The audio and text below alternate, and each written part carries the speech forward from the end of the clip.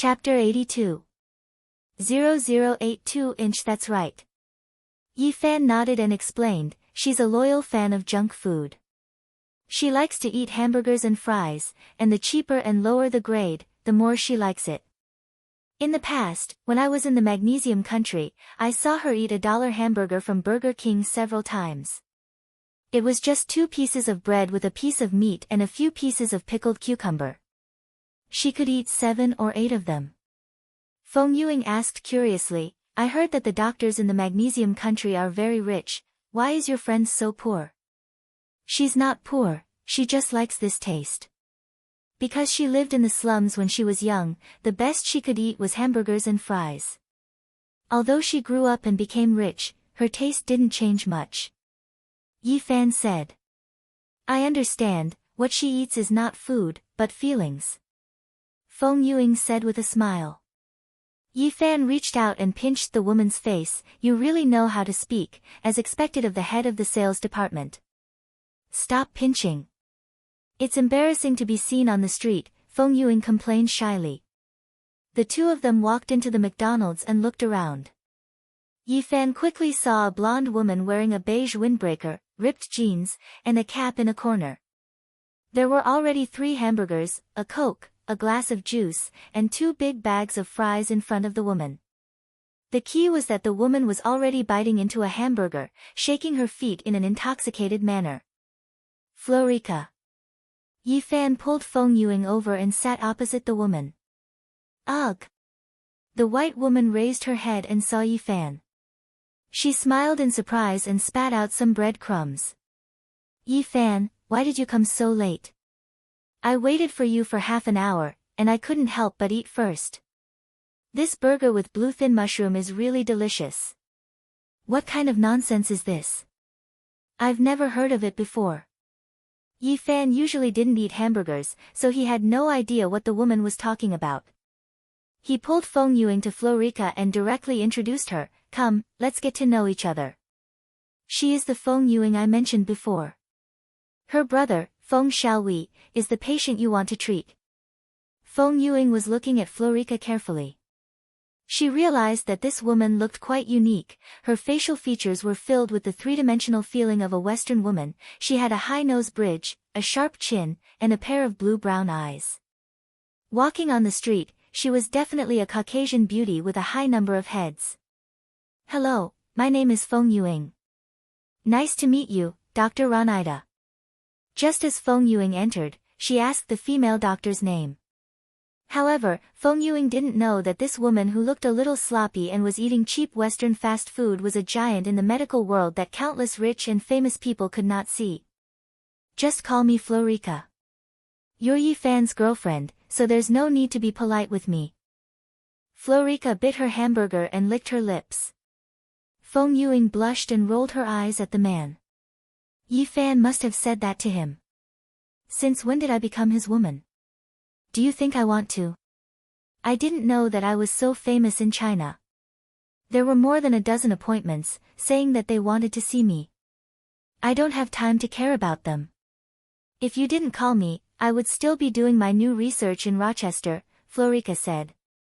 Hearing that, Feng Yuing frowned and whispered into Yi Fan's ear in Chinese, why didn't you tell me that Florica was such a famous doctor? I thought she was an ordinary doctor who treated patients with plants. Does it matter if she is famous or not? Anyway, just treat her as a close friend. We are all on the same side, there is no need to treat me as an outsider. Yi Fan said. Since the other party was a famous doctor, then her brother had more hope. Dr. Florica, have you seen my brother's medical records and information? How is my brother? Feng Yuing asked. Florica's mouth was bulging, and as she ate, she said vaguely, not very good, but it's not like there's no chance.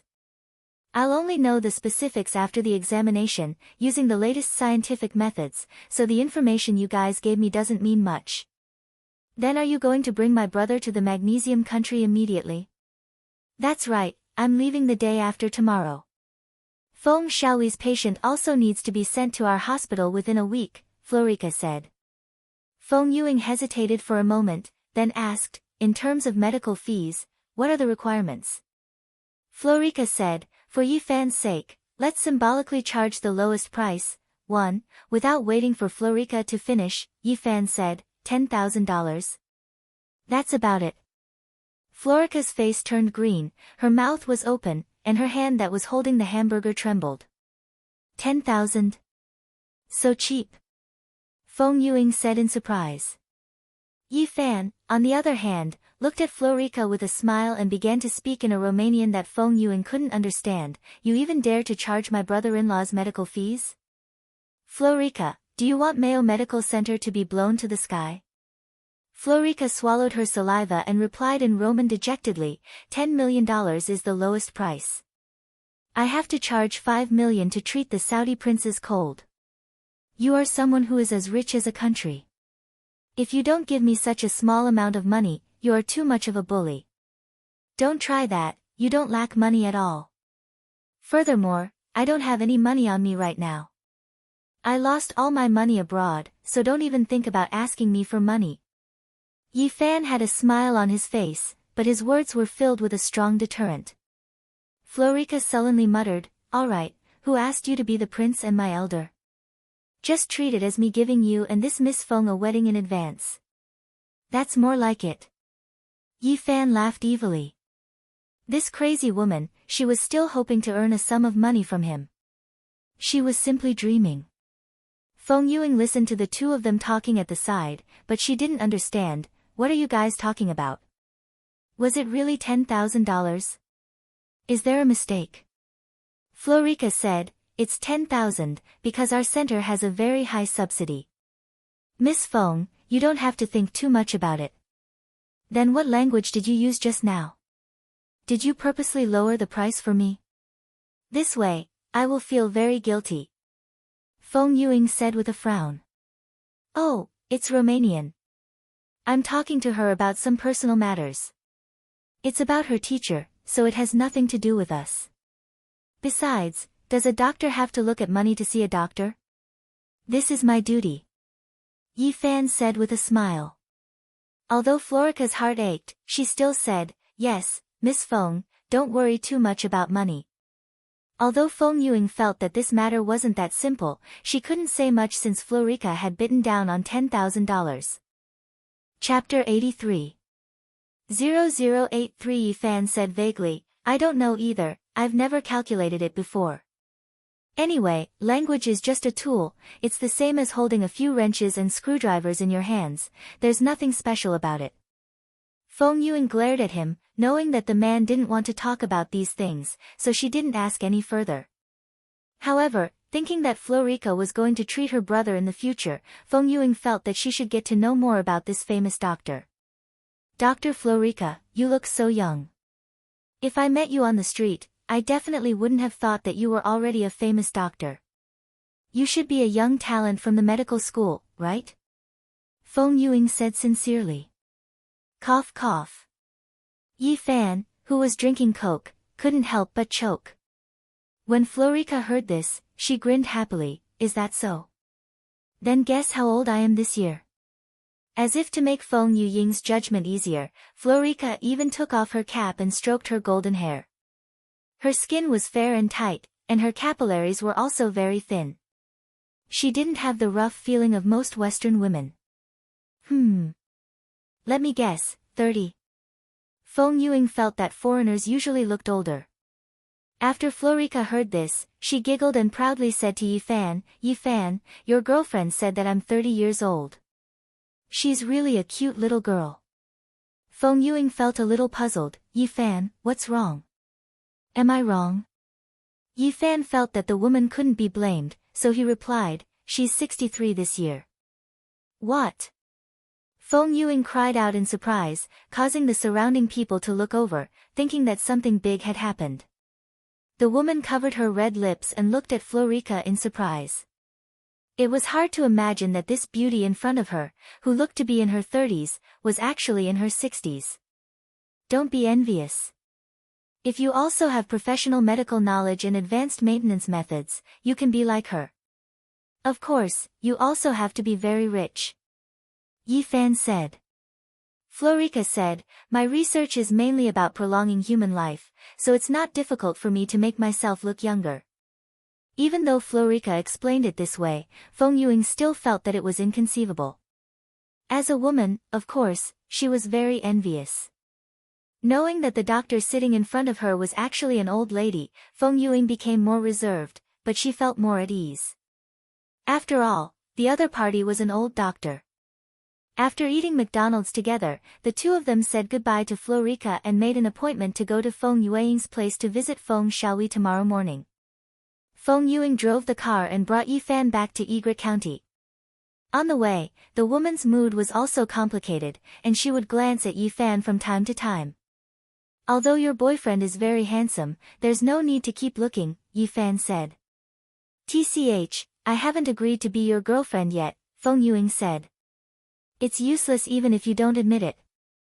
In any case, you've already tacitly agreed in your heart. Feng Yuing bit her lower lip, her face was hot. After a moment of silence, she said, Yifan. Thank you. There's no need to thank me. When are you going to cook for me? Yifan blinked and asked. Feng Yuing giggled and said, let's do it this weekend. Come to my house and we'll go buy some groceries to cook. Then it's a deal. Yifan was happy in his heart. Going to a woman's house, in the world of two, he could do something to close the distance. However, after Feng Yuying's smile disappeared, she still seemed to be deep in thought. It was as if there was a trace of worry that couldn't be dispelled condensing in her eyes. Yifan was puzzled. Ying, do you have something on your mind? Worried about my brother-in-law going to the magnesium country? Feng Yuing shook her head and forced a smile. No. Although Dr. Florica looks different, I can feel that she is definitely a responsible good doctor. It's just. When I saw her today and talked to you in Romanian, I suddenly felt. It seems like I can't enter your world at all. Yifan was stunned. He didn't expect Feng Yuing to think of all these things so meticulously. He naturally understood what the woman meant. You're worried about my past? Yifan asked. It's not that I'm worried, it's just. I suddenly feel a sense of distance. Feng Yuing smiled indifferently. Just as Fan Xian was about to advise the woman to not let her imagination run wild, he suddenly felt that something was wrong. The car was driving on a straight road, and there was a traffic light intersection in front. However, a large truck suddenly ignored the red light and charged straight at them. Feng Yuying's reaction was slightly slow. She didn't seem to think too much about it, but Yifan instinctively sensed that this was definitely not some careless traffic violation. Ying. Stop the car. Ah. Hurry up and pull over. Yifan shouted again. Only then did Feng Yuing realize that the situation was not good. She hurriedly slowed down and wanted to pull the car over. However, the truck suddenly sped up and crashed into them. Ah! Feng Yuing screamed. Her pretty face turned pale and her body stiffened. Seeing that the Audi was about to be hit in less than 3 seconds, Yifan quickly unbuckled Feng Yuying's seatbelt with one hand, opened the car door with the other, and picked up the woman with both hands. In the next moment, Yifan jumped off the car with the woman in his arms. Although the car still had inertia, Yifan didn't even need to take 2 steps to stabilize himself. The driver of the truck seemed to have noticed that Yifan and Feng Yuing had already gotten out of the car. He actually turned the truck slightly, and in the blink of an eye, the truck crashed into the edge of the flower bed where the two of them were. Although it was dark, there were still some passers-by who saw this scene under the light of the streetlights. Many people cried out in alarm, thinking that someone was going to die. Feng Yuying's entire body went limp in the man's arms. She only felt that there was a blinding light in front of her. She didn't dare to imagine what would happen next, and her mind was completely blank. Yifan's gaze was like a knife, his expression was extremely calm. In that instant, he carried the woman and moved horizontally. At the same time, he pushed the side of the truck with one hand. A medium-sized truck that weighed 6 to 7 tons, with just a touch from Yifan's hand, the tires directly left the ground. Bam! With a loud bang, Everyone thought that the truck was going to crush this pair of miserable lovers, and that their corpses were going to be strewn across the street. However, what was puzzling was that not only did the truck not hit the two of them, it even flipped over and directly crashed into the flower bed, causing it to be deformed. Feng Yuing only heard a loud sound and a strong gust of wind, but nothing happened.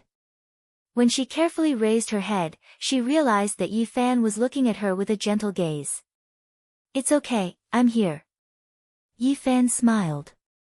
Feng Yuying's eyes immediately turned red. Her delicate body trembled as she choked with sobs, but she couldn't cry. Chapter 84. 0084. Many passers-by gathered around. They clicked their tongues in wonder because they clearly saw that the truck was about to hit the two of them. Why was it as if it was an illusion and the two of them were safe and sound? Yi Fan gently hugged the woman and comforted her. Then, he walked to the side of the truck and opened the already distorted door. The driver inside was covered in blood, and his chest seemed to have been pierced by a rib. He had died on the spot. Fan Xian looked at the driver's figure and his hands. He realized that he was a martial artist, and there were clearly traces of him holding a gun. He couldn't help but frown. "Killer," Yi Fan muttered to himself. He was puzzled. Just who was it that wanted to kill him? After all, it would be more convenient to kill Feng Yuing when the woman was alone. At this time, a passerby ran over and asked anxiously, "Brother, are you okay? This driver deserved to die.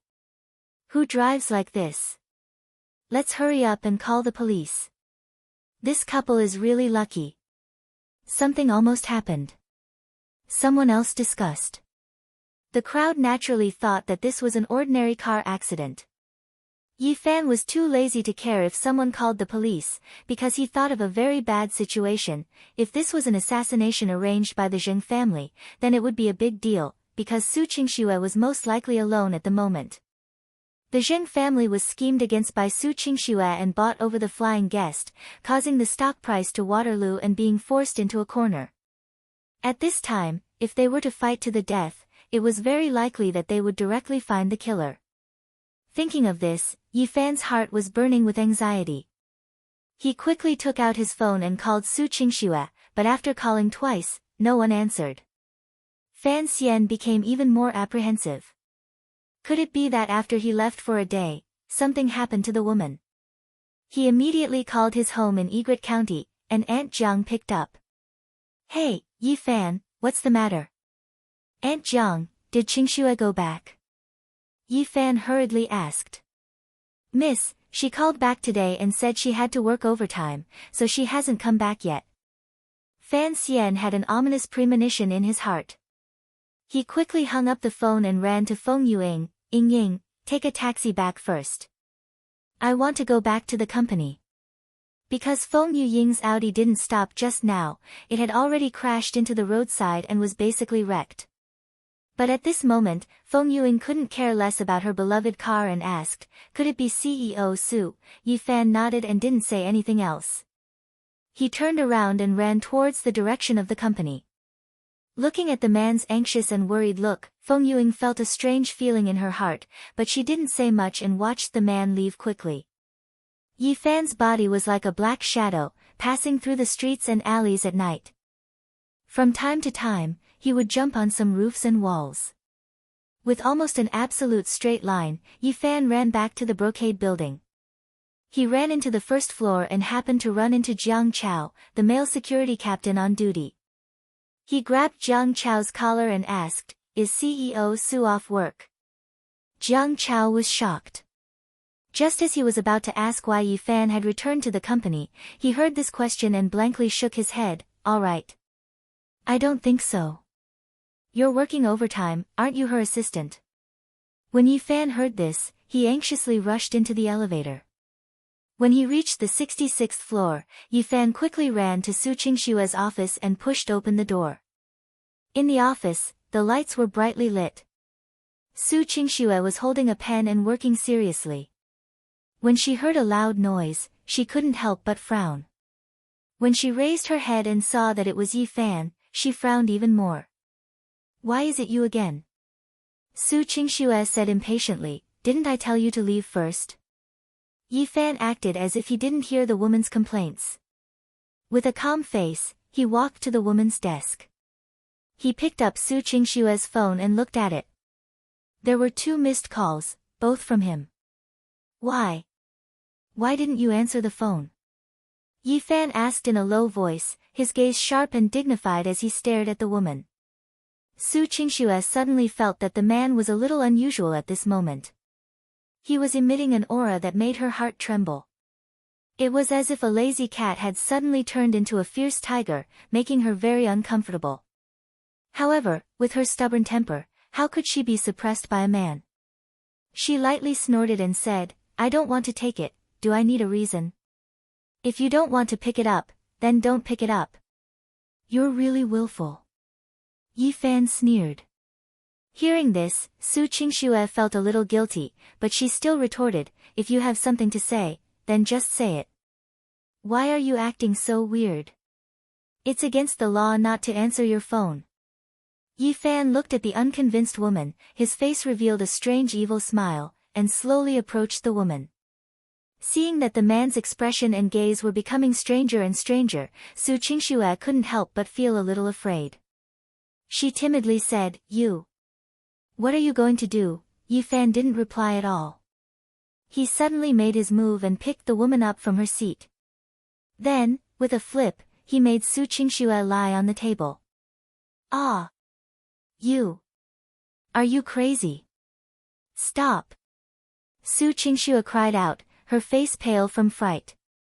However, Yi Fan didn't listen at all. He pressed down on the woman's back with one hand and lifted the woman's skirt with the other. Hand up, hand down. Pa! A crisp sound rang out. She felt that her shameful place had been hit, causing Su Qingxue to feel a sharp pain from behind.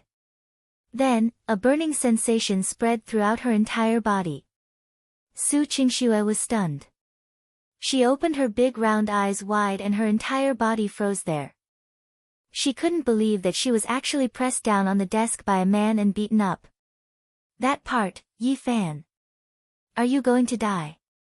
I want to fire you. I want to deduct all of your salary. After she reacted, Su Qingxue started to twist crazily, wanting to break free. She was so angry that her brain was about to be filled with blood. But Yi Fan ignored her, and continued to hit her. Pa, pa, pa, he hit her a few times. Ugh! Ugh! Ing! Su Qingxue felt that place go numb. Tears welled up in her pitiful eyes. Ever since she was young, she had never been treated like this. Yi Fan stopped and asked, Speak, in the future, do you want to answer the phone? Su Qingxue pursed her lips and held back from making a sound. Pa! With another hit, Su Qingxue was in so much pain that she wanted to cry. But she refused to admit defeat. She gritted her teeth and said coldly, If you want to beat me to death, then I'll definitely make you regret it. She just didn't answer the phone, and a man had to treat her like this. Su Qingxue felt extremely wronged. She absolutely could not forgive all of this. Yi Fan felt helpless.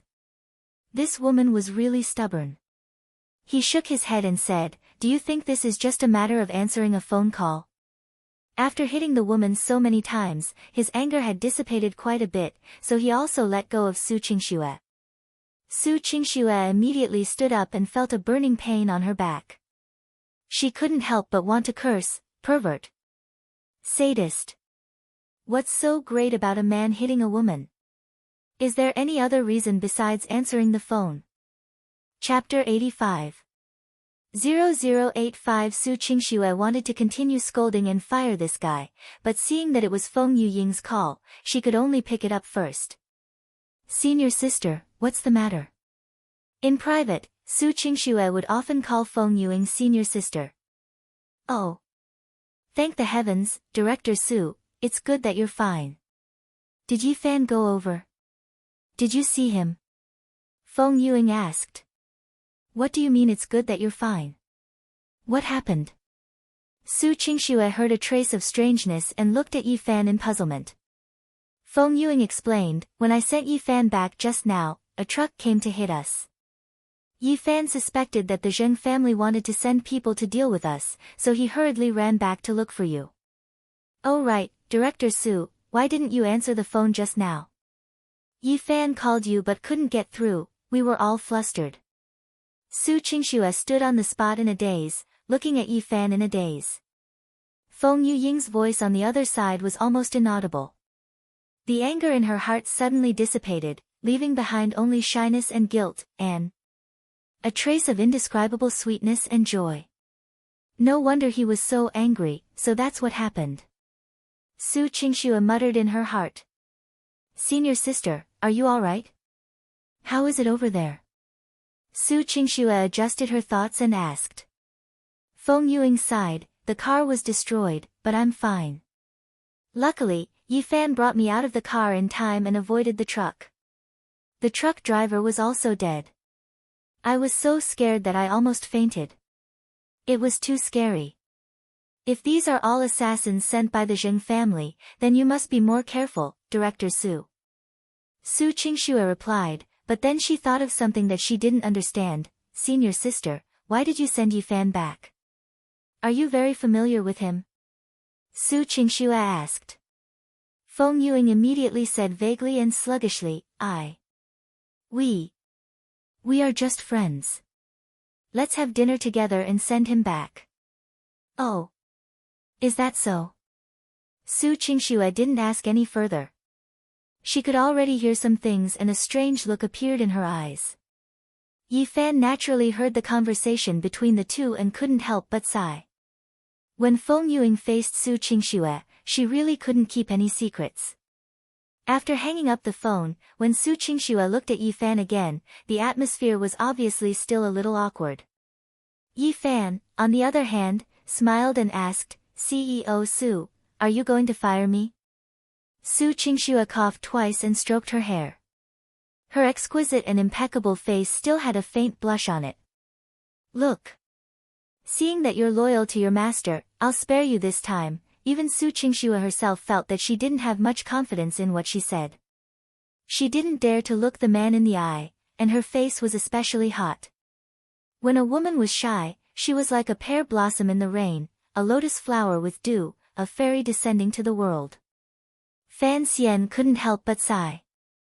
If this girl could speak properly every day and not lose her temper, and occasionally act coquettishly towards him, then she would really be the best candidate to marry.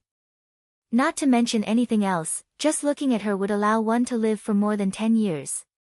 She looked exactly like a fairy sister, too pleasing to the eye. It was a pity that her stubborn temper, coupled with her princess syndrome from time to time, made it impossible for her not to smack her butt. Of course, now that Yi Fan had calmed down and thought about it, when he was fighting just now, that feeling. TSK, there was nothing to say. If he could really hit her like this a few times more often, she would almost be able to control her temper. Hey! What are you smiling foolishly for? Are you thinking about dirty things again?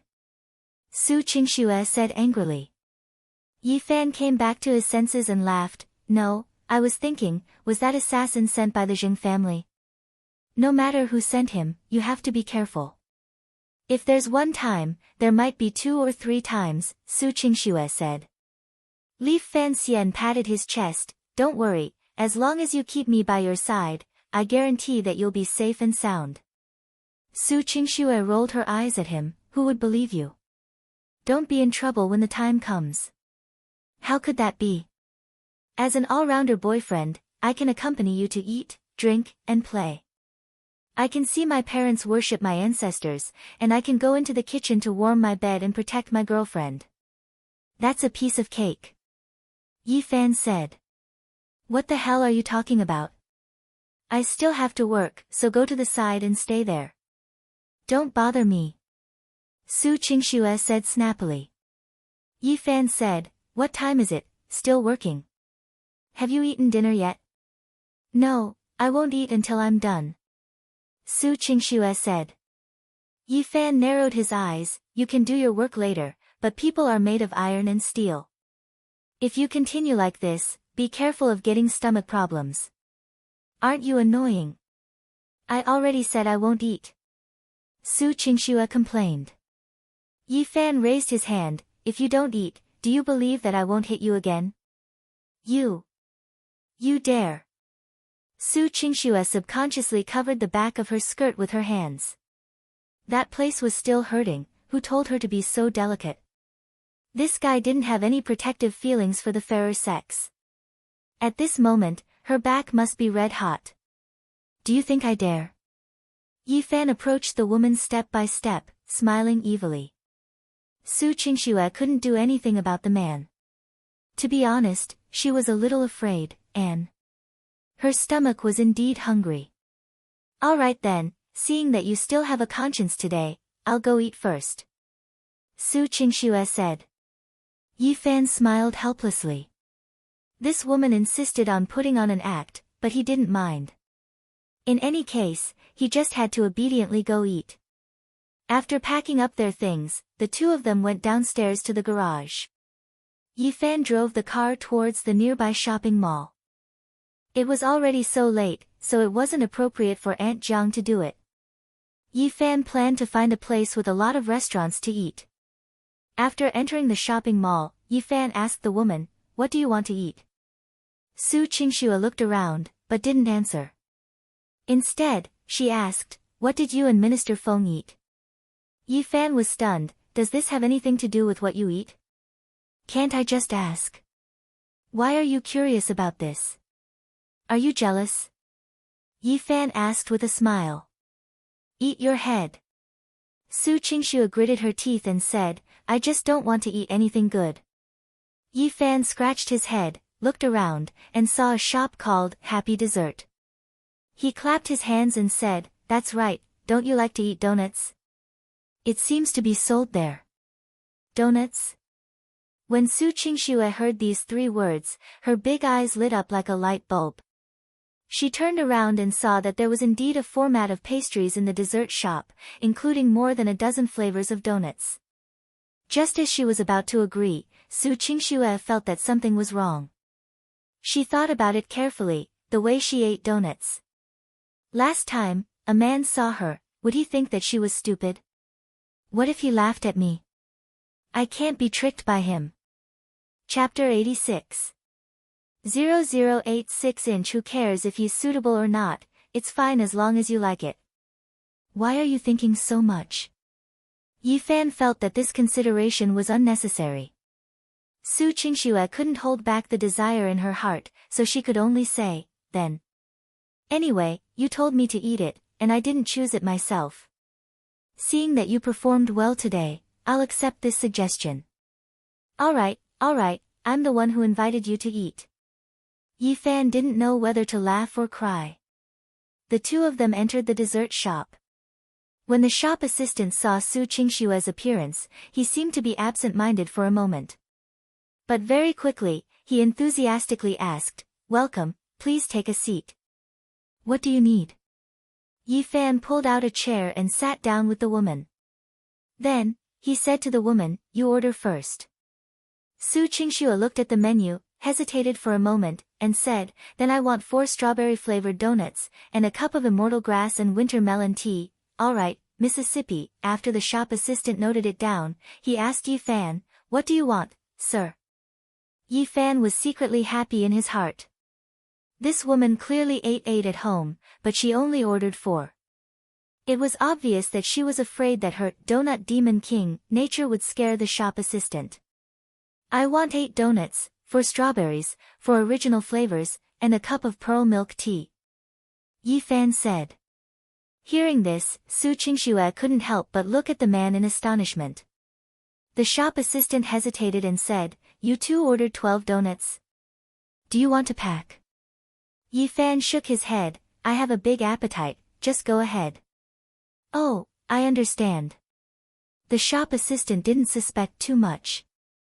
After all, Yi Fan was a man, so eating 7 or 8 donuts wasn't too outrageous. After the shop assistant left, Su Qingxue asked, You also eat donuts? Yi Fan replied with a smile, Don't worry, I'll only eat 4 of the original flavors. The rest of the strawberry flavors are all yours. When Su Qingxue said this, her voice was lacking in confidence. Yi Fan shrugged, if you're full, then let me eat. I can eat it. Su Qingxue nodded. After heating, the donuts were served. 8 pink strawberries and 4 golden original flavors. At this time, Qingxue was already hungry and didn't care how Yi Fan looked at her. She immediately picked up a strawberry-flavored one and took a bite.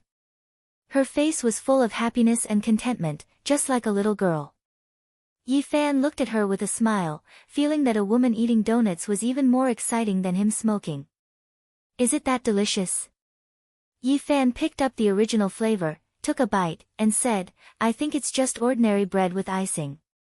As soon as these words came out, Su Qingxue's expression became serious, and she snorted, nonsense. Do you know donuts?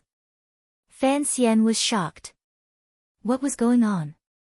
He smiled embarrassedly and said, what's wrong, this is. Did I say something wrong? Su Qingxue first took a bite, then pointed at the donut in her hand and said, donuts are not ordinary bread. The perfect donut had a requirement for the diameter and the diameter of the hole in the middle. For example, the donuts in this shop had a diameter of 80 and a hole of 10 millimeters in the middle, so the ratio of softness to crispness was just close to the golden ratio. People who like to be soft have to open a smaller hole. Those who like to be brittle have to open a bigger hole. There are all sorts of things to pay attention to.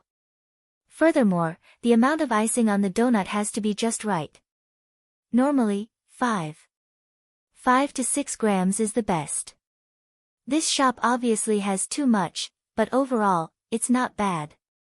After saying that, Su Qingxue took another bite. On the third bite, she ate the entire donut. Yi Fan stared blankly at the woman. You really are an expert at eating donuts. Su Qingxue rolled her eyes.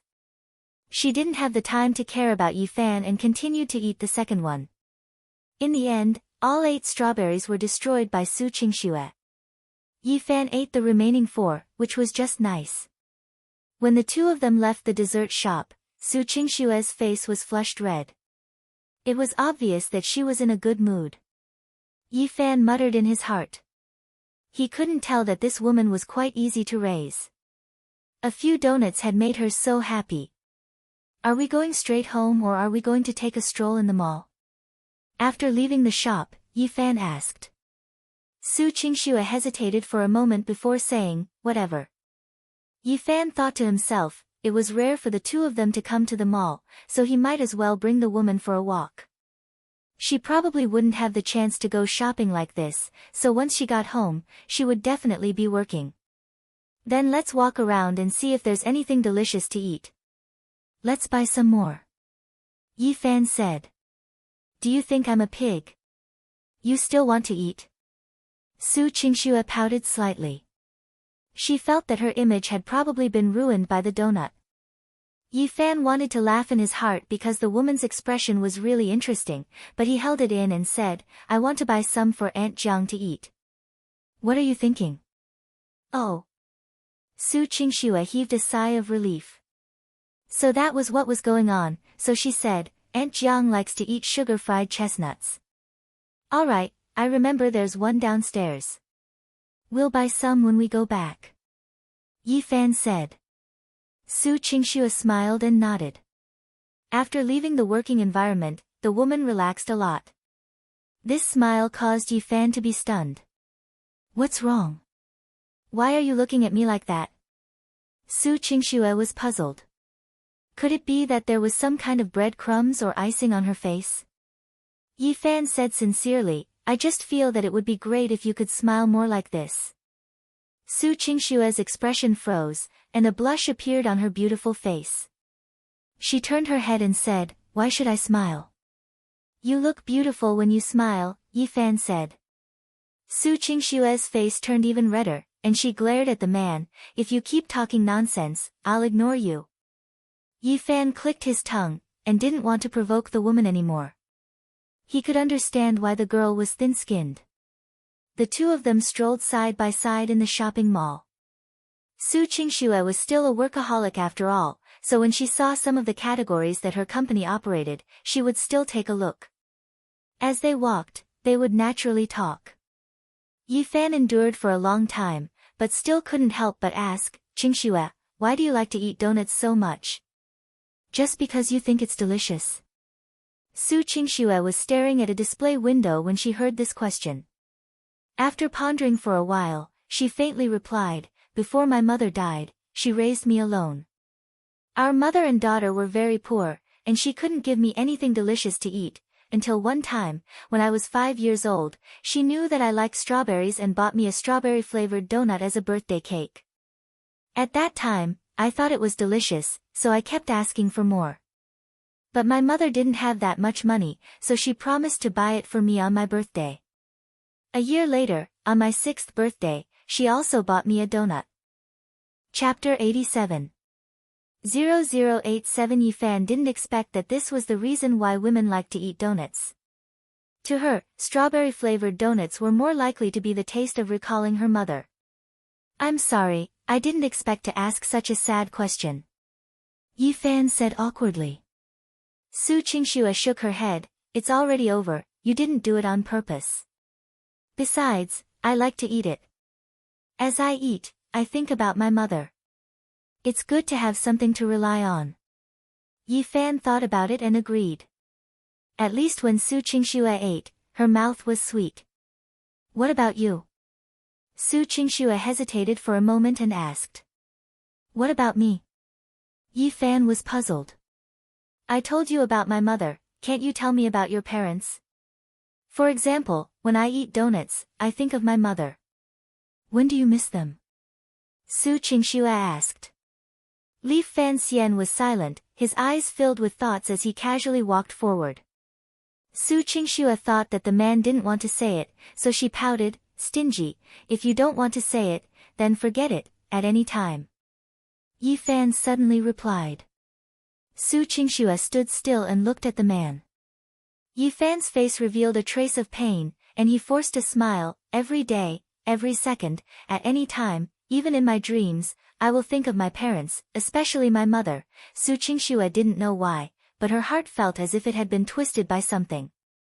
It was sore and painful, giving her the urge to go up and hug the man. But she held it in and said with a smile, "You don't want me to say, I'm sorry, do you?"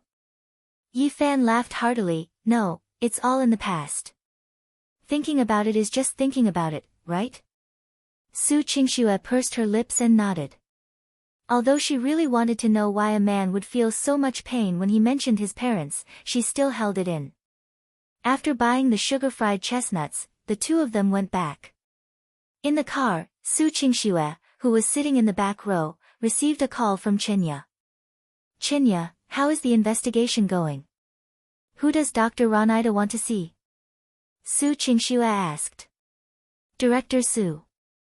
You might not believe me, but I also feel that it's too strange. What is it? Just say it." Su Qingxue frowned. Qinya took a deep breath and said, "It wasn't easy for me to find out that Dr. Ranida's schedule tomorrow is to go to the Crescent Bay district. See. Minister Feng." "What Feng?" Su Qingxue was halfway through her sentence when she suddenly realized, "You mean Department Head Feng Yuing." It seems that he came to China to treat Minister Feng's younger brother. This is too strange, so I suspect that I got the wrong information," Qinya said. Su Qingxue sat in the car and was stunned for a while before saying, "I'll make a call to confirm it myself. I'll hang up first. You should rest early." "Yes, President Su." After hanging up, Su Qingxue immediately dialed Feng Yuying's number. Feng Yuing didn't rest so early either. She picked it up and asked gently, "Director Su, what's the matter?" "Senior, let me ask you a question," Su Qingxue said. "Who?" Feng Yuing was confused. "Florica Runita, do you know who she is?"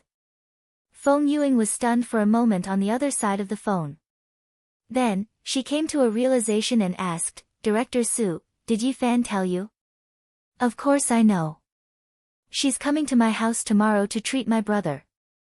Shu Qingshue's hand instantly trembled and she almost dropped her phone. You really know Dr. Ronida? Feng Yuing carefully replied, I just met her today. She is an old friend of Yi Fan. Yi Fan asked her to help treat my brother. What? You said she was Yi Fan invited? Su Qingxue was even more shocked. Her beautiful eyes stared blankly at the man who was driving in front of her. Yi Fan had wanted to laugh a long time ago. He had originally planned to tell the woman about this matter, and it just so happened that she had asked about it herself. Yi Fan turned his head and made a scissors gesture, indicating that it was his masterpiece. Shu Qingxue felt that her heart couldn't take it anymore. Who exactly was this man? It was already terrifying enough to have the royal tailor, Master Alec, flatter him, but this time, it was Dr. Ronida, who had the rich and powerful nobles fawn over him. No matter how she made an appointment, no matter how much she gave, they ignored her. Yi Fan actually invited her over. It couldn't be that Ronida also happened to meet Yi Fan at the bar, right? Feng Yuing thought that she had said something wrong. Director Su, what's wrong with you? Why aren't you talking? Senior sister, do you really not know Dr. Ronida's status in the medical world? Su Qingxue asked helplessly. Feng Yuing said embarrassedly, I was scared out of my wits by the car accident today.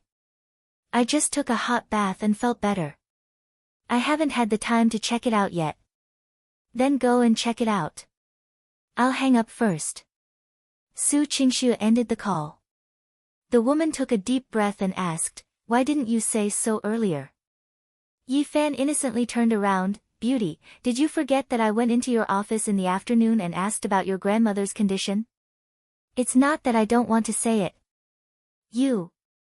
Only then did Su Qingxue remember that she didn't give the man a chance to explain. She blushed and whispered, I didn't know that you knew Dr. Ronida. Wouldn't it have been better if you had explained it earlier? Do you regret it now? So, sometimes you have to change your temper and vent your anger on others. This way, people will be afraid of you, and they might even hate you. Yi Fan said. Su Qingxue wanted to refute, but then she thought that she still had something to ask of others, so she could only endure it and said faintly, can you let Dr. Ronida take a look at my grandmother? This isn't one-sided by me, Grandma has to let her see it too. Yi Fan said. Don't worry, as long as Dr. Ronida is willing, I will definitely tie my grandmother up. Su Qingxue said seriously. Yi Fan smiled, I didn't expect that you wouldn't care much about your father, but you would be quite filial to your grandmother. Su Qingxue lowered her head and said, I was adopted back to the Su family when I was 10 years old. The first person to welcome me at the door was my grandmother. She was also the one who suggested my grandfather to bring me back to the Su family so that I would no longer be an orphan. I respect my grandfather because she taught me how to be a businessman and helped me find my purpose and meaning in life. And my grandmother, she is my grandmother. In the entire Su family, other than Aunt Jiang, she is the only one who is purely good to me. In the past, when I was young, it was my grandmother who stood up for me when Tong Huizhen scolded me. It was also because of her strong support that I was able to smoothly take the position of CEO. If it can help my grandmother recover, I'm willing to spend any amount of money. Yi Fan nodded in understanding and was also quite envious. After all, he didn't even know if his grandparents were still alive, let alone seeing them. I will tell Florica that she will definitely give me face. Yi Fan said with certainty. Chapter 88. 0088 Fan Xian thought of a reason and said, we met at the bar, right? Su Qingxue directly interrupted the man's words. Hey! How did you know? Fan Xian chuckled, and it was the same excuse he had thought of. Su Qingxue gritted her teeth in anger, do you really think I'm an idiot? If you want to make up a lie, you should make up a more decent one. Anyway, we just know each other. How can there be so many reasons? Isn't it enough for her to help our grandmother see a doctor? It's my grandmother, not us. Hee, regardless of whether it's true or not, we're all boyfriend and girlfriend, it's the same. Yi Fan giggled. Su Qingxue rolled her eyes. This man always wanted to take advantage of her. Seeing that he had helped her a lot, she endured it for now. In a villa in Huahai City. In the living room on the first floor, the light was dim. At the side of a long oval table, a tall and sturdy man was drinking by himself. It was the leader of the Iron Lock Gang, Yu Hanlong. You're saying the people we sent to drive into the flower bed and die, but they haven't been killed yet? Yu Hanlong sniffed the Mao Tai in his cup and drank it all in one gulp. The bespectacled man, who was standing on the other side of the table, trembled and carefully nodded, yes. Yes, gang leader, it's really strange. Logically speaking, he should have been killed. That's right, a truck crashed into a car head-on. Everyone got out of the car, but they still couldn't hit it. What a good show. Yu Hanlong laughed out loud, then his face suddenly darkened again. All of a sudden, he threw the wine glass at the bespectacled man. Bam! The bespectacled man let out a blood-curdling scream. His glasses were smashed into pieces, and his forehead was in excruciating pain. He quickly prostrated himself on the ground and cried, "Help, spare my life. This time, I will definitely choose a smarter one with more experience. We will definitely kill the Yi Fan. We can poison him, and he will definitely die if we poison him." Yu Hanlong picked up the bottle and drank 2 mouthfuls. He said sinisterly, "No need, we will alert the enemy. If we fail again, it will not be good to attract the attention of the country. I heard that the people from Dragon Fang have all come over recently. Huahai, it's best if you behave yourself." Dragon Fang? Was it the subordinate troops of the mysterious Dragon Soul Army? Is this organization real? The bespectacled man asked in shock. Yu Hanlong cursed, "Nonsense. Otherwise, do you think that the Chinese government controls so many ancient martial arts sects purely to raise a bunch of idlers? Don't underestimate dragon teeth. Even if it was just a low-level organization of Dragon Soul, each of them had extraordinary skills. I don't want anything to go wrong before I complete the deal with the jungle arms dealer." The bespectacled man nodded obediently. "Yes. I'll follow your orders, Yi Fan, humph. Sooner or later, you will have to pay the price for ruining my, Yu Hanlong's, good fortune." Yu Hanlong sneered, his eyes filled with killing intent. The next day, Yi Fan remembered that he was going to attend the gathering of his companions at the orphanage with Du Yun'er. Therefore, early in the morning, Yi Fan asked for leave from Su Qingxue. He couldn't be with her after work. However, Su Qingxue didn't have the time to care about him because she planned to personally return to her hometown and bring her grandmother, Bai Shuqin, back to Huahai. Under Yi Fan's friendly invitation, Ranida promised to take a look at Bai Shuqin's pancreatic cancer tomorrow, so Su Qingxue only had one day to prepare. Regarding the man's wide social circle and the powerful friends he made, Su Qingxue was also puzzled. However, she could only slowly understand because Yi Fan was simply unwilling to mention these things. Fortunately, Su Qingxue had a strong personality to begin with.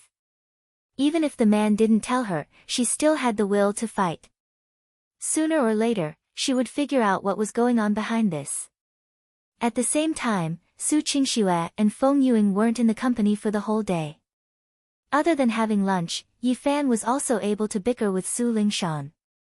He suddenly felt that it was a lot more boring. As expected, "It's better to have more beauties," Yi Fan muttered in his heart. In the afternoon, Yi Fan got off work early and rushed to the entrance of Huahai High School. The school had already officially opened. Yi Fan suddenly remembered that Mu was also in his 3rd year of high school. It was just that time was tight today. Otherwise, he really wanted to see what this girl was like at school.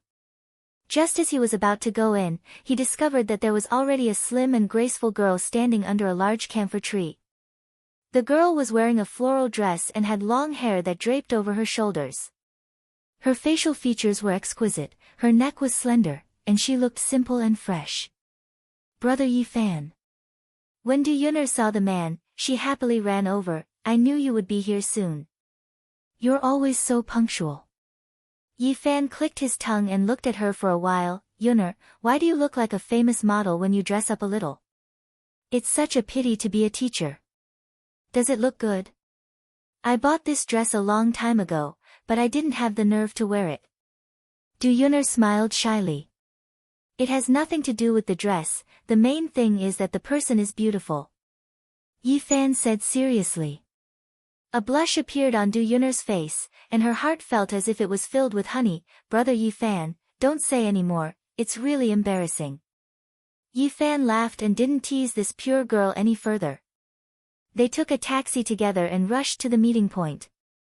As a rich man, Song Xinghan naturally wouldn't book a place like an ordinary hotel or KTV. The gathering point this time was a famous high-end clubhouse in Huahai.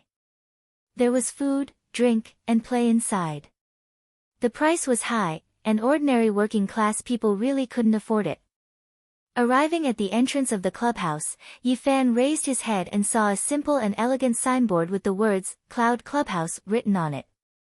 This was nothing, but the circular bronze pattern on the lower right corner of the signboard made Yi Fan feel a little surprised. Brother Yi Fan, what are you looking at? Du Yunner asked. Yi Fan smiled and shook his head, nothing. At this time, he just happened to see a man and a woman walking in. The woman was holding the man's arm, looking very intimate. The man was wearing a Fendi short-sleeved shirt and a famous watch. The woman was also wearing a Chanel low-collared dress and carrying a Hermes bag. Her figure was graceful and she was dressed gorgeously. Lu Shuangshuang. Seeing the woman, Du Yunner quickly recognized her. Du Yunner. Lu Shuangshuang turned around, a trace of jealousy flashing in her eyes, but she quickly smiled and said, Io, as expected of our little companion's little fairy, she's really getting more and more beautiful. As for that Fendi man, when he saw Du Yunner, his eyes lit up, and he found it hard to shift his gaze away. Shuangshuang, is this Miss Du also a friend of yours from the orphanage? When Lu Shuangshuang saw the look in her male companion's eyes, she was especially jealous. Yeah, her name is Du Yunner. Yunner, this is my fiancé, his name is Chai Hao. Fiancé? Du Yunner, on the other hand, didn't hear anything else. She was sincerely happy for Lu Shuangshuang. Congratulations, you're about to get married. My family's Chai Hao is the young master of Hongxing Electronics. Although he can't compare to a rich man like Brother Song, he can barely be considered a small boss with hundreds of millions of assets. It can be said that we're fated to be together. Lu Shuangshuang casually flipped her hair. Chapter 89. 0089 This is Brother Yi Fan. Wasn't he not here the last few times? This time, he's free, so I pulled him here. Du Yunner said happily. Yi Fan. Only then did Lu Shuangshuang remember that there was such a person. She asked, I really didn't see it. Didn't you say that you also came back from overseas? Why didn't you come the last 2 times? He should be doing well, right? Yi Fan had actually already forgotten what kind of person Lu Shuangshuang was. He vaguely remembered that she was a rather noisy girl. He smiled and truthfully said, previously, your gathering was either winter or summer. It just so happened that you were busy repairing the air conditioner, so you didn't have time to come. Repair the air conditioner? Are you a maintenance worker? Lu Shuangshuang said in surprise. Yi Fan nodded and didn't say anything else. In any case, in 2 months, he might become a maintenance worker again. Hearing this, Lu Shuangshuang giggled and trembled. This is the first time I've heard of an overseas returnee becoming a maintenance worker. Are you kidding me? I'm dying of laughter. How could there be such a stupid person? I'm sorry, was I too straightforward? Hee. Chai Hao also had a face full of disdain as he grinned and said, Shuangshuang, you can't laugh at me. Someone has to repair the air conditioner, otherwise, if our central air conditioner breaks down, would we have to repair it ourselves? That's right, darling, you're still the smart one. Lu Shuangshuang laughed even more happily. She wanted to say something, but was pulled back by Yi Fan. Yi Fan smiled at her and shook his head, indicating that he shouldn't argue with her. It was meaningless to argue with such a person. As long as he could clearly see who the other party was, it would be enough. When Chai Hao and Lu Shuangshuang entered the clubhouse, Du Yun'er said angrily, "How can Lu Shuangshuang be like this? We are all orphans, why are you laughing at each other? Yun'er, you're too naive. You treat them as good companions, but when you go back to the orphanage to wash your clothes and cook every month, have you seen a few people go back to help you?" Yi Fan asked.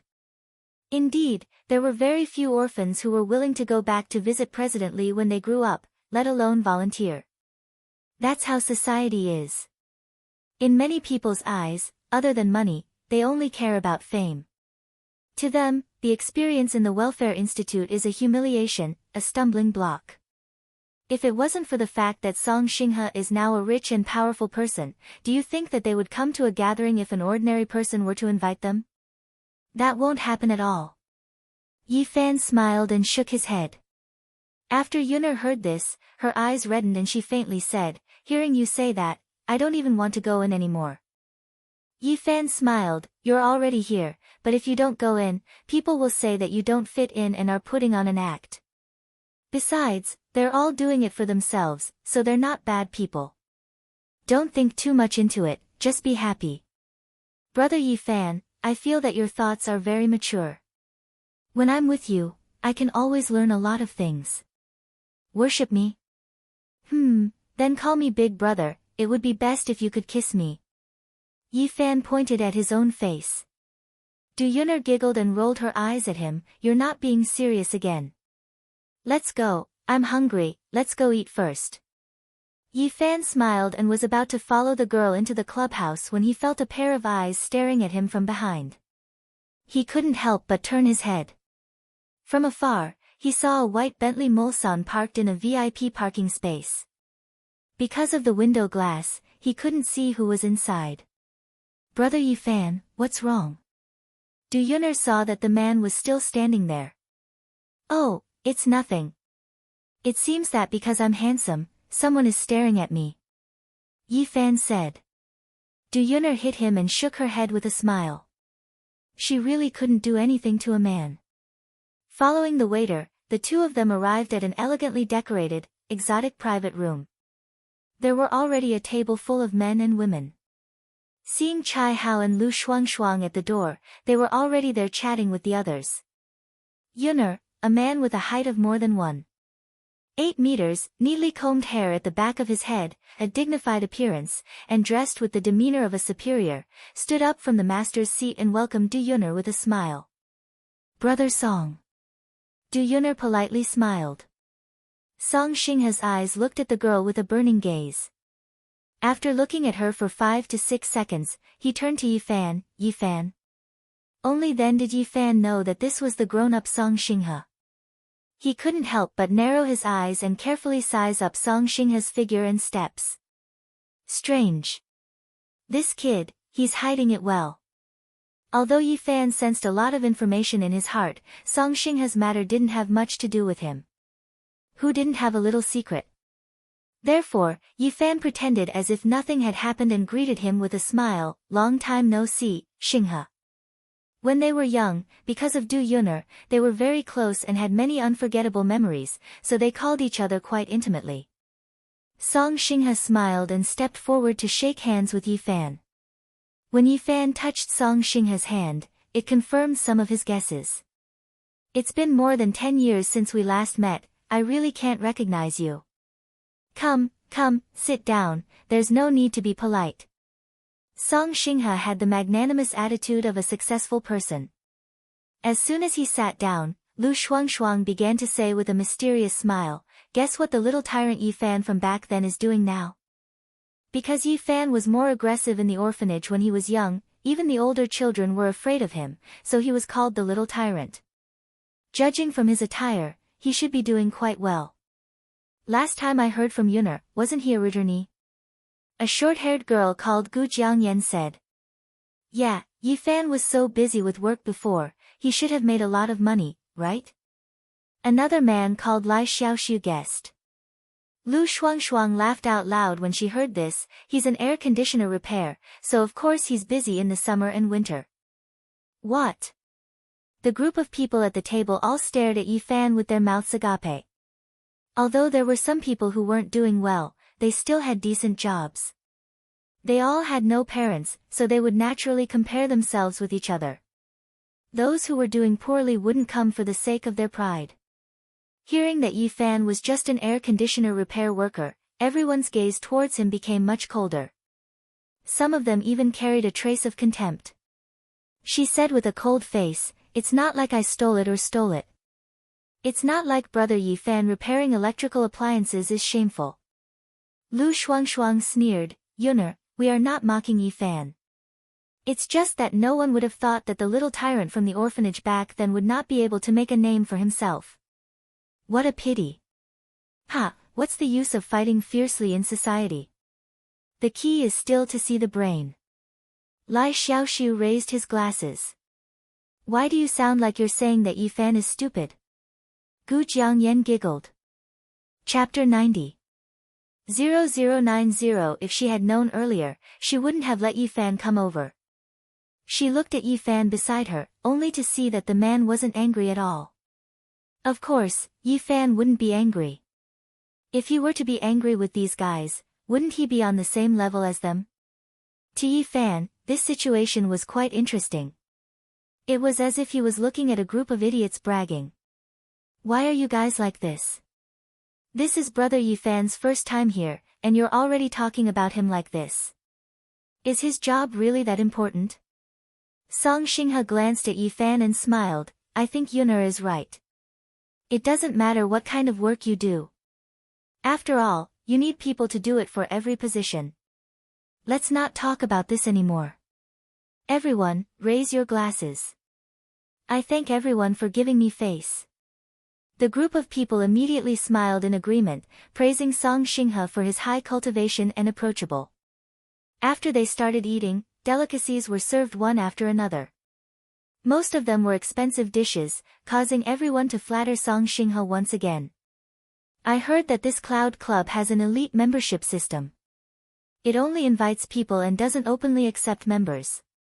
The boss is the chairman of the Cloud Group. It's said that only those who know the chairman can come." As expected of Boss Song, he has only returned to China for a few years, but he has already risen to the top of Hua Hai's circle.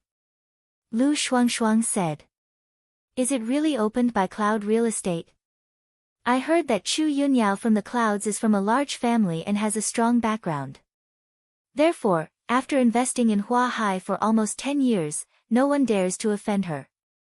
Even the 3 gangs in Hua Hai have to walk around the clouds," Lai Xiaoxiu said. "No wonder. To build a clubhouse in such an expensive place, and to receive so few people, the world of the rich is indeed different." Gu Jiangyan said. It was said that because of the background of some countries, the Cloud Group did not go on the market. Once it went on the market, it would be the most valuable company in Hua Hai. Without a doubt, Chu Yunyao was the true queen of Hua Hai's business world. The group of people discussed animatedly, while Yi Fan was a little lost in thought. Chu Yunyao, it wasn't strange for her surname to be Chu, but why did she seem to have heard of this name before? "Boss Song, how did you get a membership here? Did they take the initiative to deliver it?" Lu Shuangshuang asked. Song Xinghe said with a normal expression, "I was just lucky. I met Director Chu at 2 banquets and she gave me a membership card." With that, Song Xinghe took out a card that was glowing with a golden light and shook it lightly. "Aya, this card is really nice. Boss Song, let us take a look." Lu Shuangshuang wanted to see it. Song Xinghe looked at Du Yuner, but was very disappointed to discover that Du Yuner frowned slightly, and was not interested in caring about this at all. Song Xinghe could only pass the gold card to Lu Shuangshuang and the others. Lu Shuangshuang took the gold card and examined it carefully. She sighed. "Tsk tisk, it's so heavy. It seems like gold was used. Are you for real? Shuangshuang, quickly show it to me." Gu Jiangyan was also anxious. "Don't worry, let me take a photo first and post it on my WeChat moments." Lu Shuangshuang happily took out Tyrant Gold's phone and began to take photos. Chai Hao was slightly unhappy, as he felt that he had been outshone. "You're so vulgar. Why are you posting on your moments? It's all thanks to Chief Song, why are you in such a hurry?" Lu Shuangshuang was busy writing and ignored him. Not long after, a circle of friends was posted. Lu Shuangshuang even took a selfie at a 45-degree angle and casually wrote, "Cloud Club, having a meal with Chief Song of Xinghe Group, it feels pretty good." Several of his companions saw this circle of friends and began to take photos to show to their friends. "Yunner, look at this card. It's so exquisite. Most people would never be able to see it in their entire lives." Gu Jiangyan handed the card over for Du Yunner to see. However, Du Yunner shook her head and said with a smile, "I saw it, you guys take a look." As for Yi Fan, no one planned to pay any attention to him. As a small boss, Chai Hao naturally couldn't lower his face to do this, but he didn't stay idle either. He took out his business card and said, "Chief Song, I am the general manager of Hongxing Electronics. This is my business card." Song Xinghe casually placed it on the table and smiled lightly, "I'm sorry, I'm here to gather with everyone today, not to work, so I can't exchange business cards with you." "It doesn't matter, I've long admired Chief Song's name. Your biotechnology company seems to be valued at 8 billion, right? We, Hongxing Electronics, have also been preparing to expand our cooperation channels in the past 2 years." Song Xinghe directly interrupted Chai Hao's words, "Let's eat, we'll talk about work in the future when we have the chance." "So it's like that. Alright. Chai Hao was very disappointed, because he was hoping that he could officially get to know Song Xinghe. Even if he had Song Xinghe's business card, he could still show it off. It would be even better if they could talk about cooperation. Unfortunately, Song Xinghe didn't seem to want to bother with him. Seeing her fiancé suffer such a setback, Lu Shuangshuang was anxious and felt that she had lost face. Thus, she said, "Boss Song, just treat it as giving me some face. In the future, please take care of my Chai Hao." Hongxing Electronics is also an old enterprise that has been around for more than 20 years. "Wow, Shuangshuang, your fiancé's family is so rich. Aren't you going to be the young mistress in the future?" Gu Jiangyan and the others said enviously. Chai Hao felt that he had regained some face, so he waved his hand and said modestly, "Compared to Chief Song's Xinghe Group, we are just a small fry." For a time, there was another round of toasting and flattering each other. Everyone at the table was discussing the membership card, how much gold was in it, how much the dishes on the table were worth, and where everyone had made a fortune recently. Only Yi Fan minded his own business and ate the black truffle steak and Australian lobster in big mouthfuls. He was eating happily. Seeing that Du Yunner's face was filled with worry, Yi Fan smiled, picked up a piece of steak and placed it on the girl's plate. "Aren't you hungry? Eat." Looking at the relaxed man, a smile finally appeared on her face. She nodded and began to move her chopsticks. Song Xinghe, who had been paying attention to Du Yunner the entire time, also saw this scene. He frowned and said, "Yunner, I called you last time and asked you about working at our company. You still haven't given me a reply." When everyone heard this, they all looked at Du Yunner in astonishment. A few of them revealed looks of envy. "Boss Song, do you want Yunner to work at your place? Isn't this welfare too good? There are so many students from famous universities, and they can't even get into your company even if they break their heads." "That's right, I heard that you guys are following the standards of foreign enterprises. The wages are all according to the standards of the magnesium country, and you can even get an apartment for your employees." Song Xinghe smiled faintly and said, "With Yunner's ability to work, coming to our company to be a secretary is not a problem at all. Moreover, her treatment will be much better than being a teacher." Chapter 91. 0091. She glanced at Yi Fan and said awkwardly, "I'm sorry, Brother Song, I still like to be a teacher." Song Xinghe caught the girl's gaze and frowned. However, he quickly smiled and said, "It's fine, I can give you some more time to think about it." "Yunner, what are you hesitating for? What's the future of being a language teacher now? If you go to Boss Song's place, you might become Mrs. Song, Ha ha ha ha. A few men and women at the table laughed mischievously. Du Yun'er was so anxious that she didn't know how to explain, you all. If you keep talking, I'll really get angry. It's really not like that. Song Xinghe had a tolerant expression on his face. Alright, everyone stop teasing Yun'er. I just want to take care of her as much as possible. TSK, how touching. Yun'er, don't let Boss Song down. Lu Shuangshuang said, glancing at Yi Fan, who was eating and drinking. Women, you must not follow the wrong person. Shuangshuang, are you talking about Yi Fan? Ha! You're so bad. Gu Jiangyan covered her mouth and said. Lu Shuangshuang rolled her eyes. I didn't mention any names. Everyone knows who I am. For a moment, everyone burst out laughing. No one cared if Yi Fan minded or not, because a maintenance worker was not even worth mentioning. She took the initiative to pull Yi Fan's hand and said, Brother Yi Fan, let's go. I can't take it anymore.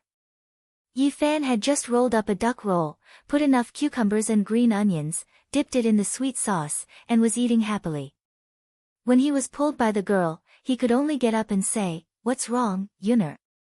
They keep laughing at you, aren't you angry? It was clear that Yi Fan was so kind and upright, always taking the hard-earned money to do good deeds, but this group of fellows only knew how to despise the poor and love the rich. It simply made even docile girls want to scold them. Although Fan Xian didn't care too much about it, he was still moved when he saw the girl feeling injustice for him. Seeing that Du Yun'er was about to leave, Song Xinghe hurriedly stood up and said, Everyone, stop talking. Yi Fan is my brother, and he helped me a lot when he was young. Yun'er, don't be angry. Today is a good day for everyone to gather. Just treat it as giving Big Brother Song face. Seeing Song Xinghe say this, Lu Shuangshuang and the others quietened down. Du Yun'er was very unwilling, but since Song Xinghe had kindly urged her to stay, she could not refuse. At this moment, the door to the private room opened. Several well-dressed club managers made way for a lady outside the door respectfully. What's wrong? Is someone leaving so soon? The woman's voice was languid and charming. She was wearing a white striped shirt, a black wrapper skirt, and a light brown open-collared mid-length coat. It showed off her beautiful figure, but it didn't seem that straightforward. The ends of her long hair were slightly curled and shiny. Her facial features were filled with the classical charm of an Eastern woman. Her lips were red, her teeth were white, and her skin was creamy. This woman was like a ripe apple. There was no need to look at her. Just by smelling her, there was a strong fragrance. What was even more precious was that the moment the woman opened her mouth, she exuded the elegance and nobility of a superior. This was definitely not something a woman from an ordinary family could achieve. The only one who could compare to her in terms of appearance was Du Yun'er. However, in terms of temperament and attitude, the girl was too young. The moment he saw this woman, Yi Fan's gaze froze. He suddenly remembered what he had missed. Unconsciously, Yi Fan's face revealed a helpless and bitter smile. This was a complicated problem. Why would I meet this woman here? Yi Fan muttered in his heart. At the same time, the woman's limpid eyes also looked towards Yi Fan, carrying traces of suppressed emotions. The others in the private room also looked at the woman absent-mindedly, intimidated by her superior temperament. Song Xinghe stood up and revealed a polite smile. Chairman Chu, I didn't expect you to be here today. Chairman Chu. Only then did everyone realize that this was the chairman of the Cloud Peak Group, one of the top female tycoons in Hua Hai's business world, the owner of the clubhouse, Chu Yunyao. No one would have thought that Chu Yunyao herself would look so young and shockingly beautiful. There was still a huge gap between her and the image of a rich woman in a big company that everyone had imagined. All of a sudden, everyone stood up uneasily. This was a big boss that was even more amazing than Song Xinghe. Chai Hao was so excited that he didn't know where to put his hands. His heart was filled with joy. Today, he had originally wanted to borrow Lu Shuangshuang's relationship to get to know Song Xinghe, but now, even Chu Yunyao had seen it. At the same time, everyone was even more envious of Song Xinghe. Even Chu Yunyao had to give him face and specially come over to meet him. Chu Yunyao's lips parted slightly, and a slight smile was very enchanting, so it's boss Song's treat. I'm sorry to disturb your gathering. As soon as these words were spoken, everyone present was stunned. Song Xinghe was also slightly surprised. Why did it sound like Chu Yunyao didn't come in to take a look because of Song Xinghe? What happened in the next second caused everyone to be even more shocked. Chu Yunyao actually walked in front of Yi Fan, pursed her red lips and said, I really didn't expect to meet you here. I thought I would never see you again. There was actually a trace of bitterness in his tone. Yi Fan knew that something was going to happen, so he smiled awkwardly. It's really fate. Yeah, when I saw you in the parking lot just now, I thought I was dreaming. So you really are you. Chu Yunyao stared at Yi Fan with her watery eyes, not letting go at all. Song Xinghe couldn't help but ask, Chairman Chu, have you known Yi Fan for a long time? Everyone watched eagerly, wanting to hear Chu Yunyao's reply. Chu Yunyao knitted her eyebrows and looked at the man in confusion. Yi Fan. Is that your name? Everyone was puzzled. The two of them knew each other, but they didn't know their names. Could it be that Yi Fan wasn't called this before? Yi Fan nodded, yes. When did you come back? Why did you come back? Chu Yunyao asked. It's a long story. Yi Fan smiled bitterly. However, Chu Yunyao smiled gently and said, then tell me slowly. It's not easy to meet you, so I won't be in such a hurry this time. I haven't properly thanked you for what happened back then. If it wasn't for you, Miss Chu. Yi Fan hurriedly told the woman to stop, it's not convenient to talk here. What's wrong? Chu Yunyao asked doubtfully, why do you seem so reserved? In my impression, you aren't this polite to me. The people at the side all looked at the two of them strangely. Hearing these words, it seemed that Yi Fan had done something excessive to Chu Yunyao abroad. Chu Yunyao blinked her eyes. After realizing something, she seemed to find it interesting, so she took 2 steps forward and approached Yi Fan. Chapter 92. 0092. All of a sudden, Yi Fan and Chu Yunyao were very close to each other. They were only a fist away from each other, and they could even breathe each other's breath. Then do you want to go to my house? I'm alone, we can have a good chat. Chu Yunyao threw out an invitation that was filled with temptation. Seeing all of this and hearing these words, Lu Shuangshuang, Chai Hao, Gu Jiangyan, and the others were all stunned. Their mouths were filled with eggs. How much face did he have to make Chu Yunyao send out such an invitation? Even Song Xinghe frowned and his face darkened. He was actually left out by Chu Yunyao. Who the hell is Yi Fan? Du Yun'er, on the other hand, felt a trace of unease, but she was also very curious as to why Yi Fan could get to know such a rich woman. It was very obvious that Chu Yunyao didn't care about anyone in this private room.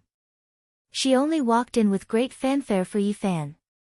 This was equivalent to ruthlessly slapping everyone present countless times in the face, causing their faces to burn. Just a moment ago, everyone looked down on Yi Fan, an electrical repairman, but in the end, he was an old acquaintance of the chairman of the Cloud Peak Group. He even owed her a debt of gratitude. This group of people couldn't even touch the soles of Chu Yunyao's shoes, and they were still mocking Yi Fan. Wasn't this the same as mocking them for being brainless? As a result, many people started to complain about Lu Shuangshuang in their hearts. If it wasn't for Lu Shuangshuang's nonsense, they would have been able to get closer to Yi Fan. They might even have been able to curry favor with Chu Yunyao. This was great, Yi Fan would definitely hate them. Yi Fan didn't think about those things. He only knew that if this continued, there would definitely be a lot of trouble, especially in the past, which was not convenient to reveal to outsiders. Thus, Yi Fan directly grabbed Chu Yunyao's soft hand and brought her out of the private room. Come out with me for a moment. This shocked everyone present. Yi Fan actually held Chu Yunyao's hand without any trace of politeness. The key point was that Chu Yunyao didn't have any intention of resisting. The corner of her mouth slightly raised, and there was even a trace of happiness on her face. On the other hand, the two bodyguards and a few staff members behind Chu Yunyao all stepped forward to stop them. Sir, please let go of our boss. Otherwise, don't blame us for being impolite, a bodyguard said in a serious tone. Unexpectedly, Chu Yunyao's face turned cold, and she sternly lectured them, get out of the way. If you dare to offend him, I'll fire you first. No one is allowed to follow us while we are chatting. The group of subordinates looked at each other. They had never seen this beautiful boss being so close to a man. Under the astonished gazes of a large group of people, Yi Fan pulled Chu Yunyao and walked to the second floor of the clubhouse, to a quiet balcony. After standing still, Yi Fan took a deep breath and looked at the woman in front of him. A cool breeze blew her black hair, and her beautiful face was like the reincarnation of the Luo god. He couldn't help but have many thoughts in his mind. She really hadn't changed at all.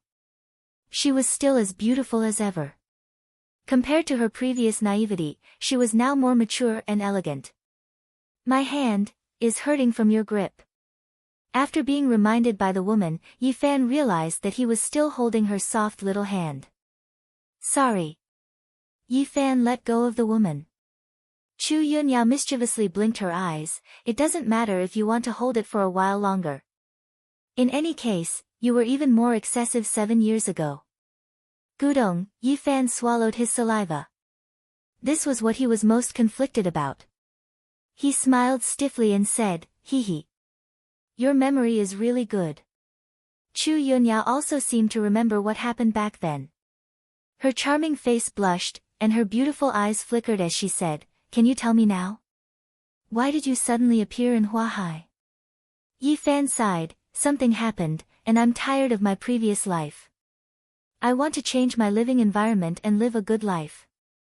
Chu Yunyao unhappily said, in the end, you still haven't told me what happened. After all, we only met by chance. Back then, you didn't even give me a way to contact you. Yi Fan embarrassedly said, in any case, it has nothing to do with you, Miss Chu. I'm just an ordinary office worker right now. Let bygones be bygones. Office worker. You can still go to work. Chu Yunyao seemed to have discovered a new continent, and curiously asked, which company are you in? Embroidery Group, as the CEO's assistant. Yi Fan said. When Chu Yunyao heard this, she immediately looked at the man suspiciously, you can't be. You've taken a fancy to the beautiful Su Qingxue, right? Ugh. Our CEO is quite pretty, but it has nothing to do with that. Yi Fan felt a little guilty. I don't believe it. With your abilities, isn't it easy for you to earn money? Furthermore, Su Qingxue is a famous ice beauty, other men don't even have the chance to get close to her. Could it be that you and her are already in a good relationship? Chu Yunyao asked very concerned. Li Fanxian was speechless.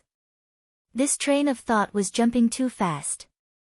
Even if he wanted to be good, he still had to be willing.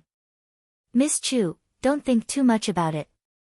I just want to work like an ordinary person, earn some money, and live a simple life. I'm no longer the me from 7 years ago. Yi Fan shook his head. Since that's the case, do you want to come to our Cloud Peak group? How about I let you be my personal bodyguard? No matter how high Su Qingxue's salary is, I will definitely be higher than her. Chu Yunyao said heroically. That's not appropriate, right? I just signed my contract with embroidery. Yi Fan tactfully refused. How much is the penalty? 1 million? 5 million? Or 10 million? For you, I'm willing to pay. Chu Yunyao didn't care about this kind of money at all. Yi Fan didn't know whether to laugh or cry. Miss Chu, we only met once in Zurich. You don't even know my identity in the past, yet you want to recruit me as your personal bodyguard? Isn't this too trusting of me? Aren't you afraid that I'm a vicious scoundrel? We're not familiar with each other. You're definitely not a bad guy. If you were evil, you would only be a devil. Besides, you saved me 7 years ago. Otherwise, I would have died a long time ago. You gave me my life, so why shouldn't I believe you? As Chu Yunyao said this, she suddenly extended a delicate hand and placed it on Yi Fan's shoulder, slowly approaching the man's neck. Or could it be? Your bad refers to the other aspect. If that's the case. Other than age, I'm not any worse than Su Qingxue. Chu Yunyao's charming eyes were like silk, and her pearly white teeth bit her tender red lower lip. This momentary flirtatious feeling made Yi Fan's entire body heat up. This demoness really knew how to play with fire. It seemed that if he was a little more courteous to her, he would really be able to take advantage of her. Yi Fan silently took out a cigarette and lit it for himself. He exhaled and unceremoniously sprayed it on the woman's face. Cough cough. Cough. Chu Yunyao coughed and looked at him in dissatisfaction. What are you doing? You're choking me. Chapter 93. 0093 Chu Yunyao was pressed against the wall by Yi Fan, sticking close to the wall. The distance between the two of them was less than 3 to 4 centimeters. Yi Fan's gaze was deep and gloomy, full of vicissitudes and a heavy aura. He held a cigarette in one hand and let go of her waist with the other, pinching Chu Yunyao's little chin. Howl! The woman cried out, her lips unable to close as she stammered, You! Let go, you're hurting me. When Chu Yunyao saw the man's eyes, she panicked and was at a loss. She was like a frightened little rabbit, trembling in fear. At this moment, she had completely lost the temperament of the queen of Hua Hai's business world, a wealthy woman from a famous family. She was like a weak and helpless little girl. You're still a virgin, right? Yi Fan smiled evilly and suddenly said. Chu Yunyao's eyes froze, and a blush appeared on her beautiful face. Don't play tricks in front of me. Speak properly. If you go too far, I can't guarantee what I'll do. Chu Yunyao nodded pitifully. She had originally thought that in her own territory, she would be able to gain some advantage in front of men and play with them a little. It would also change the image she had left overseas back then. But who would have thought that Yi Fan had seen through her essence from the very beginning? Chu Yunyao was unwilling, but when she saw the man's eyes, she had no choice but to obey, because Yi Fan was definitely not joking. Seeing that the woman was obedient, Yi Fan finally returned to his original appearance. He let go of the woman, held a cigarette in his mouth, and leisurely said, Don't tell anyone about what happened in Zurich. I don't want to get into any more trouble because of you. I understand. Then can I meet you in the future? Chu Yunyao was not a stupid woman, so she quickly understood the man's intentions. Why do you want to see me? Yi Fan was puzzled, and flicked his cigarette ash. Chu Yunyao bitterly said, Do you really hate me that much? It's not that I hate you, but we don't have anything to do with each other. It's just that when I went to Zurich to kill people, you were kidnapped by them, so I let you go. If this counts as saving lives, then there are at least a few hundred people who have been saved by me. If I had to keep in touch with them all, wouldn't I be exhausted to death? Yi Fan shrugged and said. Not only did you save me, but you also avenged me. Those people killed my parents and my younger brother. You helped me take revenge.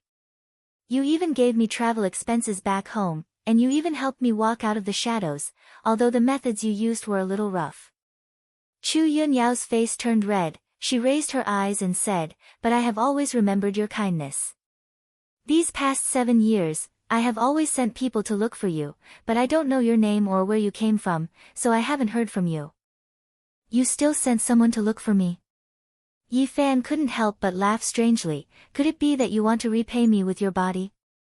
Chu Yunyao pursed her red lips and asked with anticipation in her eyes, If I'm willing, do you want me? Yi Fan narrowed his eyes.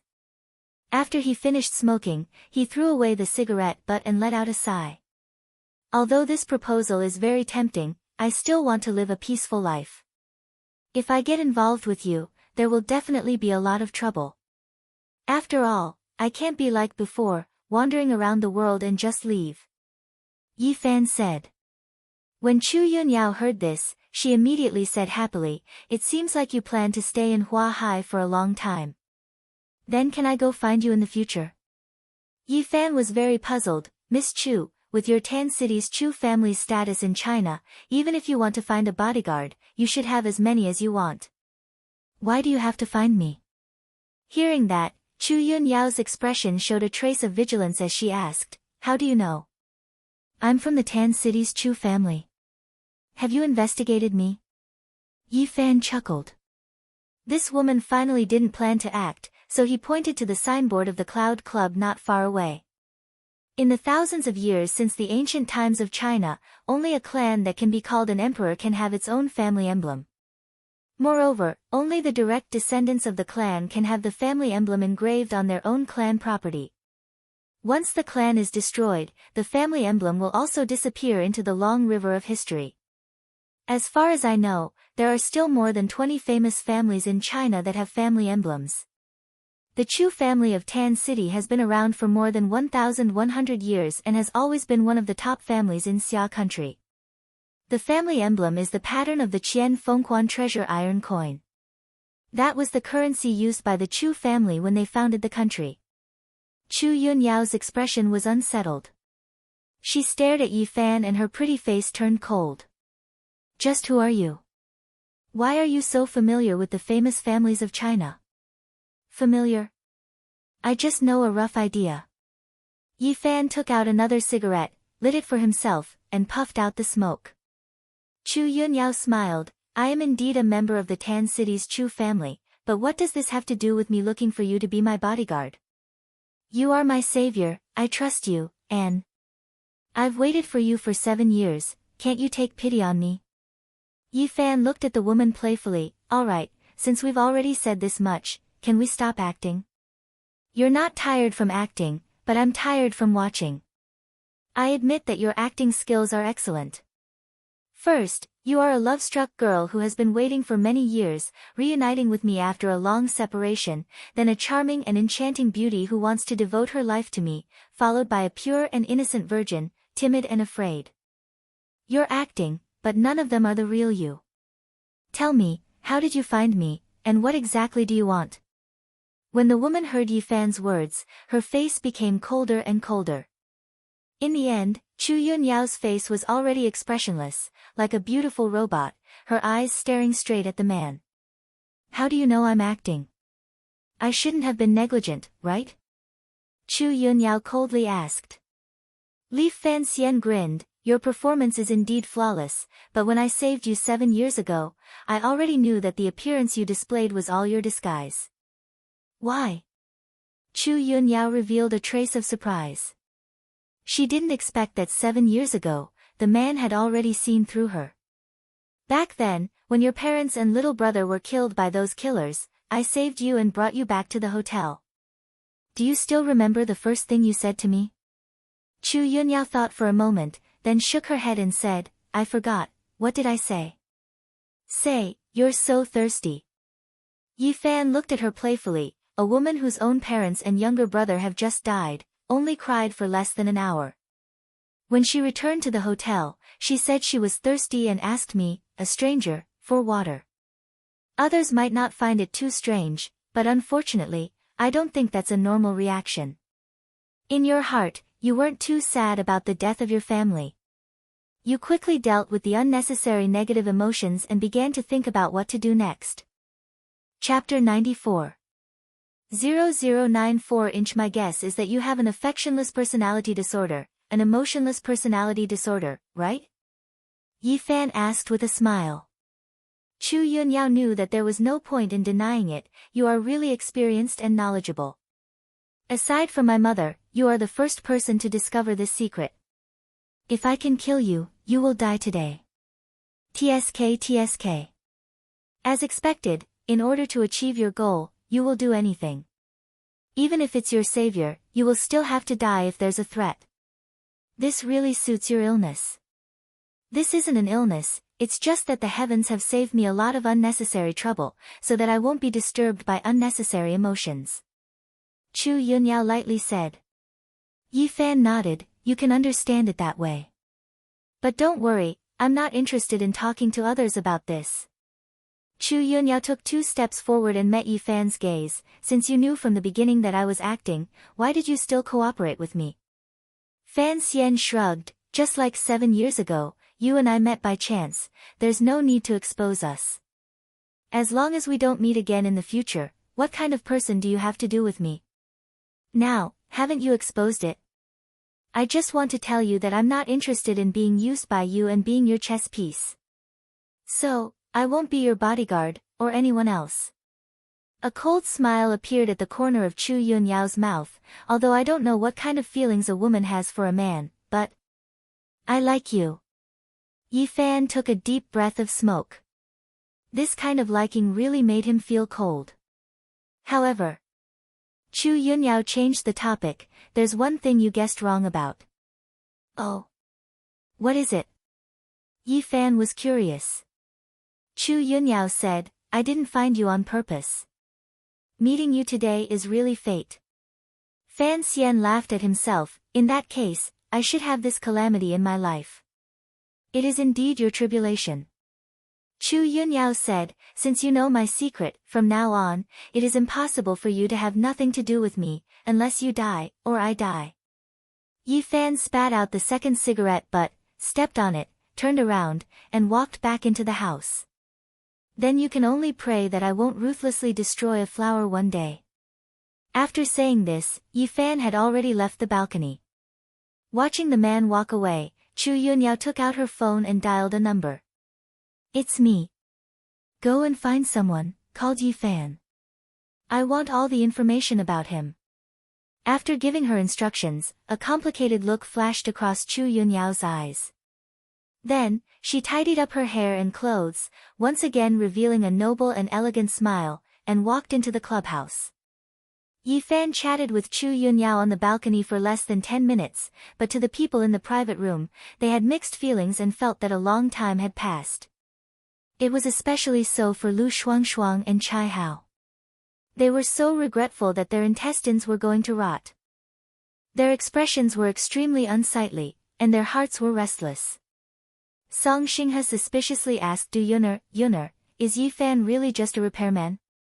Du Yuner shook her head, it used to be, but I think I just found a stable job last month and am still working. Although the girl said this, the crowd still couldn't understand why Yi Fan knew Chu Yunyao. At this time, Yi Fan leisurely walked back. Seeing that there was still a large group of people standing at the door, a group of people sitting there without eating, Yi Fan couldn't help but laugh. What are you guys doing? A meeting? Everyone revealed smiles and began to passionately ask questions. Yi Fan. You are too unkind, so you are actually so familiar with Chairman Chu. Yeah, Yi Fan, how did you get to know Chairman Chu? Brother Fan. Brother Fan, it was a misunderstanding just now. I'll toast you 3 times. The group of people started to get close to Yi Fan, hoping that Yi Fan wouldn't hold a grudge against them so that they could get closer to each other. However, Yi Fan didn't have the mood to continue eating. He just wanted to accompany Du Yuner and have a meal. It was fine if no one paid attention to him, but with so many people looking for him to talk to, he was annoyed. Moreover, this was Chu Yunyao's territory. Yi Fan didn't want to get involved with the people of China's famous sects, so he planned to leave quickly. Yuner, how are you doing? Yi Fan asked the girl. Du Yuner was also quick-witted, plus she didn't like these people, so she said, I'm full. I'm quite tired today, why don't we leave first? Yi Fan smiled and nodded, alright, I'll send you back. As they spoke, the two of them were about to get up and leave. This time, everyone felt a little awkward. Yi Fan clearly didn't want to bother with them. Song Xinghe frowned and said, Yuner, did Yi Fan drive here? Brother Song, let's just take a taxi back, Du Yuner said. Song Xinghe hurriedly said, how can this be? I'll send the driver to take you back. There's really no need. We're here to take a taxi anyway. Du Yuner's repeated refusal made Song Xinghe feel a burst of irritation in his heart, but he could only force a smile and accept it. The others had no choice but to stand up and run to the door to send the two of them off. At the same time, they tried to invite Yi Fan to see if they could gather again next time. Coincidentally, Chu Yunyao returned to the door of the private room. Seeing that Yi Fan was about to leave, she smiled amiably and said, "Yi Fan, remember to come often next time when you have time." The woman's expression was very gentle and sincere. No one could tell that all of this was just an act. Yi Fan didn't expose her interest and only smiled faintly. Chu Yunyao took out a platinum membership card from an assistant. "This is the highest level platinum card in our clubhouse. There are less than 10 people in the entire Huahai city who have it. Take it, you can come here 24 hours a day." Chu Yunyao said enthusiastically. When Chai Hao, Lu Shuangshuang, and the others saw the card, their eyes lit up. So Song Xingha's gold card wasn't the best, and the club's top card was the platinum card. Less than 10 people in Huahai had a card, yet they were going to give it to Yi Fan. What kind of noble identity was this? Just as everyone was drooling, Yi Fan waved his hand, "No need, I don't need it." Lu Shuangshuang and the others were about to go crazy, thinking that they had heard wrongly. Song Xingha also frowned. The meaning of this platinum card was not just a trip to the clubhouse, it was a symbol of status. Yi Fan actually didn't want it. Could it be that he didn't even care about the queen of Huahai's business world, Chu Yunyao's face? Compared to the way they took the gold card and took a photo to post on their WeChat moments, Lu Shuangshuang, Gu Jiangyan, and the others wanted to hide under the table. Comparing oneself to others was infuriating. Chu Yunyao didn't care about her face. She knew that the man wanted to avoid her. However, the more Yi Fan wanted to avoid her, the more she couldn't let go of the man.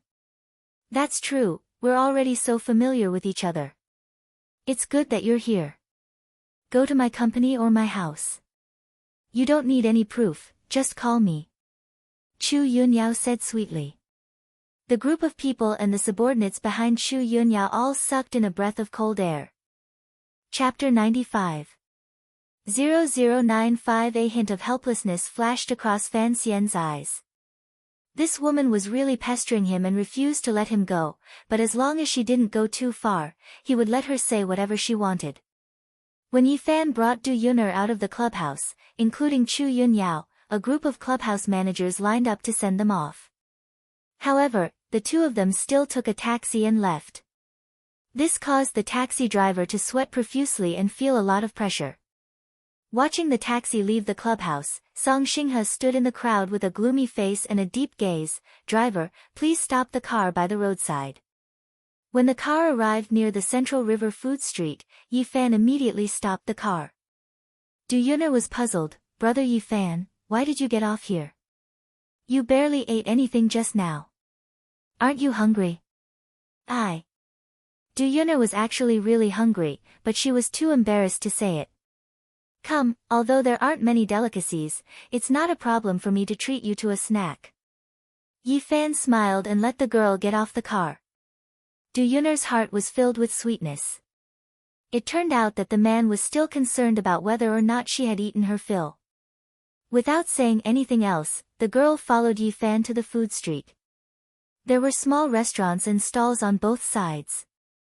Yi Fan remembered that Du Yun'er liked to eat soup dumplings when she was young, so he came to a soup dumpling shop. After ordering 2 soup dumplings and 2 bowls of duck blood and vermicelli soup, the two of them sat down and waited. She couldn't help but ask, "Brother Yi Fan, are you very familiar with that Miss Chu?" Yi Fan knew that the girl would ask, so he replied, "I've only met her once before. Because I helped her, I was so enthusiastic. Actually, I'm not familiar with her." So it's like that. Although Du Yun'er still felt that things weren't that simple, she didn't ask too much, afraid that the man would find her annoying. When the soup and dumplings were served, there was only one portion. The other portion was still being made. Yi Fan pushed the food in front of the girl. "Yun'er, you eat first." "No need, Brother Yi Fan, you can eat. Why are you being so polite with me? I ate quite a bit just now." Yi Fan laughed heartily. Only then did Yun'er nod her head and start eating in a gentle manner. At the same time, she used her large watery eyes to look at Yi Fan from time to time. "What's wrong? Why do you keep looking at me?" Yi Fan was puzzled. Yun'er's face was filled with nostalgia as she said, "Brother Yi Fan, do you remember? When I was young, there were many children in the courtyard, and the mooncakes were expensive. The principal bought a few big mooncakes and used a knife to cut them open. Yi Fan thought back and also remembered what it was. He couldn't help but sigh. You still remember? I almost forgot. Of course I remember. Brother Yi Fan, you didn't eat it yourself, so you gave me your piece as well. You even said that you don't like sweet things. When Du Yun'er thought of these things, her face was filled with happiness. Fan Xian's eyes were in a trance, as if the person sitting in front of him was not a girl in her 20s, but the thin little girl with the bangs and short hair who followed behind him. Be good, hurry up and eat the soup dumplings, it's getting cold. Yi Fan's gaze was gentle as he subconsciously reached out his hand and stroked Du Yun'er's head. This touch caused Du Yun'er's pretty face to instantly turn red, and she shyly shrunk back. Only then did Yi Fan realize that the girl had already grown up. This action was a little too intimate, and he couldn't help but say apologetically, Yun'er, I didn't do it on purpose. I just remembered what happened when I was young. However, Du Yun'er shook her head and happily said in a low voice, It's okay, I don't mind. I remember when I was young, I cried for my parents, and you patted my head to comfort me. Speaking of his parents, Yi Fan couldn't help but ask, oh right, did you look for your parents later on? Is there still no news? Du Yun'er's big eyes dimmed. I registered the information on the internet, but there's still no news. Du Yun'er's background was even more pitiful than most orphans, because when she was a baby, she was thrown into the orphanage and had never seen her parents. To Du Yun'er, she didn't want to get anything from her biological parents. She just wanted to know why she was thrown into the orphanage. Unfortunately, after so many years, her background had been a complete mystery. You still have the jade pendant your parents left you, right? Why don't you let me take a look? Yi Fan remembered that Du Yun'er's parents seemed to have left a keepsake for her. He had even seen it when he was young. However, back then, he was just a little brat. His current knowledge was already very different from back then. Perhaps he could find some clues from the keepsake. Du Yun'er nodded, took off the jade pendant hanging around her neck, and handed it over to Yi Fan. This is it. Brother Yi Fan, when you were young, you said that there was a rooster on top of this, because that was my zodiac sign. But 2 years ago, I went to an antique street and asked a few old masters. They said that it was a phoenix. Du Yun'er laughed. After more than 10 years, Yi Fan received the jade pendant. With just a glance, he discovered some details that surprised him. This is indeed a phoenix. Yi Fan frowned and said, moreover, this is also a piece of ancient jade. Du Yun'er also hurriedly replied, that's right, a few old masters also said that it was an ancient jade, and they would have to spend tens of thousands of yuan to buy it. But I definitely won't sell it. This is the only clue I have to find my parents. Yun'er, the exquisiteness of this ancient jade carving is extremely rare, and the quality of the jade is also very rare. It is definitely not something an ordinary family can have. I think your parents might have had some difficulties when they abandoned you back then. Otherwise, they would definitely have had enough financial strength to raise you. Yi Fan said seriously. Du Yun'er faintly sighed, I think so too, so. I'm very worried that they might have encountered some kind of trouble. Li Fan Xian thought for a moment, then took out his phone and took a photo of the jade pendant. I have a friend who is more well informed. I'll ask him to look for it and see if he can find any clues. Yi Fan said. Hearing that, Du Yun'er happily said, that's great. Brother Yi Fan, you even know Chairman Chu, your friend must be very powerful. Li Fan Xian smiled and said, you eat first, I'll inform you when there's news. The girl smiled sweetly. At the same time, on a somewhat congested road, Chai Hao and Lu Shuangshuang were sitting in a Porsche Cayenne. Since Yi Fan and Du Yun'er had left, Song Xinghe didn't seem to be in a good mood. Not long after, the gathering ended. The two of them drove home, but in the end, they encountered a traffic jam. Their faces were filled with impatience. Tell me. That Yi Fan, what exactly is going on? What exactly does he do? Lu Shuangshuang frowned. No matter what, if it wasn't for you, a stupid woman, ridiculing him, we wouldn't be so embarrassed. Today is really embarrassing. Chai Hao was very annoyed. Chapter 96. 0096 What nonsense are you talking about? Don't change the topic. Chai Hao said perfunctorily. Surnamed Chai, don't think that I can't get married. There are a lot of men who like me. Besides, if it wasn't for me, would you have known Song Xinghe? Lu Shuangshuang flipped her hair, full of arrogance. Chai Hao secretly disdained in his heart, but he was too lazy to bother with a silly woman. He was just silently calculating whether or not he should get married. Originally, he thought that Lu Shuangshuang and Song Xinghe had a close relationship, but who knew that Song Xinghe didn't seem to give him any face. On the other hand, Du Yun'er. She was several times prettier than Lu Shuangshuang, sensible and obedient, and Yi Fan and Song Xinghe both seemed to care a lot about Du Yun'er. Just as Chai Hao was thinking about this, someone suddenly knocked on the window. Turning their heads, Chai Hao and Lu Shuangshuang were shocked. It was actually a white-skinned policeman. If Yi Fan was present, he would immediately recognize that this was Xiao Bai from the Dragon Fang squad. How could he be a police officer? Comrade police, what's the matter? Chai Hao lowered the window and asked. Lil, White said seriously, pull over, I have something I need to ask you. Interrogation. Did we break the law? Chai Hao was puzzled. It's not you, we are investigating a man called Yi Fan, please help us.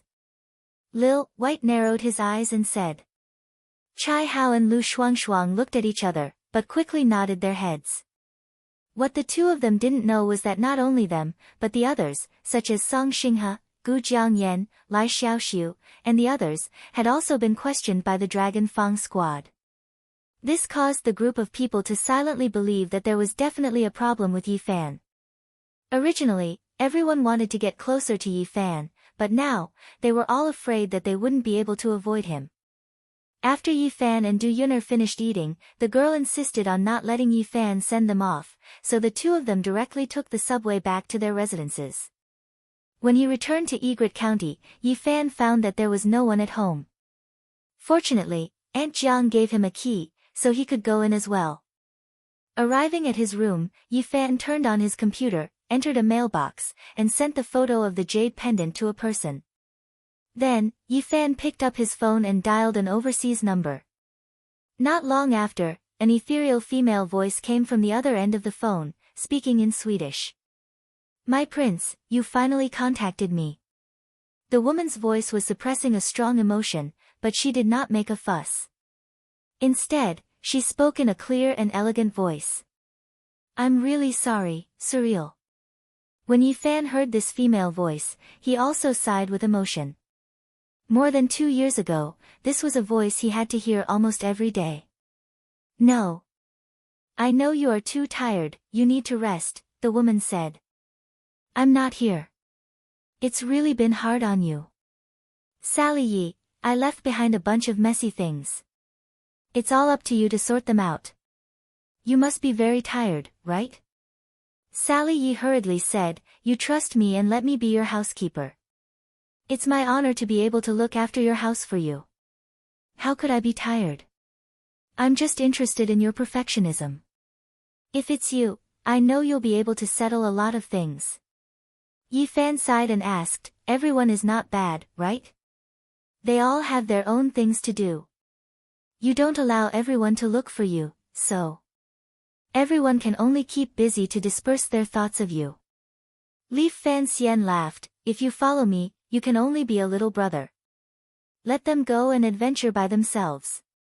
How good would it be to be a big brother? Our greatest wish is to be behind you for the rest of our lives. Sally Yi said bitterly.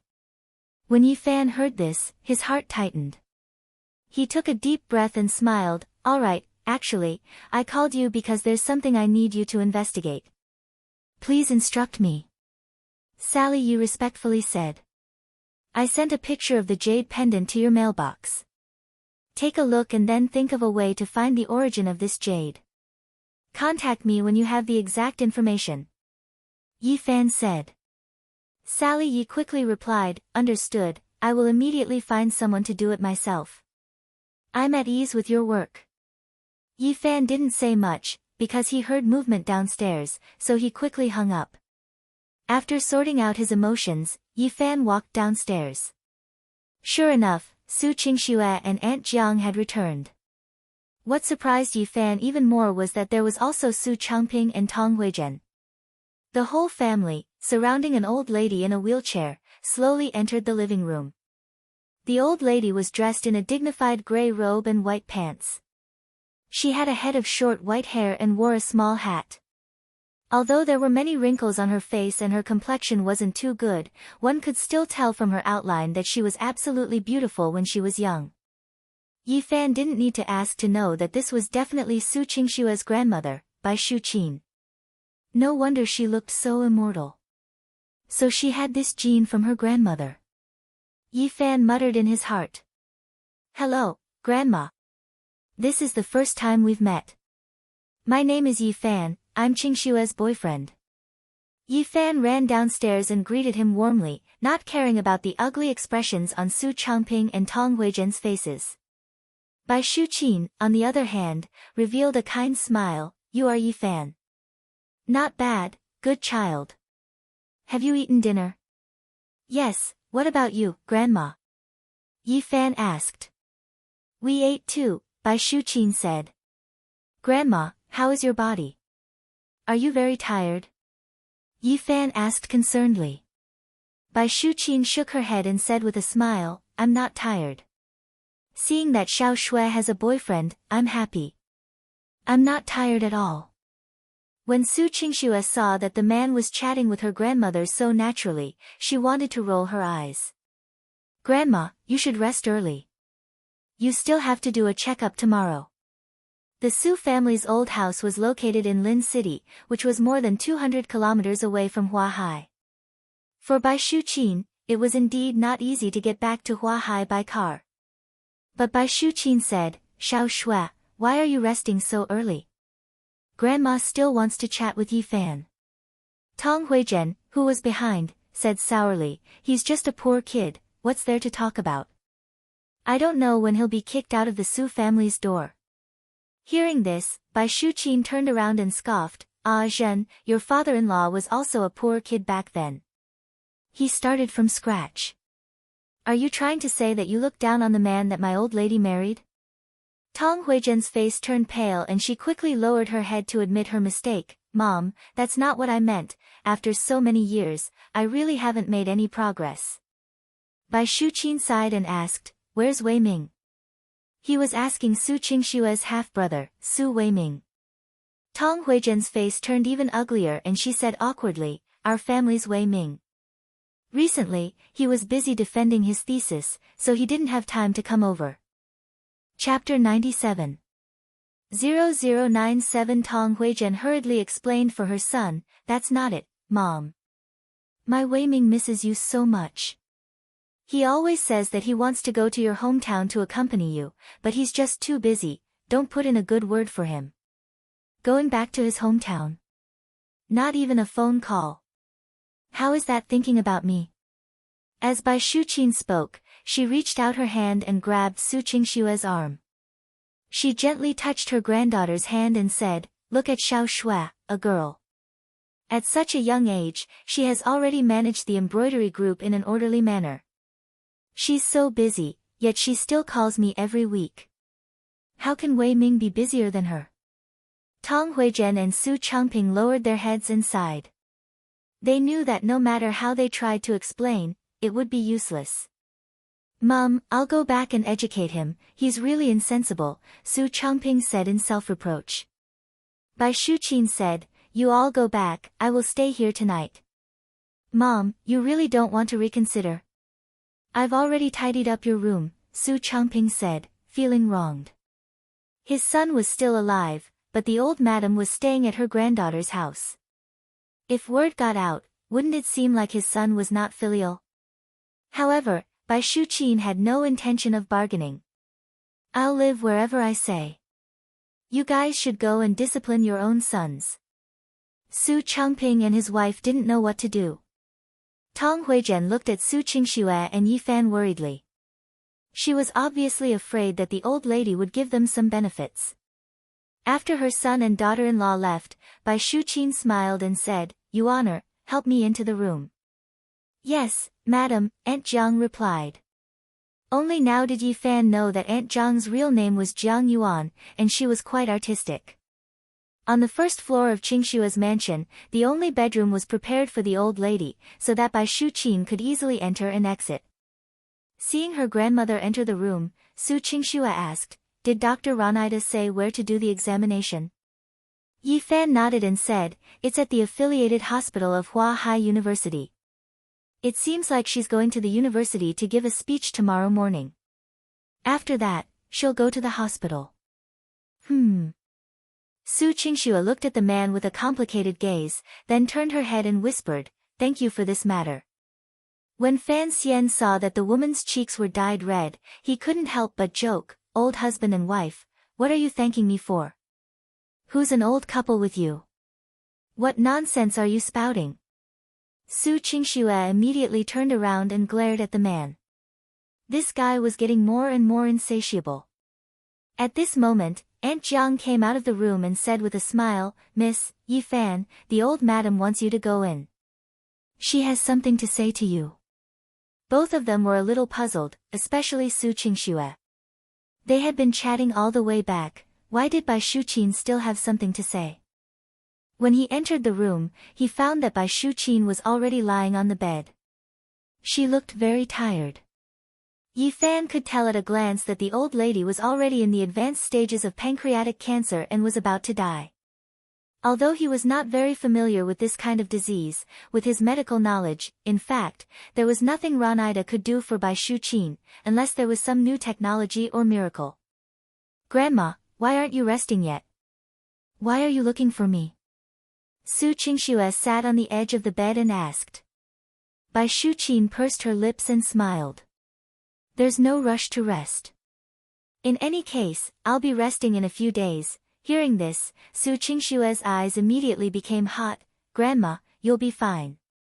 Tomorrow, you'll be able to see Dr. Ranaida. She's the best doctor in the world, but she specializes in treating the royal family and the world's top few rich and powerful people. She definitely has a way to cure you." Bai Shuqin didn't argue too much about this. Instead, she reached out and held one of Su Qingxue's hands and asked, "If you want Grandma to live a few more days, you have to give Grandma some hope." "Hope?" Su Qingxue was puzzled. "What hope?" Bai Shuqin pouted at Yi Fan, "If you guys get married as soon as possible, Grandma is looking forward to having a grandson, so of course she doesn't want to leave in such a hurry, Grandma." Su Qingxue blushed and hurriedly shook her head. "What are you talking about? I'm not going to marry him." Yi Fan was also a little dumbfounded. This progress was a little fast. They had only known each other for less than a month. Just now, he was joking that they were an old couple. Could it be that it was really going to come true? Bai Shuqin frowned. "Not married? If you don't get married, could it be that you're just looking for a boyfriend to fool Grandma? Or is it really like what Tong Huizhen said, that you're looking for a fake boyfriend?" "I didn't." Su Qingxue hurriedly denied. I'm really a boyfriend and girlfriend with Yi Fan. Since that's the case, you'll have to get your license sooner or later. You should finish it earlier. The wedding can be held later, but at least let Grandma have something to look forward to," Bai Shuqin said. Qingxue turned around to look at Yi Fan. This shameless man was actually still smiling at her. Could it be that he really wanted to marry her? Su Qingxue was about to go crazy. Actually, Yi Fan didn't know what to say. Say no? That's definitely not right. Say it? That didn't seem right either. Therefore, Yi Fan could only quietly wait for the result. "Grandma, you're not in good health right now, so how can we have the leisure to get married? Let's wait for you to recover before we consider it." Su Qingxue could only try her best to find a reason. The development of the situation was beyond her control. He never would have thought that as soon as he picked up his grandmother, he would be asked to get married and get a certificate. Bai Shuqin's face was a little displeased. Do you really think that I, an old woman, am sick and confused? Or do you think I'm senile? Don't forget, the embroidery group was established by your grandfather and me. Even if I, your grandmother, am old, I'm not that easy to fool. Qingxue revealed a rare expression of grievance and timidity. She lowered her head and said, how could I dare to fool you, Xiao Shui? Don't forget that Grandma is currently the biggest shareholder of the embroidery company. My 32% shares are more than your 19% and your father's 7% combined.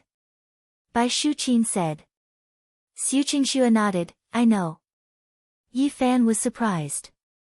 He didn't expect that Bai Shuqin actually controlled such a large share. So the old granny was the real boss behind the embroidery.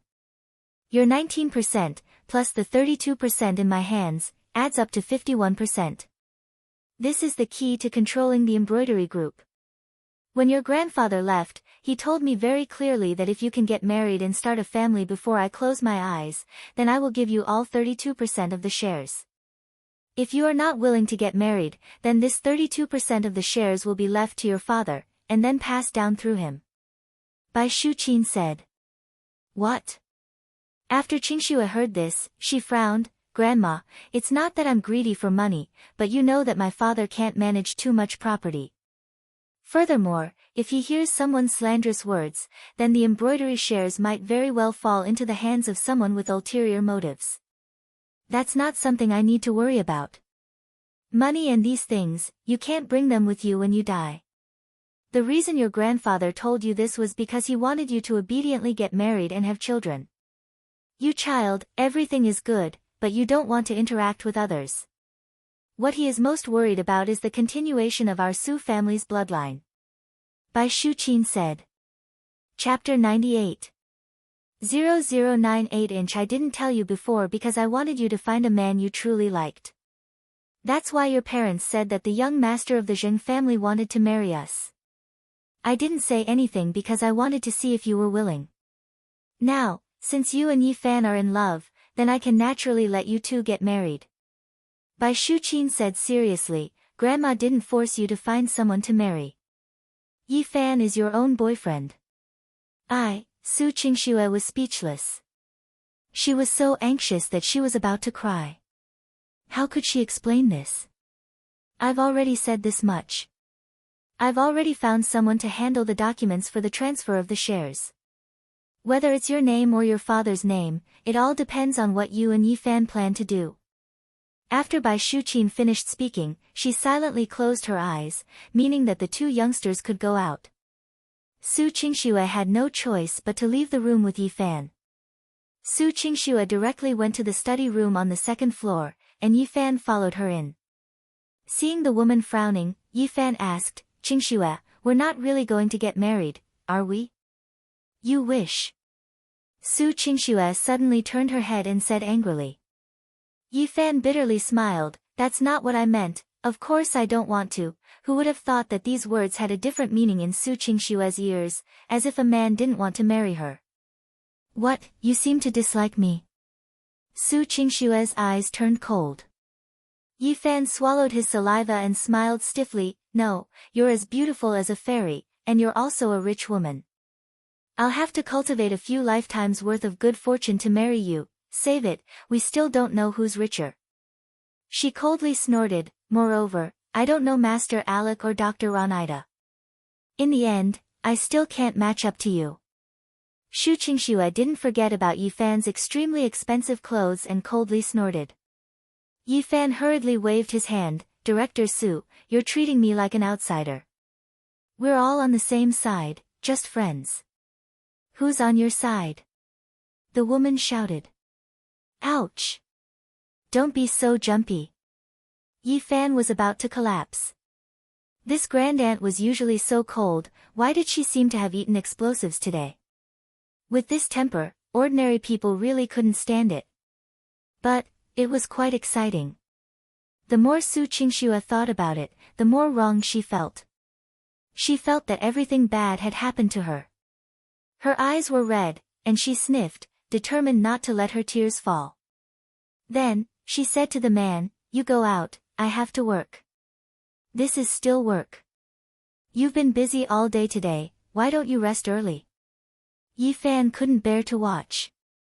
Su Qingxue stubbornly said, "Mind your own business. Get out." Yi Fan sighed and could only walk out of the study. When he closed the door, he looked at Su Qingxue, who was already in a state of work and had a serious expression, although in many people's eyes, Su Qingxue was using the brocade to earn money. She was a professional manager arranged by the old chairman, and she was a cold and heartless money-making machine. However, if she really had no feelings or passion for the company, why would she work so hard? Yi Fan thought to himself, if the brocade fell into the hands of Tong Huizhen and the others, then it would be too pitiful for this woman who fought day and night for the company. In Bai Shuqin's room, Aunt Jiang covered the old woman with a quilt. "Madam, I'm going out. You should rest early." However, Bai Shuqin opened her eyes and said, "You honor, Yi Fan. Does he really have the ability to protect Xiao Shui?" Aunt Jiang was about to turn around and leave, but when she heard this, she nodded and said, "Yes, although I can't tell where he came from, but after observing him for a while, he is not simple." If you can say that he is not simple, then it seems that he is not wrong. I heard that the clan is already in chaos, and it might affect us. I am an old woman, and even if I die, I will be at peace. I am afraid that my son and Xiao Shui will be harmed. For Xiao Shui to be able to meet Yi Fan, it must be because the old man's spirit in heaven chose it for her. Bai Shuqin comforted. Aunt Jiang hesitated for a moment and said, "Although Yi Fan is indeed capable, this child has a small problem, maybe." "Oh? What's wrong?" Aunt Jiang said in a low voice, "He's not very honest. He seems to be in contact with the company's Minister Feng in private. The last time I saw Minister Feng, I smelled something. I don't know what Miss thinks." "Feng Yuing." "Yes. That girl is indeed beautiful, this kid has good taste." Bai Shuqin chuckled, "However, if she wants to be by Yi Fan's side, she has to be the youngest. Otherwise, it would be better to let her leave." When Aunt Jiang heard this, she asked, "Madam, you mean acquiesce to them?" When Bai Shuqin heard this, she chuckled, "Men, especially those who are capable, how many of them are honest people? That damn old man of mine, wasn't he also absurd when he was young? You honor, you know this the best." As she said that, Bai Shuqin tilted her head and looked at Aunt Jiang playfully. Aunt Jiang immediately knelt on the ground and said guiltily, "Madam, I have let you down. All right, we are already so old, you and I are like sisters. It has been decades, if you want to blame someone, blame that damn old man, it's just you, I don't have any objections. If it was any other woman, I might have fallen out with him." Bai Shuqin laughed. Aunt Jiang was touched and wiped her tears, "Thank you, madam, for thinking so highly of me. I will meet that girl surnamed Feng some other day and let her know her identity." As for Yi Fan, if he had the ability, it would be his ability to have a few more women by his side. Besides, our little Snow is not someone who is easy to deal with. If she chooses to marry Yi Fan, she will have her own ways to deal with other women. This is not something that we, the older generation, need to worry about. Bai Shuqin said. Aunt Jiang nodded, "Madam is right. I also feel that they are not children and will always make their own decisions. You honor, get up. I don't have much time left. In the future, my useless son and little Snow. I'll have to rely on you to take care of them." Bai Shuqin said reluctantly. Aunt Jiang stood up and said from the bottom of her heart, "Madam, I will definitely guard the Su family until the last moment." After Yi Fan returned to his room, he called Feng Yuing and asked about Feng Xiaowei. Feng Yuing was in a good mood on the phone. She said that Florica had a certain level of confidence that she could wake Feng Xiaowei up. She would send someone to bring Feng Xiaowei to the Magnesium Country in the morning the day after tomorrow.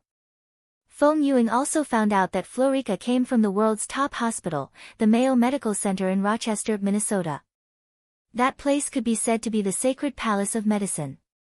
Rich people and many royal families from all over the world would seek medical treatment there. Florica, on the other hand, was the honorary dean of the Mayo Medical Center. She managed many research centers. Her position in the medical world could be imagined. Chapter 99. 0099. The next morning, Yi Fan and Su Qingxue did not go to work.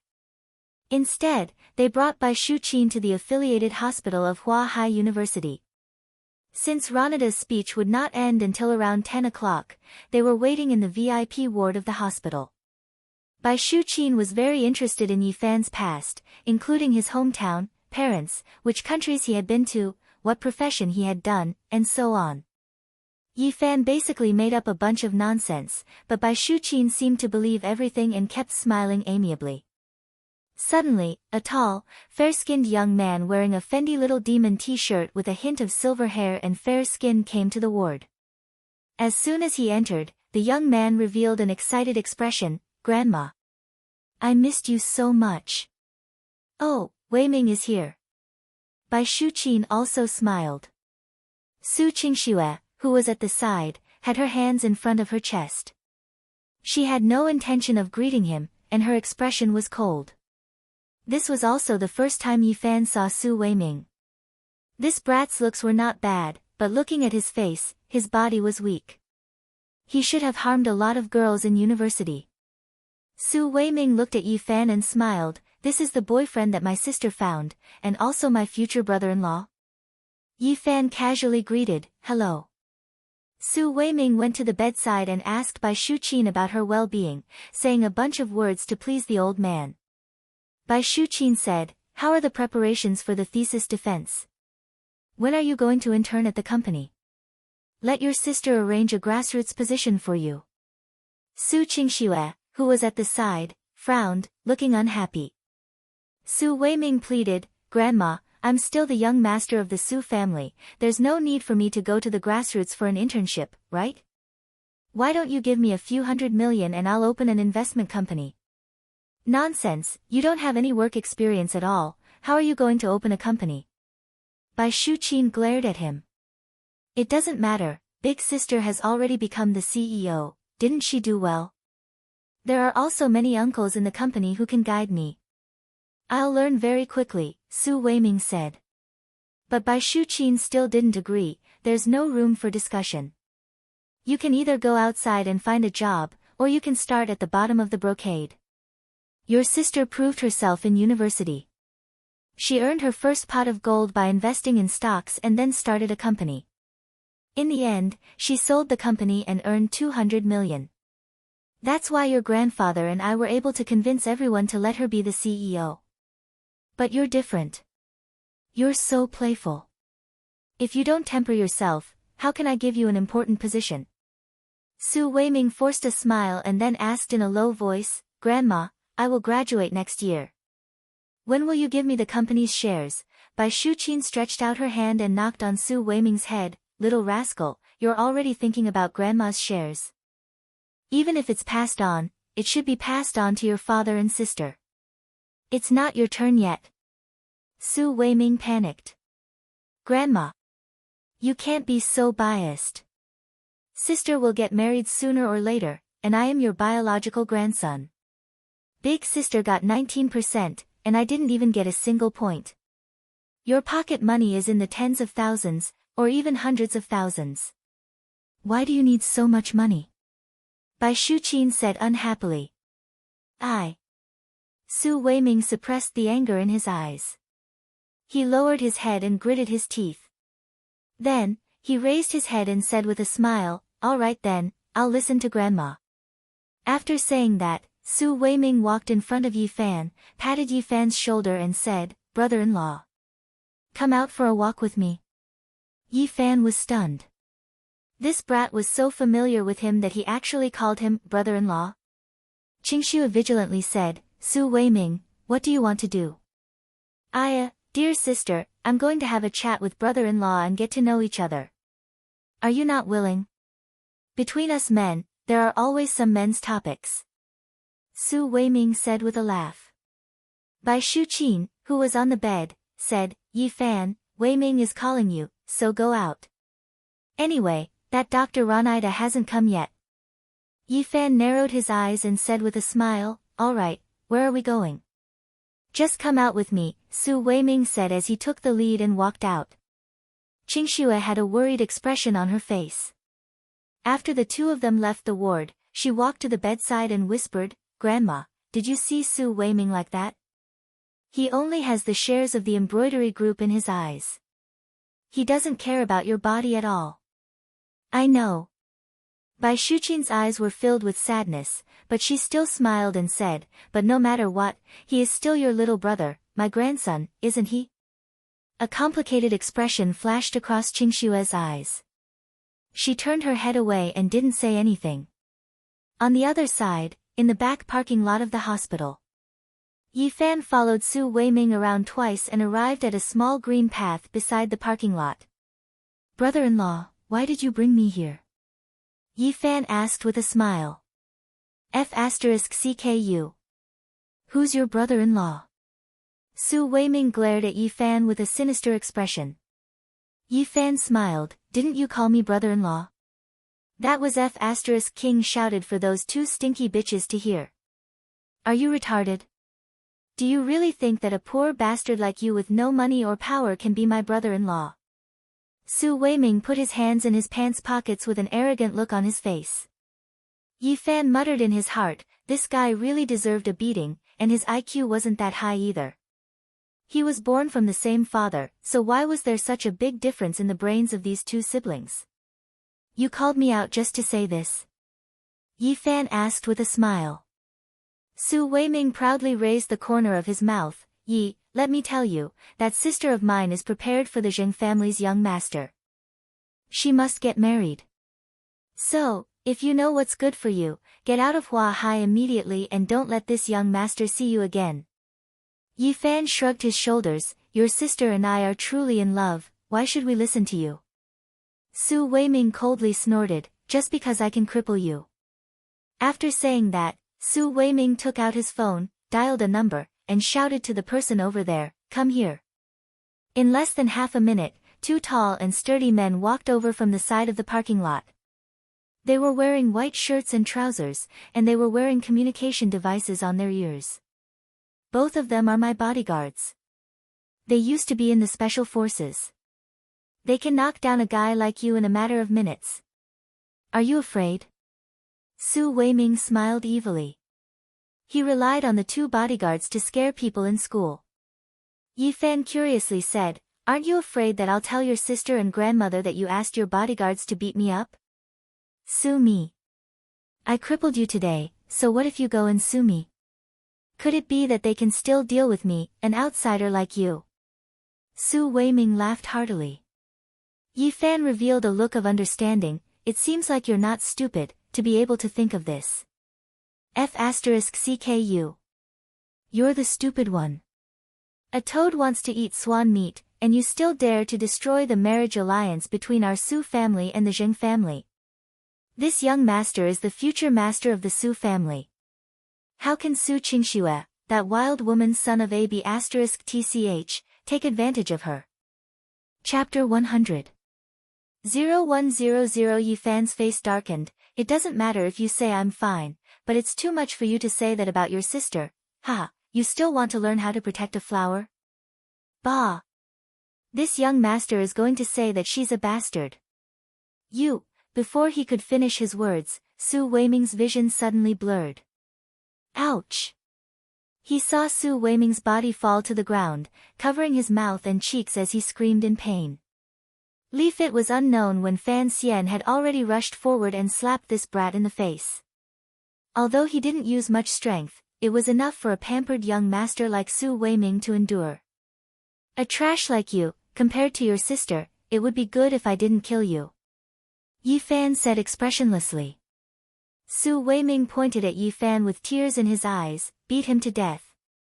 Beat this bastard to death. The two bodyguards reacted and attacked Yi Fan from the left and right. However, without saying a word, Yi Fan kicked the two bodyguards' stomachs with his left and right feet. Bang bang. Two sounds. The two bodyguards were like cannonballs, flying backwards and falling into the boxwood, spitting out acid on the ground. The bodyguard looked at Yi Fan in fear. They didn't even see it clearly before they were kicked away. It was simply inconceivable. Yi Fan walked in front of Su Weiming, grabbed him by the collar, and lifted him up, looking at him coldly. When Su Weiming saw the man's bone-chilling, terrifying eyes that were like a black devil's, he was so scared that he almost peed his pants. Big brother. I was wrong. Don't hit me. Yi Fan lightly said, remember, there is no medicine for regret in life. If you make the wrong choice, it will be a lifelong mistake. But I'm very forgiving. This is the first time I'm warning you, but I never give a person a second chance. Su Weiming's mind was in a mess. He couldn't hear what the man was saying at all. He was already scared silly. Yi Fan casually threw him on the ground, then took out a pack of cigarettes, lit one, and slowly walked back to the hospital building. When he returned to the ward, there was already a large group of people standing in the corridor outside the door. Most of them were hospital leaders. Obviously, Florica had already arrived at the hospital and was ready to start seeing patients. Yi Fan finally entered the ward and saw Su Qingxue talking to Florica. Florica smiled and winked when she saw him. How is it? Do you want to do a CT scan?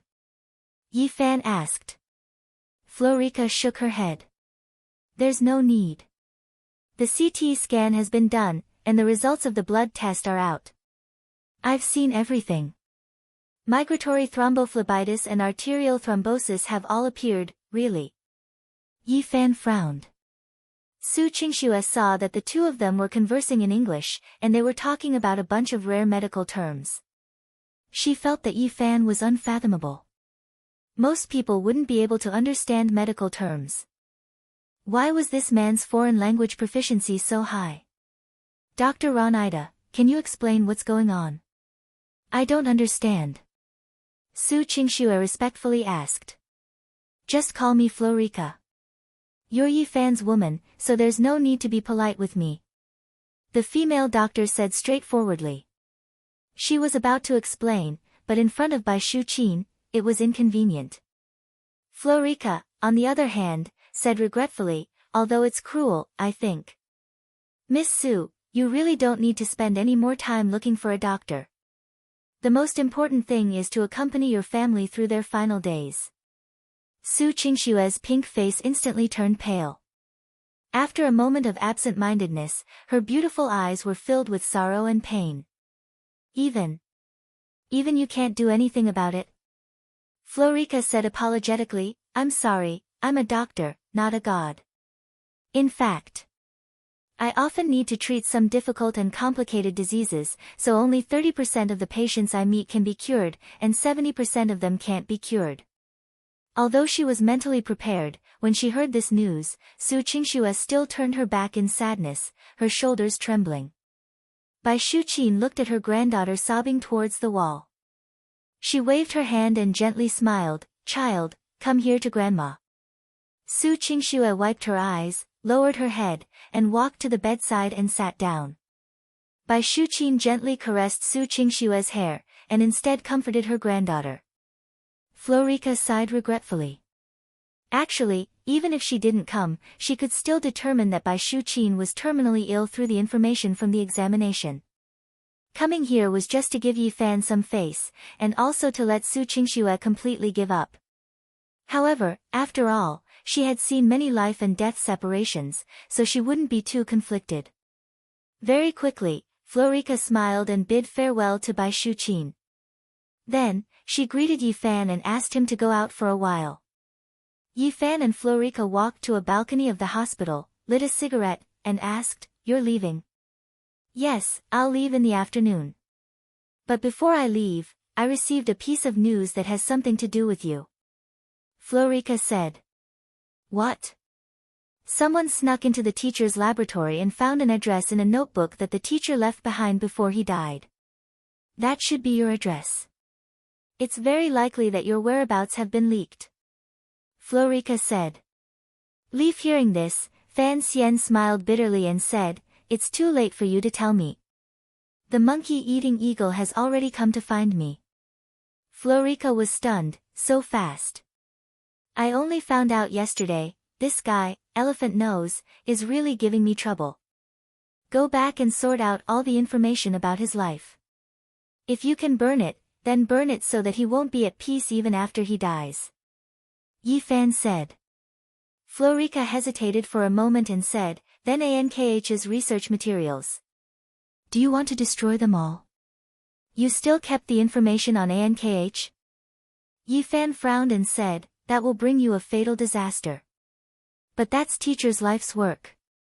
Florica was very reluctant. Ankh didn't succeed, and the elephant's nose is also dead. Just treat it as a beautiful dream. Yi Fan puffed out a smoke ring. Florica's eyes flickered as she asked in a low voice, did teacher really fail? There's a rumor in the underground world that teacher gave the final result to a friend. The only friend that teacher trusts is you. Yi Fan slowly turned his head and looked at the female doctor with a gloomy expression. What, even you don't trust me? Florica quivered and knew that she had crossed the line.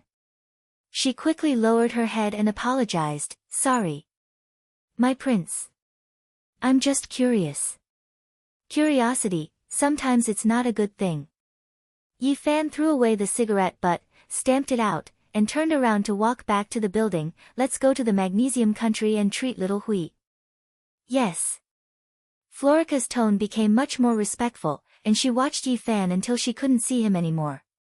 When he returned to the ward, the door opened and Su Qingxue walked out with a normal expression. Other than the fact that her eyes were still red, the woman had already regained her usual ice-cold temperament. Let's go to the company, Su Qingxue said.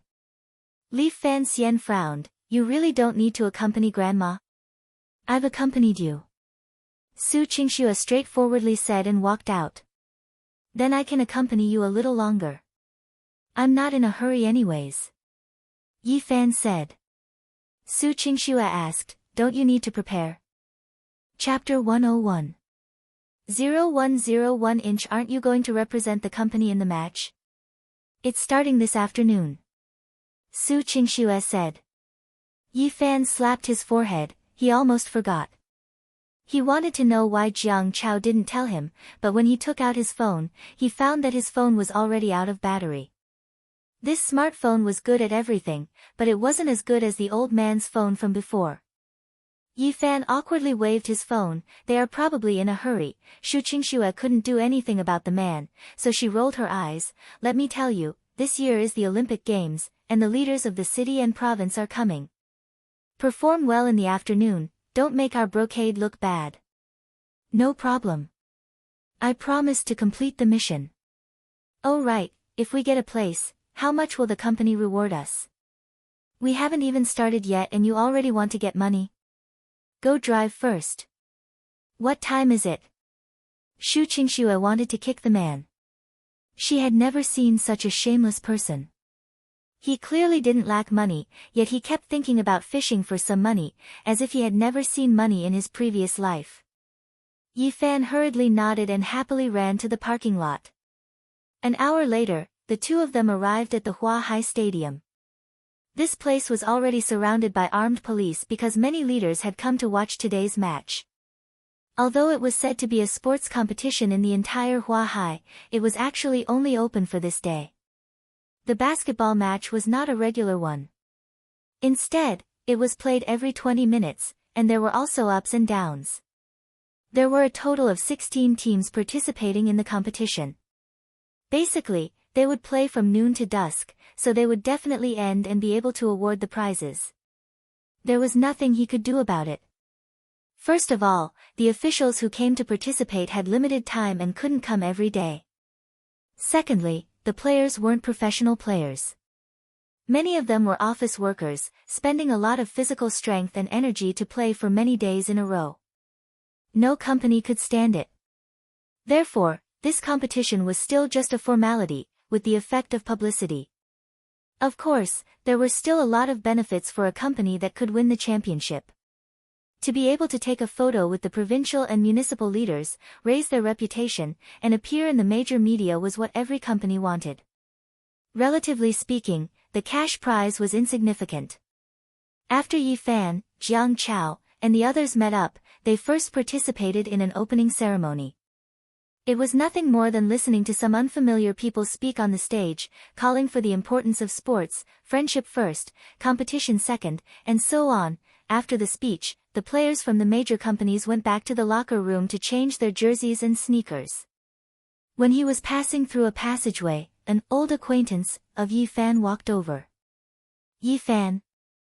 Zheng Junfeng swaggered over with a suit jacket draped over his shoulders. Behind him were 5 burly basketball players. When Jiang Chao and the others saw the Zheng clan, it was as if they were facing a great enemy. The feud between Jin Xiu and the Zheng clan wasn't just a day or two. Yi Fan blinked his eyes and asked, "Are you guys here to compete as well?" "Nonsense, with our Zheng's group's position in Huahai, how could it not be our turn?" Zheng Junfeng narrowed his eyes. Seeing Yi Fan, Jiang Chao, and the others together, he suspiciously asked, "Could it be that you're still here to participate?" Yi Fan nodded. "Yeah, are you participating too?" "Humph, how can this young master's status be the same as yours? Do I need to do this kind of thing myself?" Zheng Junfeng said disdainfully. Yi Fan shrugged. "That's right, I don't think you know how to fight either. Your footsteps are light and your body is weak. You dare say that I'm weak?" Zheng Junfeng scolded. "Don't be so arrogant, kid. Our Zheng's group won first place last year, and we will still win first place this year. If you meet me later, I'll beat the shit out of you. Today, I will make you embarrass yourself in front of Su Qingxue." He hated Yi Fan to the bones, so he didn't hold back when he cursed at him. Yi Fan was too lazy to care about him, and walked towards the changing room by himself. Jiang Chao and the others followed closely behind and asked worriedly, "Brother Fan, do you really have enmity with young Master Zheng?" The few basketball players in their company are all bodyguards who practice martial arts. They are very ruthless when playing basketball. You have to be careful later. What's there to be afraid of? We're playing a ball, not a person. Yi Fan muttered, "Even if we really hit someone, we don't have to be afraid." Jiang Chao and the other 4 security guards had bitter faces. They were extremely afraid and could only hope that they wouldn't meet the sworn enemy of the Zheng's group. Half an hour later, the competition officially began in all 4 arenas. When Yi Fan went up to the basketball court, he discovered that there were many people from the embroidery group who were there to cheer. Furthermore, because there were many female employees in the embroidery group, it formed a beautiful scenery in the stands. Coincidentally, Feng Yuing also brought a few employees from the sales department over to watch the match and looked at Yi Fan lovingly. Yi Fan waved his hand towards the stands and greeted the woman. Feng Yuing also smiled and waved.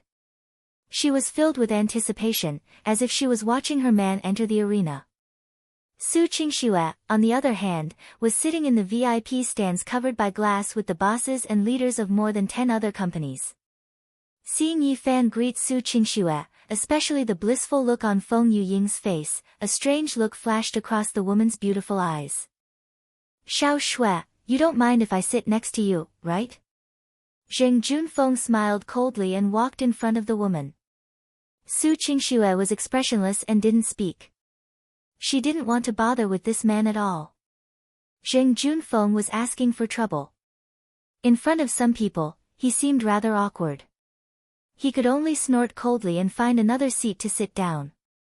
From time to time, he would glare fiercely at the woman. Following the whistle, the competition in the 4 arenas officially began. The first person the embroidery group faced was a local foreign trade company. The other party sent a few young and strong lads. They were tall and strong and had just graduated from university, so their basketball skills were not bad. Originally, they thought that the group of security guards from the embroidery group would not be their match. After all, basketball was not a competition of strength, it was a competition of skills and teamwork. Who knew that when the security team of the embroidery group attacked, they didn't care about anything else and directly threw the ball to a guy outside the three-point line. Then, this man used a very casual posture, like a catapult, to throw the basketball towards the basket. So, the basketball went into the net, and the embroidery team took the lead to score 3 points. On the stands of the embroidery group, the female employees cheered excitedly. Many of them recognized Yi Fan and shouted, "Go Assistant Yi!" Feng Yuying's eyes also lit up, and she happily cheered with the others. Damn it, what luck! The players from the other company couldn't help but mutter. Next, it was time to attack and defend. Yi Fan was like a stroll, he was basically walking back and forth, and his defense was not active. After Jiang Chao and the others grabbed the rebound and passed the ball to him, he found a position outside the three-point line and threw the ball out. After playing for 20 minutes, he shot a dozen or so three-pointers and made 7 of them. His shooting percentage was around 50%. After all, this was an amateur entertainment competition. Yi Fan's 3 points were already very accurate, and he directly made the opposing company dumbfounded. Final score. Embroidery defeated its opponent 43-25. Chapter 102. 0102 Ha. Brother Fan, you're so godly. This 3-point tactic is really useful.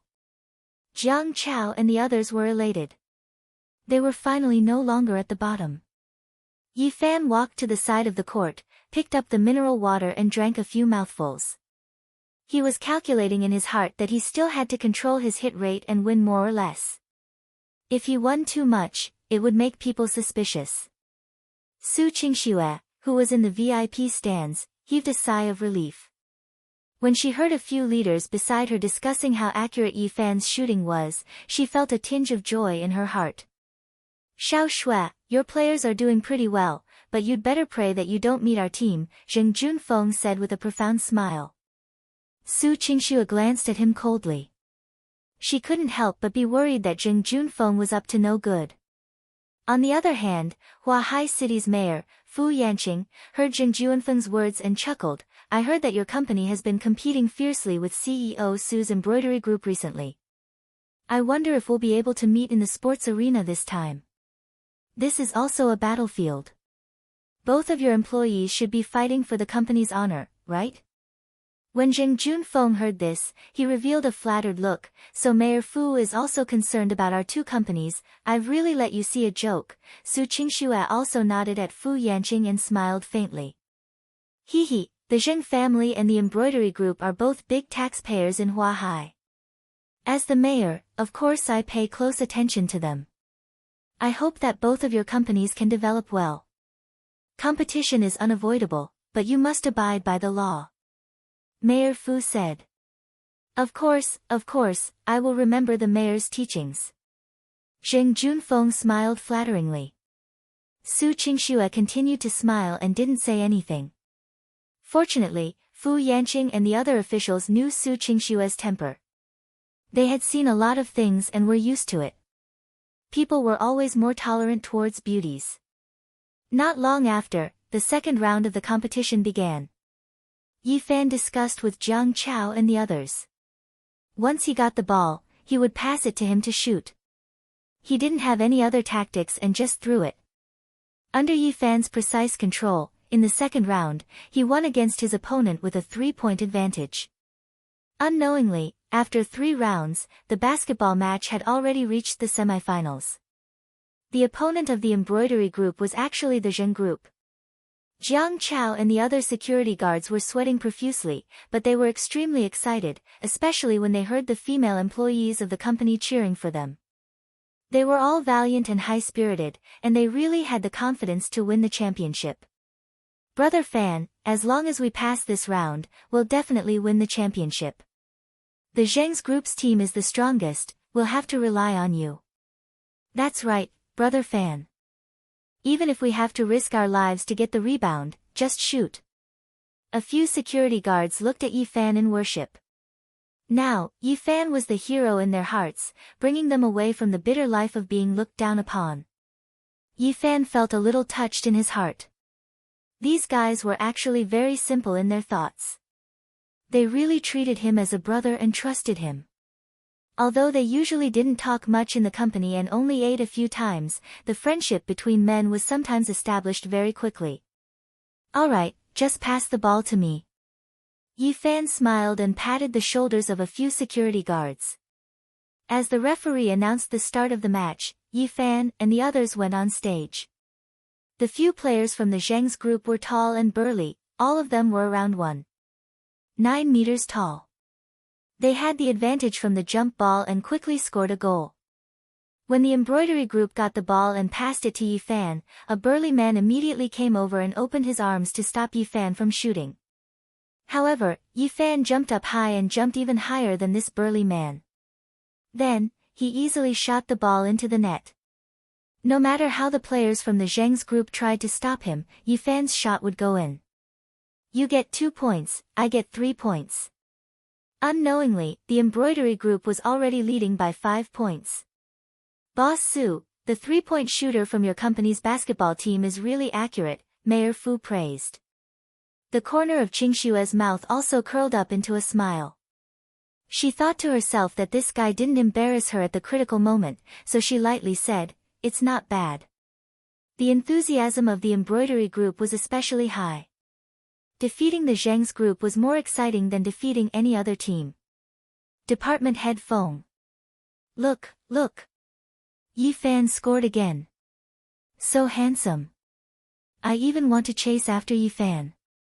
I wonder if he would like me. Why are you being such a love-struck fool? Assistant Yi belongs to all of us." Xiao Yan, Xiao Ying, and the rest of the female employees were already looking at Yi Fan with glowing eyes. Feng Yuing was initially overwhelmed with emotions and was very proud of Yi Fan, but when she heard these words, she felt a little uneasy. Yi Fan's performance was so eye-catching. In the future, many young girls in the company would take the initiative to approach him. Zheng Junfeng, who was on the spectator stand, was anxious. Taking advantage of the 10 minutes after the match, he secretly sent a message on his phone. A faint light flashed in his eyes. When the second half started, the faces of the players from the Zheng's group didn't look good. While they were fighting for the rebound, a bald center suddenly elbowed Jiang Chao in the chest as he jumped up. Jiang Chao let out a blood-curdling scream. At the same time, the center forward's big foot stepped on his ankle. "Ah!" Jiang Chao's cry of pain alarmed many people. The referee immediately blew the whistle, indicating that they were fighting for a foul. "Brother Chao. How are you?" "Referee.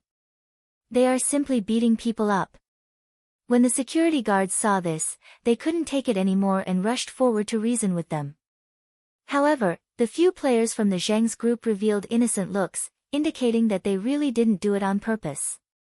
On the VIP stand, Su Qingxue suddenly turned her head to look at Zheng Junfeng and said with a cold gaze, "Zheng Junfeng, you guys did this on purpose."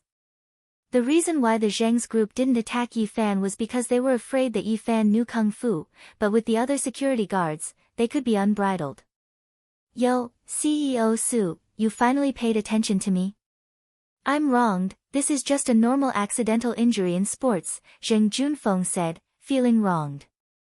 Su Qingxue bit her lower lip.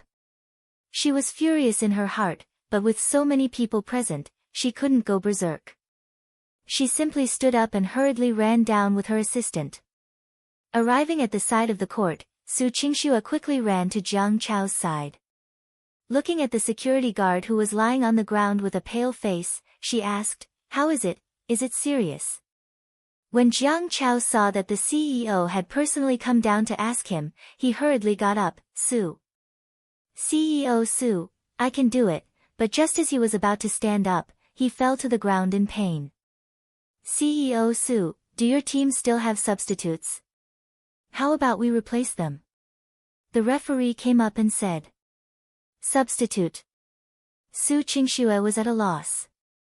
As far as she knew, there really didn't seem to be any substitutes. At this time, Yi Fan asked, "Referee, do we have to have 5 people to continue the match?" The referee nodded. "Of course, the rules can't be changed." Yi Fan thought for a moment, then said, "Then it's fine to sit on the field, right?"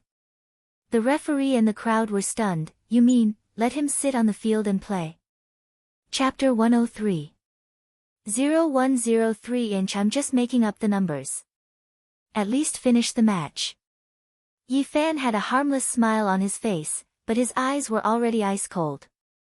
The referee couldn't think of any other way, so he asked Su Qingxue. In the end, Su Qingxue thought about it and agreed. As a result, the match became a little strange. The 4 players from the embroidery group stood while Jiang Chao sat by the side of the court. It was as if there was another person watching the show. Yi Fan said to the remaining 3 security guards, "Pass the ball to me. Be careful, don't get tricked." The 3 security guards looked at each other, swallowed their saliva, and nodded cautiously. The 5 players from the Zheng group were also full of energy.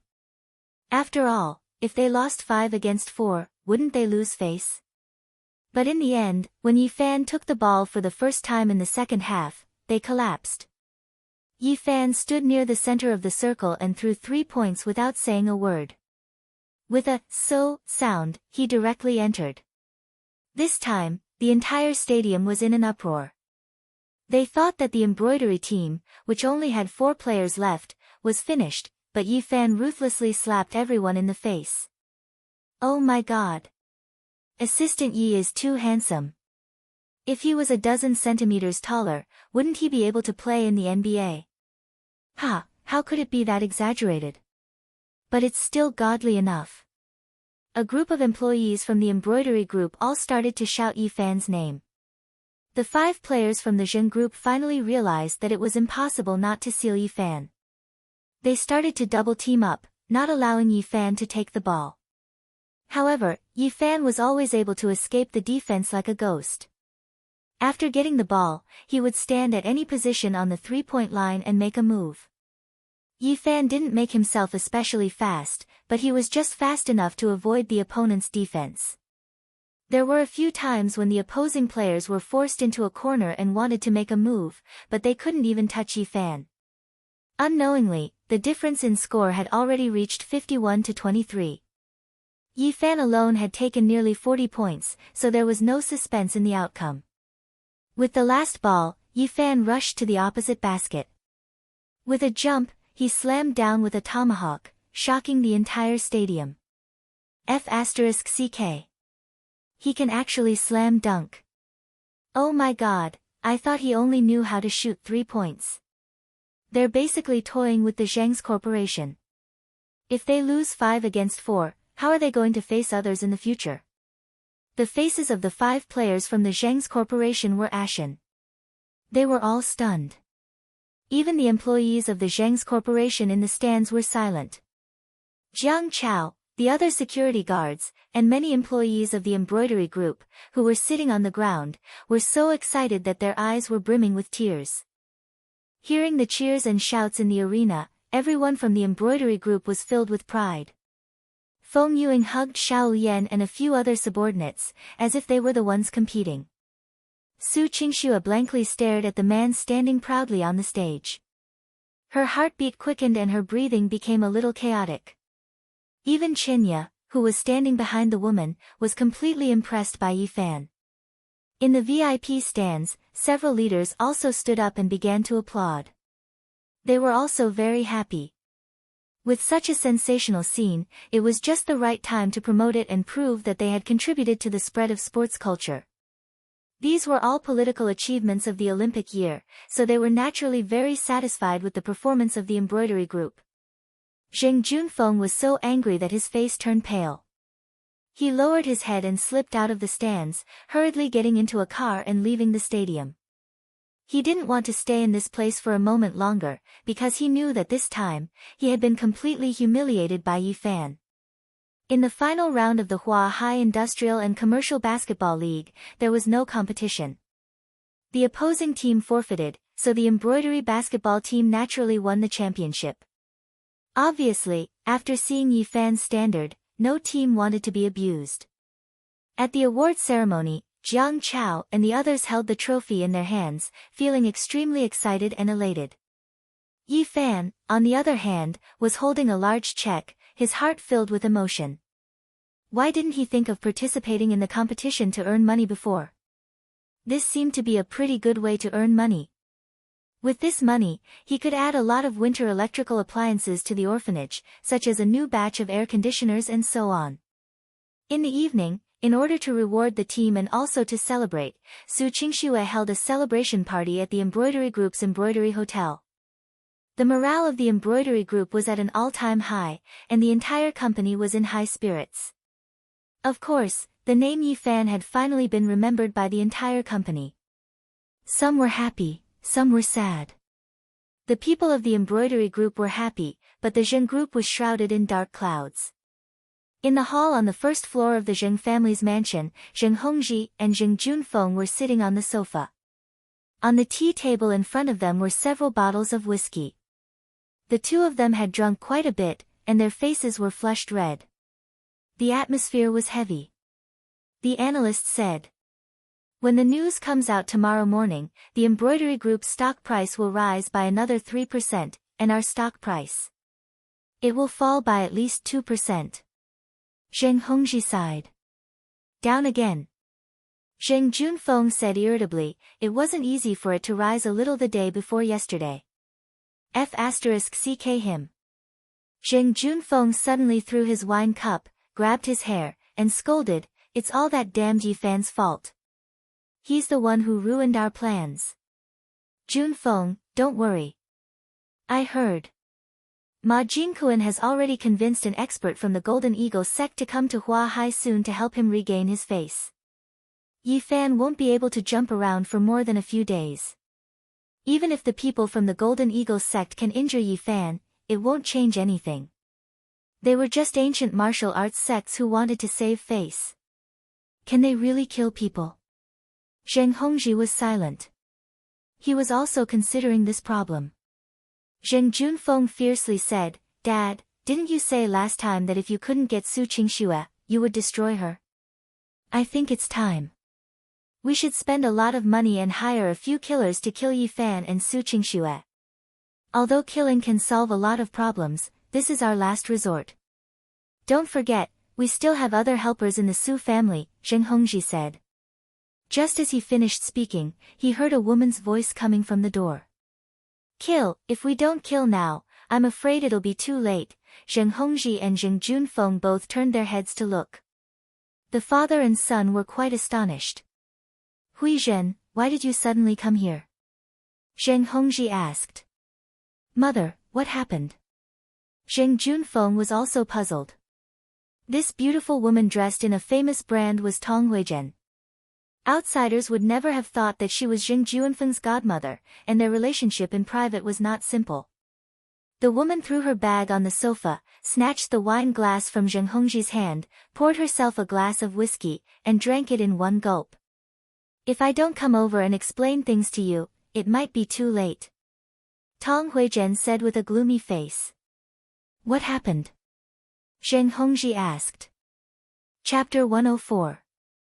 0104-inch watt. Zheng Hongji quivered and woke up from his drunken stupor. Is Bai Shuqin crazy? Is she really going to skip Su Changping and give the shares to her granddaughter? What's even more infuriating is that Gge, our son Wei Ming. That old woman didn't even give him any shares and even asked him to go to the grassroots for an internship. Tong Huizhen gritted her teeth in anger. I've been married to the Su family for more than 20 years and she's always looking down on me. Zheng Junfeng, who was at the side, was a little confused and muttered, Dad. Godmother, what are you talking about? Your son. Wei Ming. Zheng Hongji looked awkward and didn't know what to say. Tong Huizhen asked doubtfully, Gge, what time is it? Haven't you told Feng'e yet? Sigh. Zheng Hongji didn't hide it anymore and sighed, Son, actually Su Weiming was born from me and your godmother. He's your half-brother.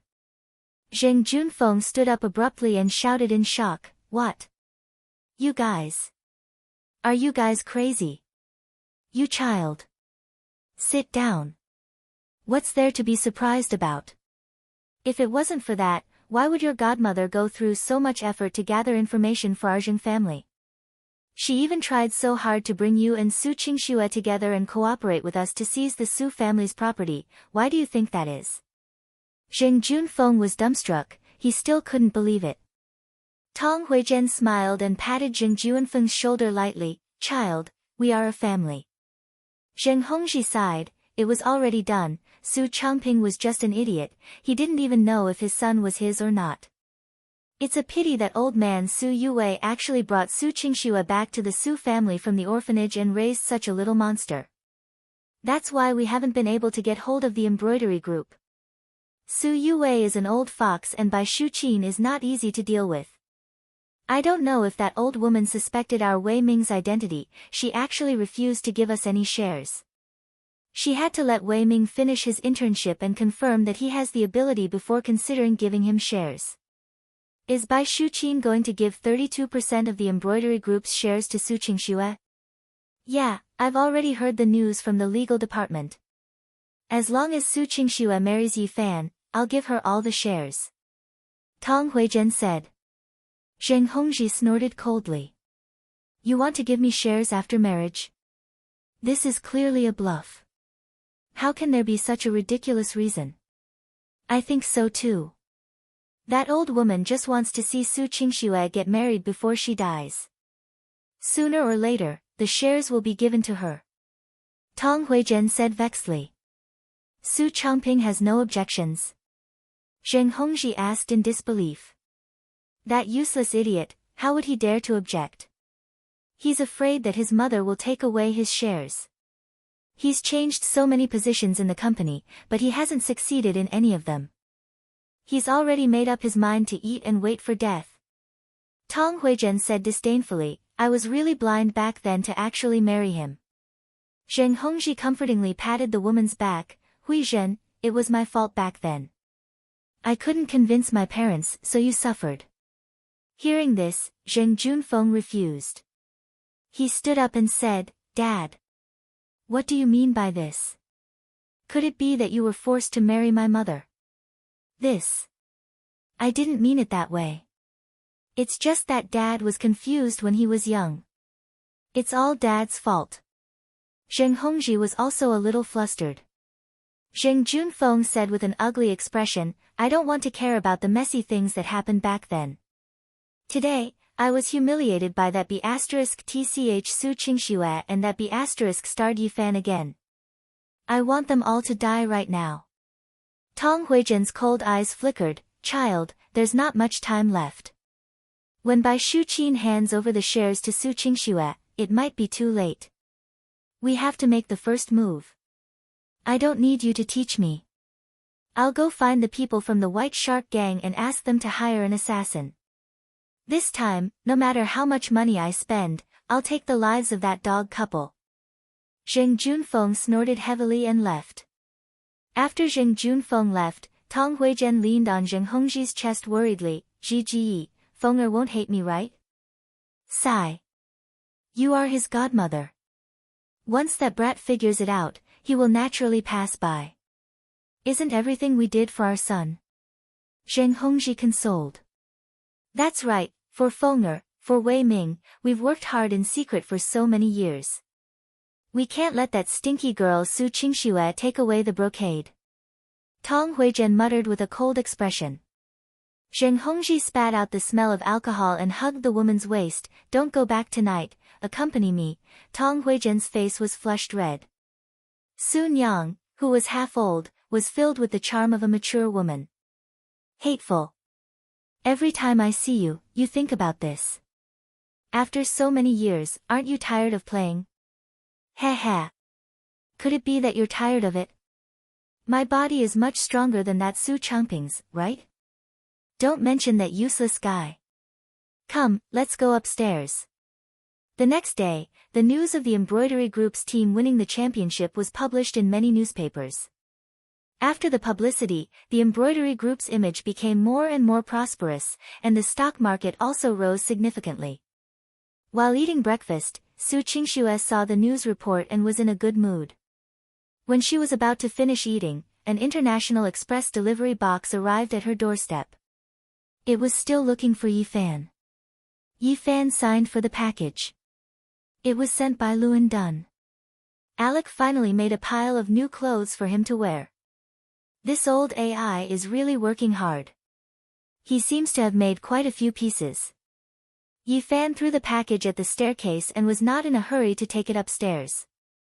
Su Qingxue looked at the tightly wrapped box with a little curiosity in her eyes. After Yi Fan noticed, he smiled and asked, "Qingxue, do you want to see my new underwear?" "I don't want to see it. Hurry up and pack up, we're going to work." Su Qingxue finished the juice in her cup in one gulp.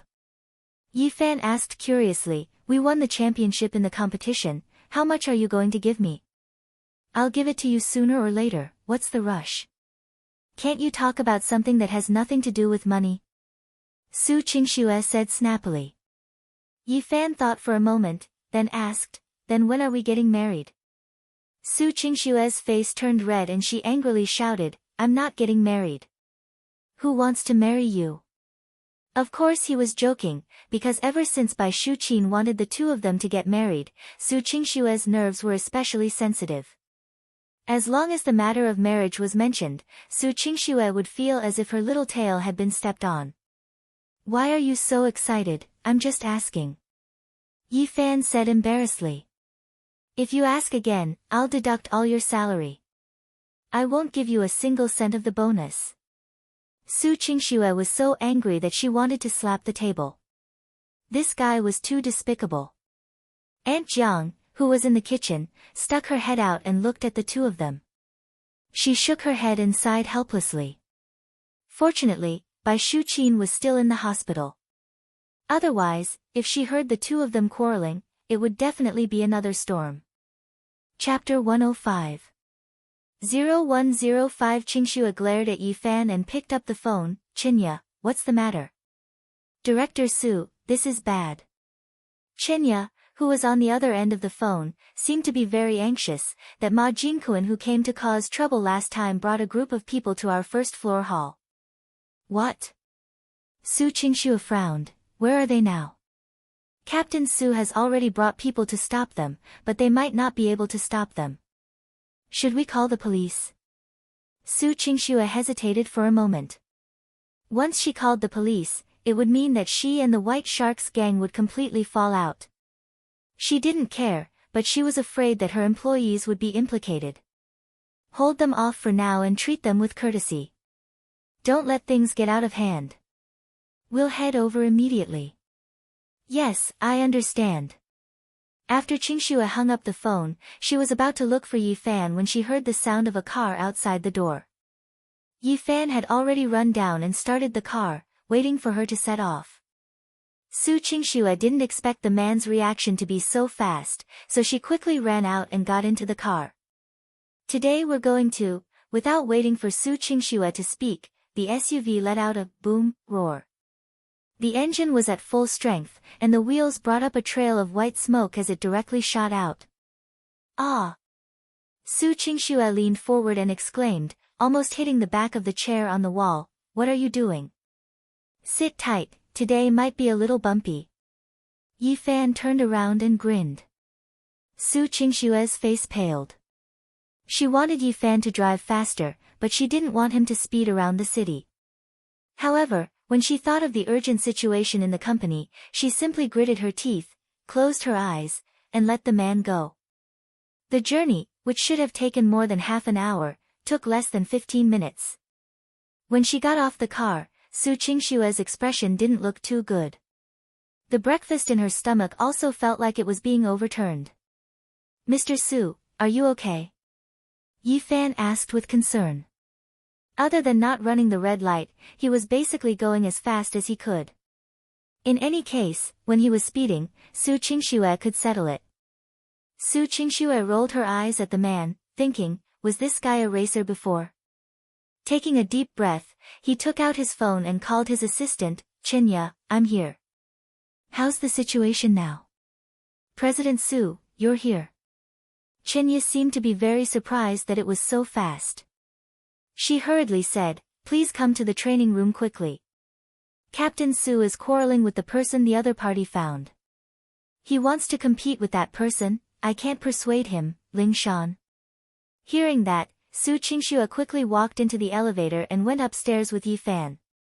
When they arrived at the training room, they only saw Ma Jinquan's group of 7 or 8 people confronting the female security team led by Su Lingshan. Jiang Chao and a few other male security guards stood behind them, all of them looking nervous. Director Su. Qinya quickly ran over. Su Qingxue said, "Tell all those people at the door to go back to work." Only then did Qinya realize that there were quite a few employees watching the commotion outside the door. She quickly went over and told them to leave. This kind of thing couldn't be made known to everyone. It was better to deal with it in secret, lest it spread out that the embroidery group was related to the gangs. At that time, it would affect the company's image. Lingshan, come down. Su Qingxue walked over and told the female security guard not to act rashly. Last time, she wasn't able to stop Ma Jinquan, and in the end, she had to rely on Yi Fan to solve the problem. She wanted to be strong, and as the security captain, her pride naturally couldn't take it.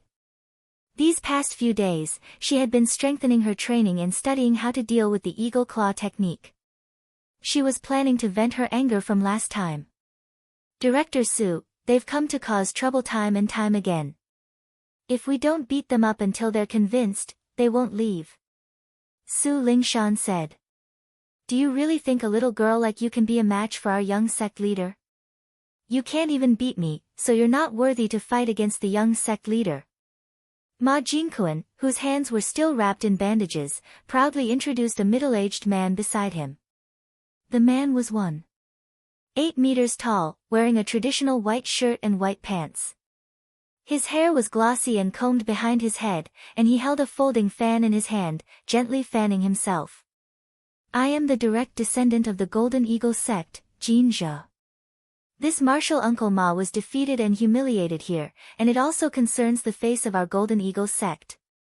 I have come under my father's orders to experience it. Jin Zhe raised his chin with a relaxed expression. I was careless last time. I didn't expect you to know ancient martial arts. This time, it's still uncertain who will win and who will lose. Su Lingshan took a step forward and pretended to make a move. Jin Zhe teased, I have no interest in hitting women.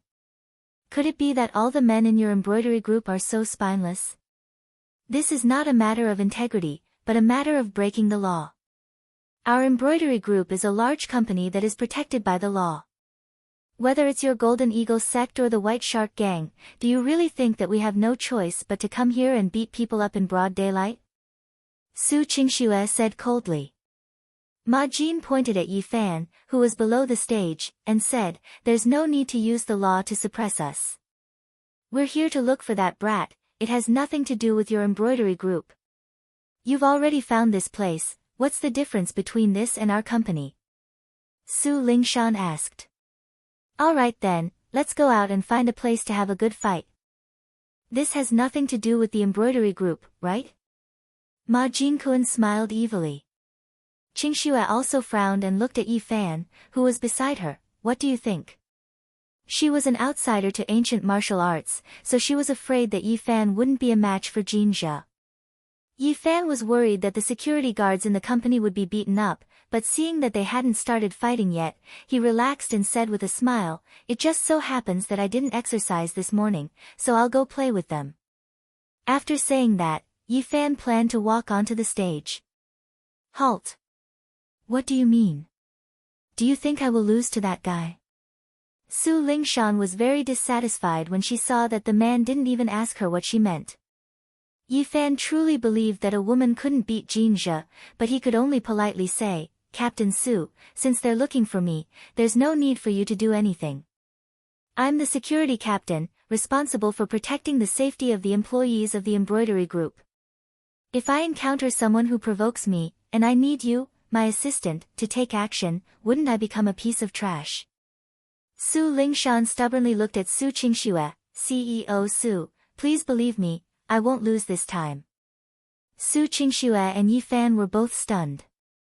They didn't expect that Su Lingshan would be so serious about this matter. It seemed like the last time she lost, it was really hard for Su Lingshan to accept. Su Qingxue was silent for a moment, then said, Yi Fan, come down and leave it to Lingshan to handle. Thank you for your trust, Director Su. Chapter 106. 0106 Humph, do you really think that this young master is here to play with you? Jinzhe felt that he had been underestimated, and his expression darkened. Su Lingshan assumed a fighting stance in the army, cut the crap. We'll talk about it after you pass this old lady. Jinzhe handed the fan to a follower beside him, then took a step forward and assumed a starting stance. The thumb was bent outwards, and the other 4 fingers were held together. The joints of the second and third fingers were tightly bent, and each finger was bent towards the back of the hand. The back of the hand was opened, and the 2 hands were like lifelike eagle claws. After observing some of the flaws in the opponent's body, Su Lingshan moved first and threw a punch towards Jinzhe's chest. One of Jinzhe's eagle claws instantly clasped down, and just as he was about to grab Su Lingshan's fist, he saw the woman lean forward and immediately do a front flip. Su Lingshan was actually feigning a punch, and her real follow-up was a somersault. Bam! Jinzhe was shocked. He barely managed to block the kick with his left hand, and his body slightly squatted down. Seeing this, Su Lingshan's body landed on the ground, and she once again performed a low-altitude roundhouse kick. Jinzhe hurriedly retreated, but he was still kicked and staggered a few steps back. This gave Ma Jinkuan and the others behind a fright. Why was the process of the battle different from what they had imagined? Jinzhe also dusted off the dust on his chest, his expression turning serious. What, is that strange? Do you really think that just because you know ancient martial arts, you'll definitely win? Su Lingshan coldly snorted. Jinzhe laughed evilly, interesting. This young master has underestimated you. Watch this.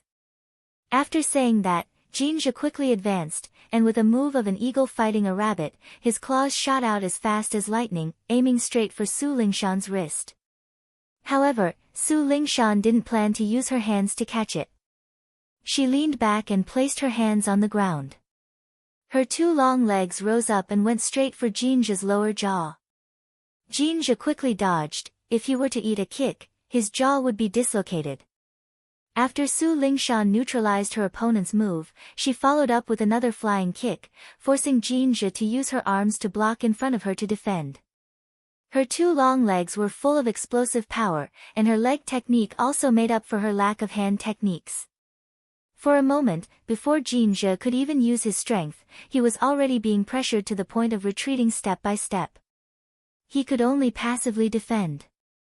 Yi Fan, who was below the stage, squinted his eyes. This Su Lingshan was really out of his expectations. Although the eagle claw was a basic form of Xing Yi Quan, it was a very flexible and versatile martial art. The claw technique was rich and fast, and after mastering it, it could be compared to the dragon claw hand. After all, Jinzhe's claw technique was already stronger than Ma Jinkuan's, and he was also in his prime, so he was at least 2 levels stronger than Ma Jinkuan.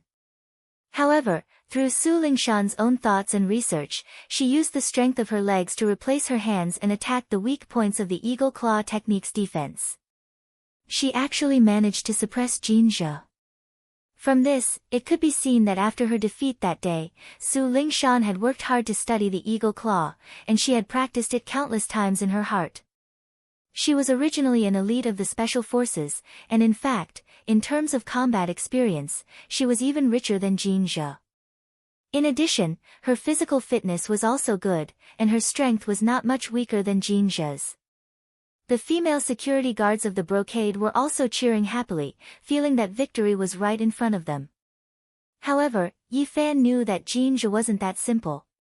Otherwise, Ma Jinkuan wouldn't have begged for so many days before inviting him over. Sure enough, Jinzhe seemed to be unable to endure this kind of situation and no longer hid his strength. He suddenly let out an angry roar, and a wave of heat burst out from his body. His muscles swelled up, becoming as hard as iron. The movements of his 4 limbs suddenly sped up, and his strength also became stronger. Even from a few meters away, one could feel the sudden change in his aura. Originally, Su Lingshan thought that she could kick Jinja's chest, but she was suddenly caught by Jinja's eagle claw. Internal strength? Su Lingshan's pretty face turned pale. She didn't expect that this young sect leader of the Golden Eagle sect would actually be able to cultivate inner force. Martial artists were also divided into levels. Those who could sense qi and cultivate true qi through inner force techniques could be considered experts of the ancient martial world. In the ancient martial realm, they could be considered to have stepped into the threshold of the post-celestial being. This kind of martial artist, through the circulation of true qi through the meridians, could strengthen the body, and could already effectively increase the body's strength, speed, reaction, and so on. Facing ordinary ancient martial artists, it was possible for them to fight against several people, or even more than 10 people. Of course, just as Yi Fan had said when he was teaching Ning Zimo how to cultivate the one life water of heaven, the key was that most martial artists had a poor sense of qi. They couldn't even understand what true qi was, so no matter how good their cultivation techniques were, they wouldn't be able to cultivate inner force. As the next sect leader of the Golden Eagle sect, if he couldn't even cultivate true qi, then he probably wouldn't be able to become the sect leader. Damned woman, since you like to kick so much, this young master will break your tendons. Jin Zhou was flustered and exasperated. He felt that as a dignified expert, he had actually been kicked so many times by a female security guard who didn't even know ancient martial arts. At this moment, he was burning with rage. He didn't care about the severity of his attack and wanted to cripple one of Su Lingshan's legs with one claw. Su Lingshan pulled back with all her might. Her shoes fell out and her pants were torn. She barely managed to dodge the attack. However, Jinja unceremoniously shot forward and grabbed Su Lingshan's shoulder, wanting to cripple her arm again. This speed had already doubled from before, so Su Lingshan couldn't dodge it at all. She could only avoid her vitals and use her back to block. Ah! Su Lingshan let out a blood-curdling screech. A large piece of cloth was ripped off her clothes, and 3 red claw marks were left on her back. Lingshan! Su Qingxue hurriedly shouted to stop. You guys quickly stop. Stop fighting. Yi Fan also knew that he couldn't wait any longer. Even if it would make Su Lingshan lose face, he still jumped onto the stage and said with a frown, the person you are looking for is me, wait.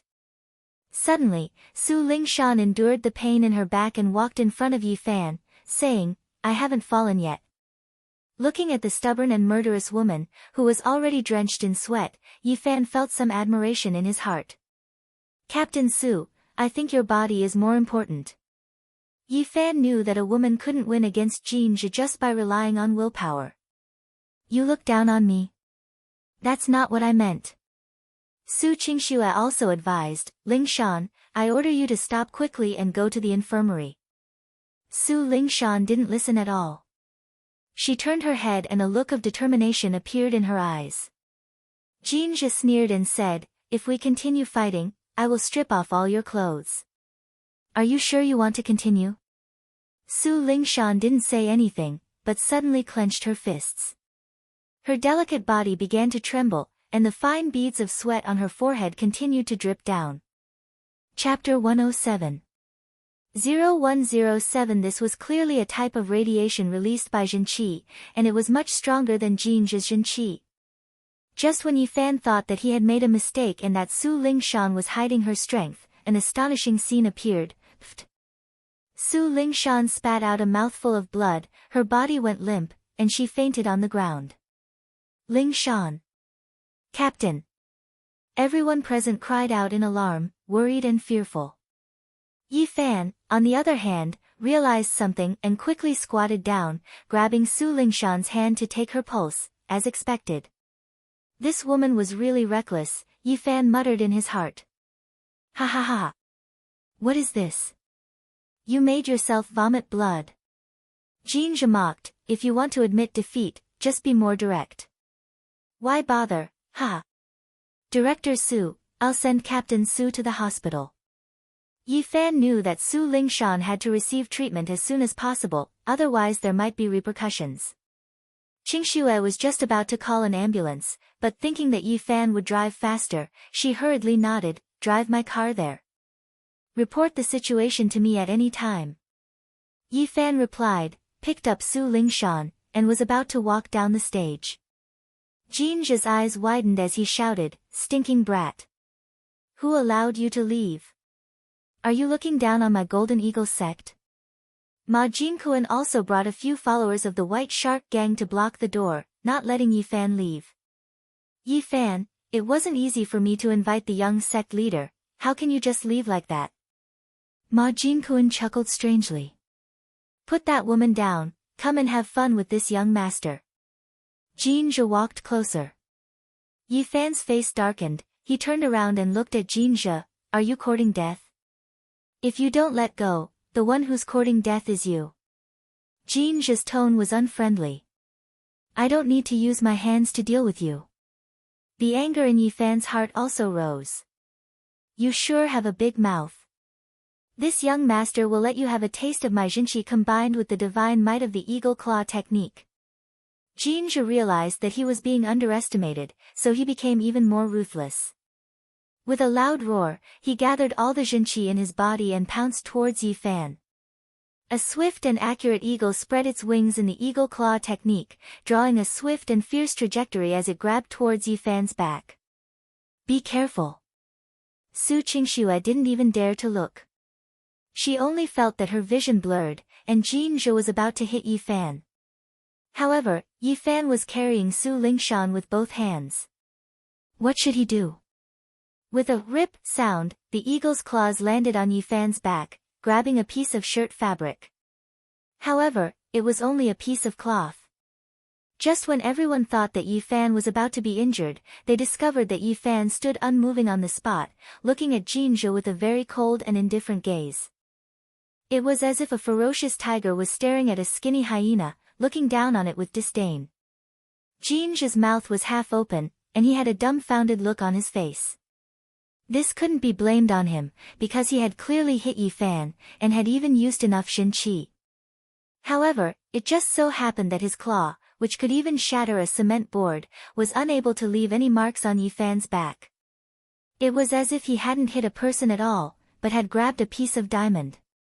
How could this be? At this moment, the sail turned around and suddenly raised its leg. A whip kick brought with it a strong piercing sound as it struck Jinja's thigh bone. Bam! Everyone heard an explosion-like sound. Before Jinja could even react, one of his right thigh bones had already been broken by the kick. Ah! My leg! Jinja's right leg seemed to have been blown apart by a bomb, bending limply. He was in so much pain that he was about to faint, and his screams made one's hair stand on end. Whether it was Qingxue or the group of female security guards, they all stared blankly at all of this, unable to react. Jinja, who looked so powerful just now, had forced Su Lingshan into a desperate situation and caused her to vomit blood, was actually taken care of by Yi Fan with a single kick. Yi Fan, on the other hand, acted as if he didn't do anything. He didn't even look at him as he turned around and continued to walk out of the door. If it wasn't for the fact that this was a company and it wasn't suitable for him to be heavy-handed, he would have crippled all of them no matter what. Ma Jinkuan and a few of his followers were trembling in fear. Seeing the man walking over with a gloomy expression, they hurriedly made way for him. Even Jinja was crippled with a single kick, how could they dare to provoke Yi Fan? Ma Jinkuan was incomparably regretful. If he had known earlier, he wouldn't have come to take revenge today. After being busy for so many days, he had even lost the face of the entire Golden Eagle sect. Qingxue watched as the man carried Su Lingshan away, and her mind was filled with chaotic thoughts. This man had refreshed her understanding of him time and time again. Just who was he? Yi Fan went to the underground garage, drove the car, and drove Su Lingshan all the way to the nearest Haihua hospital. Because Su Lingshan was a middle-level member of the embroidery group, she enjoyed preferential treatment in this hospital, so she was quickly arranged for an examination. After the CT scan, he found that the woman's body wasn't damaged, she was just a bit fatigued. Actually, Fan Xian had already guessed that this would be the result. After placing Su Lingshan in the ward, he reported the situation to Su Qingxue. Is Lingshan really fine? Then why did she vomit blood? Su Qingxue was puzzled when she heard that there was no problem with the examination. Yi Fan could only give a simple explanation. Actually, Captain Su suffered some internal injuries, but with modern medical technology, she couldn't produce such a situation. I only know that her internal organs are rather tired. Actually, it was her internal organs that bled for a short period of time, entered her stomach, and then spat it out. So there really is inner force in this world. Su Qingxue muttered, still feeling that it was inconceivable. Yi Fan muttered in his heart. The strange thing was that this internal injury was caused by Su Lingshan herself, and not by a beating. However, Yi Fan wouldn't say too much. After all, Su Qingxue didn't need to know. Oh right, Qingxue, how is the company? Did Ma Jinkuan and the others leave? Yi Fan asked. Su Qingxue said, you kicked that Jin Zhe until his leg was broken, of course they left. Also, the leader of the White Shark Gang, Zhu Shoujing, just called us and apologized. Ma Jinkuan's matter has nothing to do with them. It seems like they are afraid. Yi Fan was suspicious. The leader of the White Shark Gang apologized to you? What, you don't seem to believe it. Do you really think I'm afraid of the White Shark Gang? They are just a gang, we are a large enterprise that pays taxes, why aren't you afraid of us? Su Qingxue said arrogantly. Li Fanxian still felt strange in his heart. He felt that something was wrong, but he couldn't find a reason for it. Let's not talk about this anymore. The matter with the White Shark Gang is over. They probably won't dare to cause trouble for our embroidery group in the future. Don't come to work today. Stay in the hospital with Lingshan. You definitely know a little more than others about these internal injuries. Su Qingxue was quite thoughtful, and she was also very concerned about the health of this beloved general. Chapter 108. 0108 White Shark Gang, Sect Leader Zhu Shoujing's villa, in an antique, well-decorated study. After Zhu Shoujing hung up the phone, a cruel smile appeared on her face. Young Master Zheng, Su Qingxue must have thought that we have let her go, she should have let down her guard. Sitting on the opposite side of the desk, smoking a cigar, was Zheng Junfeng. That bitch Su Qingxue, it would have been better if she had followed me earlier. She insisted that I hire an assassin to kill her. She really doesn't know how to appreciate favors. Zheng Junfeng puffed out his smoke with an evil smile on his face. Recently, the popularity of the embroidery group has been increasing and has received the attention of some leaders. This is actually not a good time to kill Su Qingxue. If we are not careful, we might capsize ourselves. Zhu Shoujing said seriously. Zheng Junfeng squinted his eyes, if we don't kill him now, it will be too late in the future. Chief Zhu, don't forget, if our stock continues to fall like this, our own capital chain will have problems, and we won't have the money to sponsor you. If you want to continue to stand in Huahai, you can't fight against the Iron Lock Gang and the Purple Bamboo Forest without money. This time, you can only succeed, you are not allowed to fail. Don't worry, the people we invited this time are all experts. We will definitely complete the mission cleanly. Zhu Shoujing said confidently. Being ordered by a hedonistic young master like this, Zhu Shoujing's heart was filled with anger, but she could only smile along. For an old gang like them, life was actually getting harder and harder. Most of the people inside were old. They were uncultured and had no foresight. They failed in all sorts of businesses and investments, and they were always fighting amongst themselves. But in today's society, no matter how big a gang was, it was still no match for the country. How could they casually cause trouble and rob? Therefore, since they were unable to earn money to support the gang, they could only rely on a merchant family like the Zheng family. Most large consortiums and families would look down on a bunch of uncultured people like them, worried that they would ruin their reputations. Only the father and son of the Zheng family were ruthless people, and their backgrounds were not clean, so they were willing to help them do some shady business. That Yi Fan, I really underestimated him before. Ma Jinkuan and the young master of the Golden Eagle sect are actually not his match. No matter what, the assassins you hired should be stronger than them, right?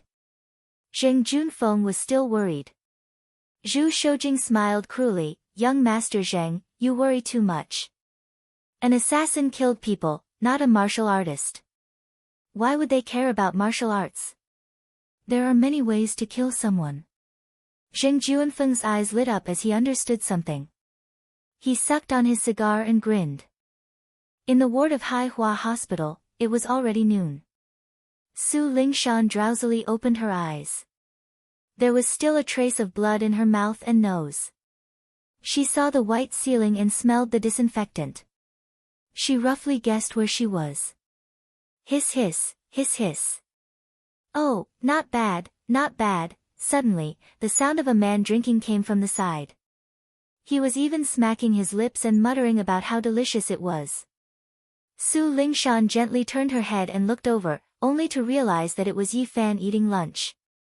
The food given by the hospital was radish pork rib soup, a plate of vegetables and a bowl of soybean braised meat. Yi Fan had basically eaten most of it and was currently drinking the remaining rib soup. This was the first time Su Lingshan had seen someone eat so happily in the hospital. This guy was the only one. Captain Su, you're awake. Yi Fan saw Su Lingshan looking at him. Why are you here?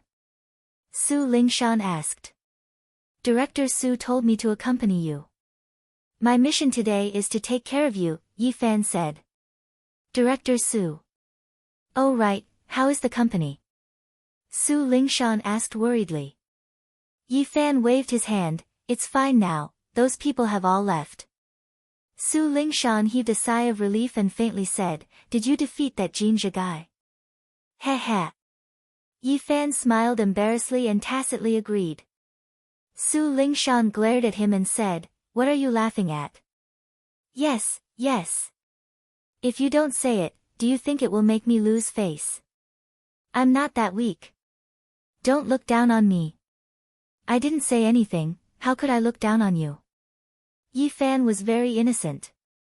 Su Lingshan was so angry that her eyes turned red. You must think in your heart that I'm an idiot who overestimates himself and even injures himself, right? Yi Fan was silent for a moment, then picked up a cup of water beside him. Captain Su, do you want some water? I won't drink. I don't need you to take care of me either. Su Lingshan said as she got up. But just as she was about to get up, she felt a sharp pain in her internal organs. Ah! Su Lingshan cried out in pain and fell back onto the bed. Fan Xian frowned and said, your internal injuries haven't healed yet, so you have to be careful. Don't exercise too intensely, otherwise it's easy to bleed again. I don't need you to worry about me. Su Lingshan shouted. Why was this woman's temper so irritable? He could only say, I didn't look down on you. Whether you believe me or not, I never had that kind of thought. Su Lingshan turned her head away. I don't need this kind of pitiful consolation. Fan Xian continued, you didn't just go up and fight with Jinja without a brain. You did study how to deal with the eagle claw technique. You worked so hard, I can only admire you. It's just that you couldn't tell that your opponent was an ancient martial art practitioner who had practiced Nigong, so it was inevitable that you would be at a disadvantage. You can't be blamed for that. The only thing I don't understand is, what kind of martial arts are you using? Why does it look different from other internal energy techniques? Why did you hurt yourself? Hearing the man's words, Su Lingshan slowly turned her head and asked, do you really think so? Captain Su, why would I lie to you? You just have a strong personality, and that's not a flaw. Besides, I think Director Su should be very touched by your dedication. Yi Fan said with a smile. Her face turned slightly red, she bit her lower lip and whispered, nonsense, you must be laughing at me for being an idiot in your heart. Yi Fan could tell that the woman was no longer angry, so he asked again, are you hungry?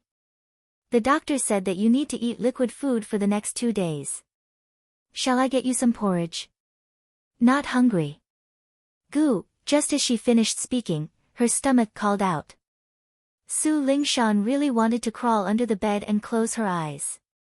She cursed her own stomach in her heart for being so disappointing. Actually, there was nothing she could do about it. She had only eaten breakfast, had gone through a fierce battle, and even had internal bleeding. It was already 1 o'clock in the afternoon, so it was hard for her not to be hungry. Yi Fan really wanted to laugh, but he held it in. He ran out and made the woman a bowl of congee with pork and century eggs from the hospital, then went into the room. "Captain Su, sit up slowly, I'll feed you," Yi Fan said as he sat on the edge of the bed. "Feed her?" When Su Lingshan heard this, her face turned hot and she hurriedly said, "No need, I can do it myself." Seeing that the woman was stubborn, Yi Fan didn't force her and helped her up slowly. Chapter 109. 0109 Yi Fan smiled, "Don't be nervous, the nurse changed it for you, I didn't peek." Who asked if you peeked?" Su Lingshan hurriedly denied. Yi Fan didn't argue, he handed the bowl of porridge to her and then gave her the spoon. Su Lingshan was really hungry, she immediately scooped up a spoonful and was about to put it into her mouth. She was just about to eat the porridge, but because some of her internal organs were involved, her lungs were swollen and in pain. Yi Fan saw this and hurriedly took the spoon. He smiled and said, "Let me feed you. If you aggravate your injuries for the sake of eating porridge, then you really are an idiot." Su Lingshan had no choice. She was also afraid of vomiting blood again, so she nodded and silently agreed. Yi Fan delivered spoonfuls of porridge to the woman's mouth, while Su Lingshan opened her small mouth, a little like a child waiting to be fed. At such a close distance, the two of them could breathe in each other's breaths. The faint fragrance from the woman's body mixed with the smell of disinfectant from the hospital. It actually smelled pretty good.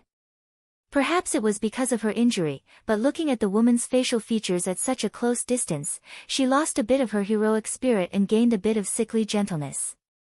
Just like this, one person fed and one person ate without saying a word, the atmosphere suddenly became ambiguous. Su Lingshan also seemed to feel a little awkward and said in a low voice, "Why aren't you saying anything?" Yi Fan blinked and said with a smile, "I noticed that Captain Su, your facial features are even more exquisite and your skin is very delicate." Su Lingshan's face turned hot and her gaze dodged. "Shut up. Stop talking. Let me speak in a while, then tell me to shut up in a while.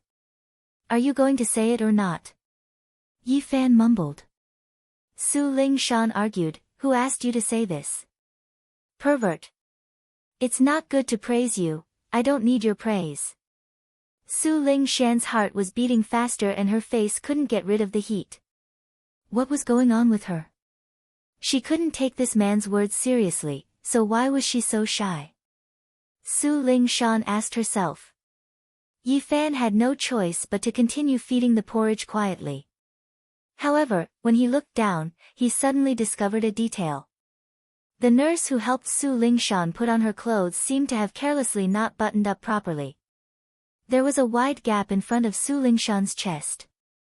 From Yi Fan's angle, he could actually see 2 arcs and the ditch in the middle. With this size, he really didn't know if the button wasn't buttoned properly, or if it was stretched open after being buttoned. After Su Lingshan ate a few mouthfuls, she realized that Yi Fan was staring at a certain place with a satisfied expression. She lowered her head slightly and immediately realized what the man was looking at. She gritted her teeth in hatred. "Look again. Do you think I won't dig your eyeballs out?" Yi Fan smiled embarrassedly, raised his head and said, "I was thinking, should I help you button it up? This little nurse is really careless, mind your own business." Su Lingshan endured the pain and carefully buttoned up her clothes. Yi Fan also became obedient and finished feeding the bowl of porridge. After eating enough, Yi Fan planned to help Su Lingshan lie down. However, Su Lingshan's eyebrows were tightly knitted, and her eyes revealed a somewhat troubled expression as she said, "Go help me. Call a nurse in." "Call a nurse? What? What's wrong with you? Go." Su Lingshan didn't explain. Yi Fan had no choice but to run out and call a little nurse. "Miss, is there anything you need?" the little nurse asked. Su Lingshan lowered her head and said softly, I want to go to the toilet." Yi Fan suddenly understood and couldn't help but want to laugh. "So that's what happened." "That's right, Su Lingshan didn't urinate the entire morning. After hanging up a few bottles of medicine and eating porridge, it would be strange if she didn't want to go to the toilet." The little nurse looked at Yi Fan in confusion, but it wasn't good for her to refuse, so she carefully helped Su Lingshan up. "Come. Slow down. If it hurts, tell me immediately." The little nurse was only 1.5 meters tall and had a petite figure. As for Su Lingshan, she was a tall woman who was more than 1.7 meters tall. Because of her martial arts training, her body was also relatively heavy. It was very strenuous for her to help her get off the bed. Su Lingshan took small steps and walked towards the bathroom in the ward. Her entire body was almost pressed against the little nurse's body, causing her to sway as she walked. Hiss. Su Lingshan's abdomen twitched and she gasped in pain. The little nurse was both flustered and strained, so she could only ask Yi Fan for help. "Sir, it's better if you do it. I don't have enough strength and I'm afraid that I'll fall to the ground." "That would be terrible."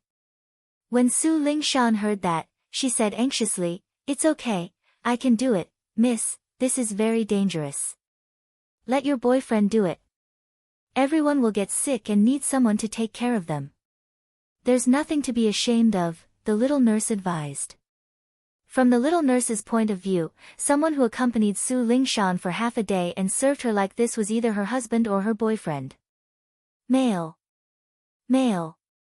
No. Su Lingshan didn't even know how to explain. Yi Fan had wanted to help a long time ago, but he was afraid that Su Lingshan would scold him. Hearing that the nurse was looking for him, he felt confident. "All right. I'll do it." Yi Fan went over and let Su Lingshan place one of her arms on his shoulder, replacing the little nurse. The little nurse was also very busy. Seeing that Yi Fan was supporting Su Lingshan steadily, she ran off to another place. Su Lingshan's pretty face was burning hot. She stood on the spot and didn't want to walk forward anymore. "Captain Su, just make do with it. I definitely won't look around. If you get sick from holding it in, Director Su definitely won't let me off when we get back," Yi Fan said with a serious face. Su Lingshan really couldn't hold it in anymore. If she asked the man to find a nurse, it would seem like she was being too unreasonable. "I didn't say anything. Hurry up and help me in." Su Lingshan snorted lightly. Yi Fan nodded and slowly helped the woman to the washroom. However, when they arrived at the toilet, another problem occurred.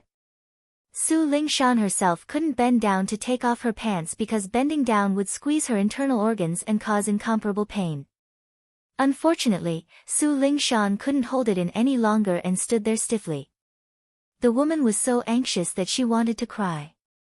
If she peed her pants, how would she face anyone?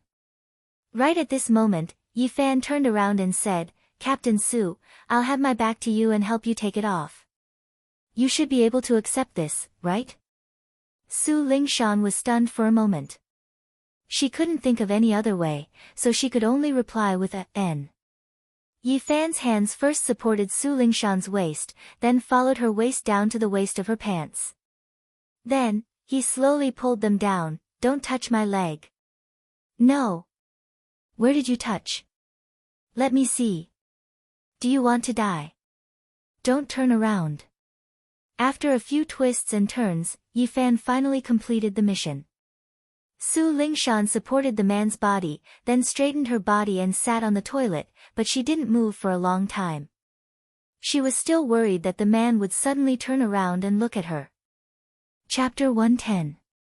0110 Su Lingshan pursed her plump lips and thought about it. However, this was the first time a man was standing beside her.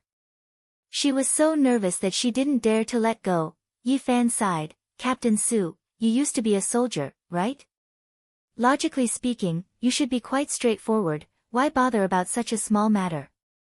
Hearing this, Su Lingshan was a little unconvinced. Who's going to bother with you? After being provoked by the man, Su Lingshan couldn't be bothered to care about anything else. Yi Fan heard the hua hua hua sound of intense water flowing behind him and laughed bitterly in his heart. It seemed like she was really suffocating. She didn't expect the sound of water to be so loud, especially since the two of them weren't talking. The bathroom was very quiet, making the sound especially ear-piercing. Fortunately, Yi Fan didn't say anything and silently waited for the woman to finish. After going to the toilet, it took him nearly half an hour. Other than not helping the woman clean up, Yi Fan participated in the entire process. When he helped Su Lingshan back to the bed, the awkwardness between the two of them was no longer as intense. You can go back, I can do it myself, Su Lingshan said. Yi Fan looked at the time. It was only 2 in the afternoon, so he sat down and said, there's no rush. I haven't gotten off work yet, so I have nothing to do at the company. Your body still needs to rest for 2 days. When it doesn't hurt anymore, you can leave the hospital. 2 more days. Su Lingshan had a worried look on her face. You've injured yourself internally. It's already good that nothing big happened. Yi Fan asked curiously, oh right, Captain Su, what kind of internal energy do you practice? Can you tell me about it? Yi Fan had never seen this kind of strange martial arts before. He vaguely felt that this martial arts was not ordinary.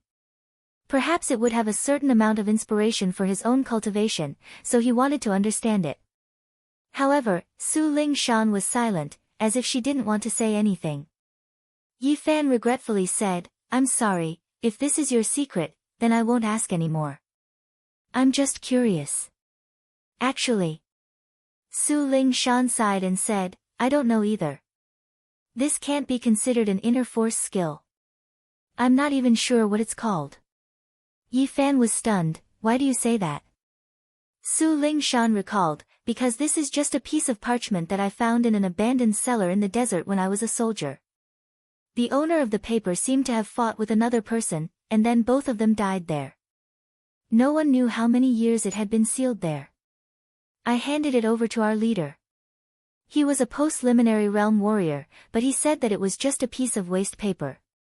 It was filled with messy incantations and couldn't be used to cultivate internal energy. However, I feel that if this parchment is useless, then why did they record this technique on it? Our regiment commander couldn't figure it out either. He said that this might just be an incomplete piece. Maybe something else was lost. Yi Fan understood, so you practiced it yourself? Su Lingshan said, that sheepskin is actually not considered a cultural relic. It's very limited in age, so no one wants it.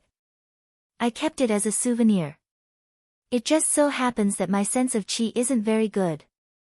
I've practiced an inner force technique before, but it didn't yield any results. I want to try another technique. As soon as I started practicing, I discovered that this technique would make my body heat up. Moreover, if I followed its requirements, my strength would increase, but my body would also hurt. I was worried that this was some evil technique, so I didn't dare to practice it too much. But just now, I was hot-headed and only wanted to defeat Jinjia, so I forcefully circulated my energy. I didn't expect this to be the result. Yi Fan frowned, you mean? You don't have Jinqi, but you can still use it. Yes, that's why this cultivation technique is very strange. I don't think it can be considered an inner force skill at all. Su Lingshan sighed and said, no matter what, our captain is right. This is indeed a messy cultivation technique. Fortunately, I didn't practice too much. Yi Fan revealed a fawning smile and looked at Su Lingshan eagerly. You. Why are you looking at me like that? Su Lingshan panicked. Captain Su, we have a friendship that has gone to the toilet together. Can I ask you for a favor? Yi Fan asked with a smile. Scram. What have you done? It's so disgusting. Yi Fan thought to himself, it's not like I peed, it's your water that's so loud. He thought for a moment and said, then since I'm your good friend who helped you take off your pants. If you have something to fart about, then say it. Why are you talking so much nonsense? Su Lingshan couldn't take it anymore. Yi Fan's face turned serious. Can you tell me that technique? You should have memorized it all, right? Su Lingshan frowned. You want to practice too? This will hurt your body. I want to know more about it. Of course I won't act recklessly, Yi Fan said. Su Lingshan was also generous. Then I'll tell you, it's not like it's a treasure anyway. Yi Fan quickly sat up straight and said politely, Teacher Su, please advise me. This was the first time Su Lingshan saw this guy being so serious. She almost laughed out loud. After a short pause, she recited the incantation that she was familiar with. Concentrate your heart and gather your soul, replace the netherworld, breathe in the sun and moon, and connect your divine will. After a series of incantations, there were only a dozen or so words. To ordinary people, it might be a little obscure, but for those with the foundation of ancient martial arts, most of them could understand the hidden meaning behind these words. After Yi Fan heard this, he fell into deep thought.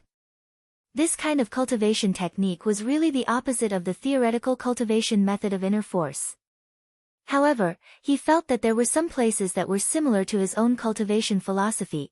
Just as Yi Fan was thinking, a young girl walked into the ward. Captain Su. How are you? Are you better? This was a beautiful female security guard. Su Lingshan smiled. Xiao Lu, why are you here? Director Su asked me to take over from Assistant Yi and take care of Captain Su. After all, I'm a woman, so it might be more convenient, Xiao Lu said. Su Lingshan's face turned red, but she was secretly annoyed. If she had come an hour earlier, she wouldn't have been so embarrassed just now. Yi Fan asked, Director Su wants me to go back. Yes, Assistant Yi, Director Su is looking for you. He wants you to return to the company quickly. Yi Fan was puzzled. What can't be said over the phone? However, he still bid farewell to Su Lingshan and walked out of the ward. Su Lingshan watched the man leave and felt an indescribable sense of loss. This made the woman feel a little complicated and frustrated. Half an hour later, Yi Fan drove back to the splendid building and went to Su Qingshua's office. The moment he entered, he saw Bai Shuqin with a kind and amiable face. She was sitting in a wheelchair, gazing at the scenery of Huahai City outside the French window. Beside her, Su Qingxue stood obediently and didn't have the slightest air of an iceberg CEO. No wonder she called him back, it was most likely because Bai Shuqin wanted to see him, Yi Fan thought. Grandma, why did you come to the company? Yi Fan hurriedly smiled and went over. Bai Shuqin turned back to look at him and said with a smile, When I first came, I heard that you helped the splendid group beat away the young master of the Golden Eagle sect and you only used one kick. You are really not simple, no wonder Xiao Shui would like you. Chapter 111 0111 Yi Fan happily said, My performance in the company is very outstanding. Grandma, if you come often in the future, you will find that I have too many good points. Heh. How could I have the chance to come here often? I just want to come to this office one last time and take a look at Huahai from here. Back then, when I first looked down at this place with my old man, the scenery was not as spectacular as it is now. If I had time, I would really like to see it for a few more years. Bai Shuqin said regretfully. Hearing this, Su Qingshue's nose turned sour. Grandma, why do you always say such things? Bai Shuqin looked at her granddaughter and said, Child, we are all businessmen. If we want to be an outstanding businessman, we must learn to face reality. We can't have fantasies just because the reality is bleak. Grandma's days are numbered. Taking advantage of the fact that she can still come over in a wheelchair and take a look, it can be considered as fulfilling a wish. Yi Fan's eyes revealed a hint of admiration. He could feel the great wisdom that time had brought her from this old lady. Grandma, why don't our family go out to eat tonight? Your last wish list should also have a family dinner, right? Yi Fan stepped forward and asked with a smile.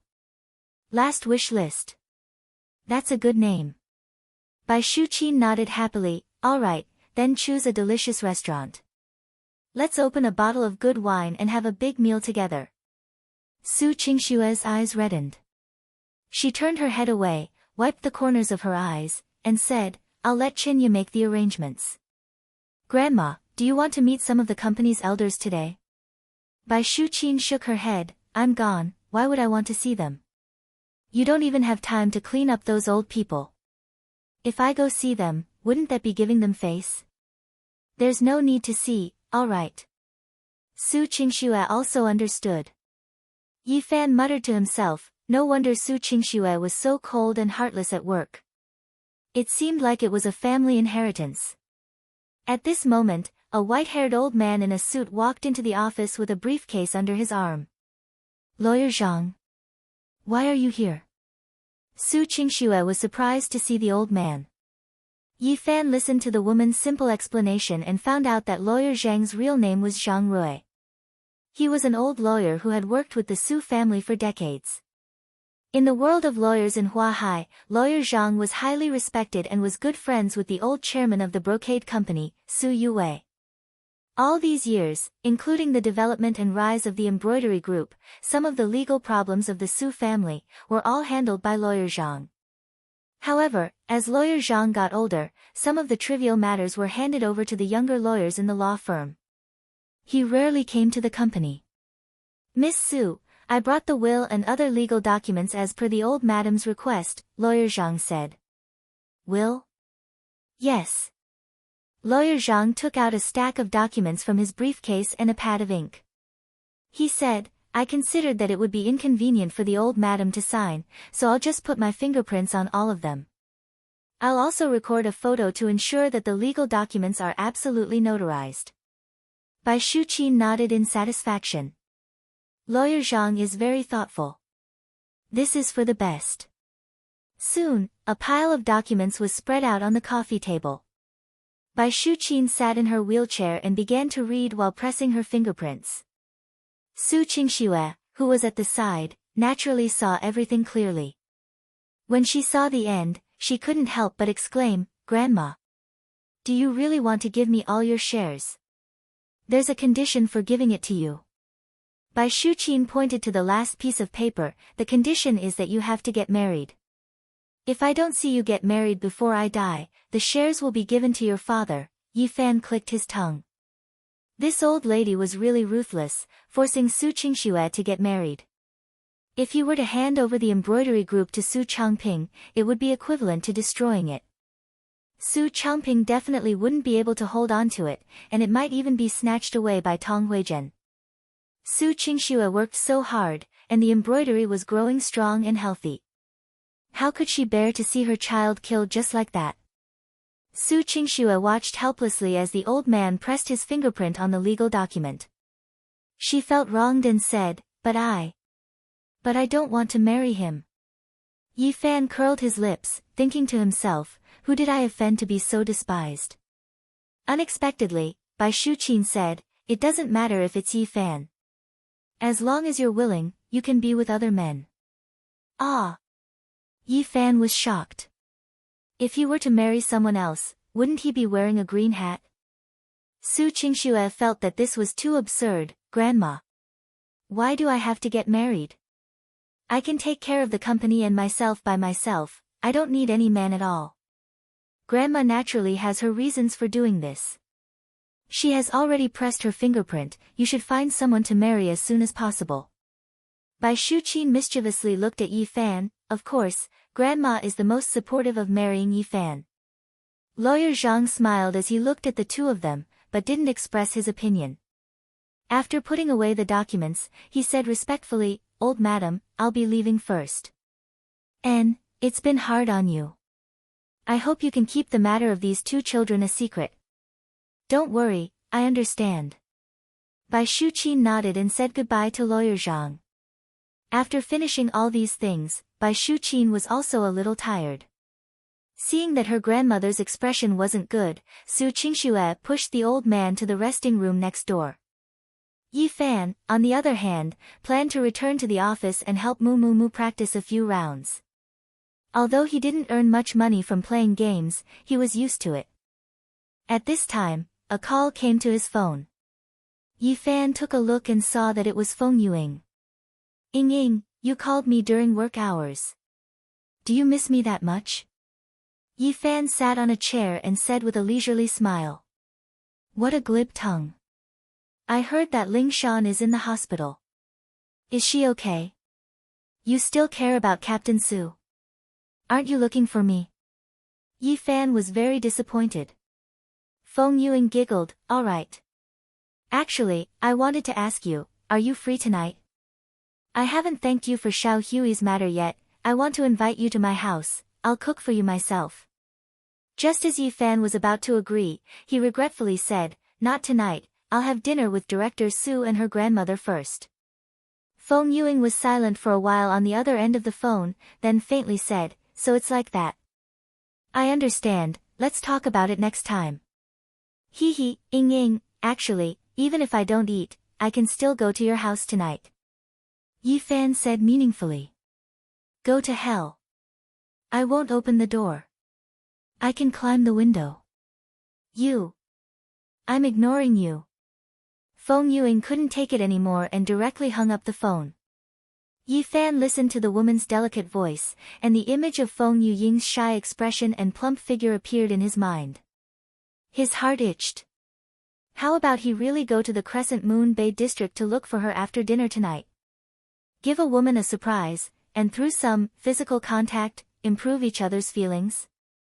While thinking about the beautiful night, Yi Fan started to play games. Chapter 112. 0112 Yi Fan. Huh? Yi Fan was a little flustered. Could it be that he was discovered playing games again? He asked, what's the situation? Hurry up and drive. Something is wrong with the old madam's body. Hurry up and send her to the hospital. Chinya said anxiously. Li Fanxian's expression changed. He couldn't care less about turning off the game. He ran out to take a look. In the corridor, Su Qingxue was pushing Bai Shuqin out. Grandma, can you hear me? Su Qingxue's tears were glistening, her heart burning with anxiety. The old lady on the wheelchair had an extremely ugly expression on her face. Her face was ashen yellow, and she seemed to be suffering from incomparable pain as she groaned. Yi Fan saw the old lady's absent-minded look and knew that it was the outbreak of pancreatic cancer. He hurriedly went downstairs to drive. Bai Shuqin's lifespan was coming to an end. In fact, she could leave at any time. Everyone naturally knew that. However, it wasn't easy for her to make an appointment for dinner. She wanted to make the old man happy one last time. If she didn't even have the chance to do so, it would probably be Su Qingxue's lifelong regret. At his fastest speed, Yi Fan only spent 20 minutes to drive Bai Shuqin to the tumor hospital. When the old man was sent in for treatment, Su Qingxue was like a deflated ball, paralyzed on the bench outside the hospital emergency room. Yi Fan knew that it was useless to say anything at this time, so he silently sat beside the woman, accompanying her. Time passed second by second. The sky gradually darkened. Unknowingly, it was already night. Su Qingxue raised her head haggardly and looked at the clock on the wall. It was already 7:30 in the evening. She then looked at the man beside her. Yi Fan very quietly crossed his arms in front of his chest, not moving at all. He just sat there quietly with her for a few hours. Yi Fan's figure was like a sturdy stone sculpture, tall and sturdy, giving people a sense of peace of mind. You should go first, you haven't eaten dinner yet, right? Su Qingxue's watery eyes had a trace of fluctuation as she said with a gentle tone. Yi Fan turned his head to look at her and smiled, didn't you not eat either? I don't need it, you don't need to accompany me all the time. I can do it by myself. Su Qingxue said faintly. Yi Fan let out a long sigh and patted his shoulder, if you're tired, you can lean on my shoulder. Whether it's true or not, I'm still your boyfriend. Su Qingxue turned around and said indifferently, no need, I'm not that weak. Yi Fan smiled in understanding, leaned his head against the wall, and let out a long sigh. Although I've never seen my grandmother, I don't know what it's like to have a grandmother. But I do know that it's hard to bear when a loved one leaves. Su Qingxue turned her head and looked at the man in confusion. Fan Xian's eyes were filled with sorrow as he muttered, "When I was 7, I watched as my mother was just a few meters away from me. She died just like that in front of me. At that time, my mind was blank. I didn't even know what I was thinking. I only felt that my heart was about to break and my lungs were about to explode. It was too uncomfortable." "Your mother. How did she die?" Su Qingxue couldn't help but ask. Yi Fan shook his head, "I still don't know. That day, when she entered the house, she started to vomit blood. Her expression was very pained. She crawled on the ground towards me, but her throat was hoarse and she couldn't call out my name. After moving a few times, she stopped moving." Su Qingxue's hands couldn't help but grab onto the corner of her skirt. Although the man spoke very casually, she felt very uncomfortable listening to him. A 7-year-old child watched his mother vomit blood in front of him and then die with a twisted expression. This kind of scene was so terrifying that it would give people nightmares. Yi Fan looked at her with a smile. "I know how you feel right now, so I just want to help you share some of the burden. It should be of some use." Su Qingxue silently lowered her head and did not say anything. Yi Fan didn't say anything else. He closed his eyes and leaned against the wall, patiently waiting. After about 10 minutes, something gently leaned against Yi Fan's right shoulder. Yi Fan opened his eyes, looked, and couldn't help but smile in relief. It was Su Qingxue who was leaning on his shoulder. Su Qingxue seemed to be afraid that the man would misunderstand something, so she whispered, "Don't think too much, I'm just a little tired." "Yes, I know." The two of them didn't say anything else. They just snuggled up to each other and waited for more than an hour. Finally, the door to the emergency room opened. When Bai Shuqin was pushed out, Su Qingxue immediately ran over. "Doctor, how is my grandmother?" A middle-aged female doctor took off her mask and said regretfully, "Miss Su, we did our best, but the old lady's organs are gradually failing and she could leave at any time. Your family members should be mentally prepared." After saying that, the doctor led the team away. Su Qingxue's face was pale and her legs were weak as she walked, watching as Bai Shuqin was sent to the VIP ward. Not long after, Aunt Jiang rushed over from home. Knowing that Bai Shuqin didn't have much time left, Aunt Jiang couldn't stop her tears as she sat in the ward and wiped them away. "My dad and the others didn't come?" Su Qingxue asked.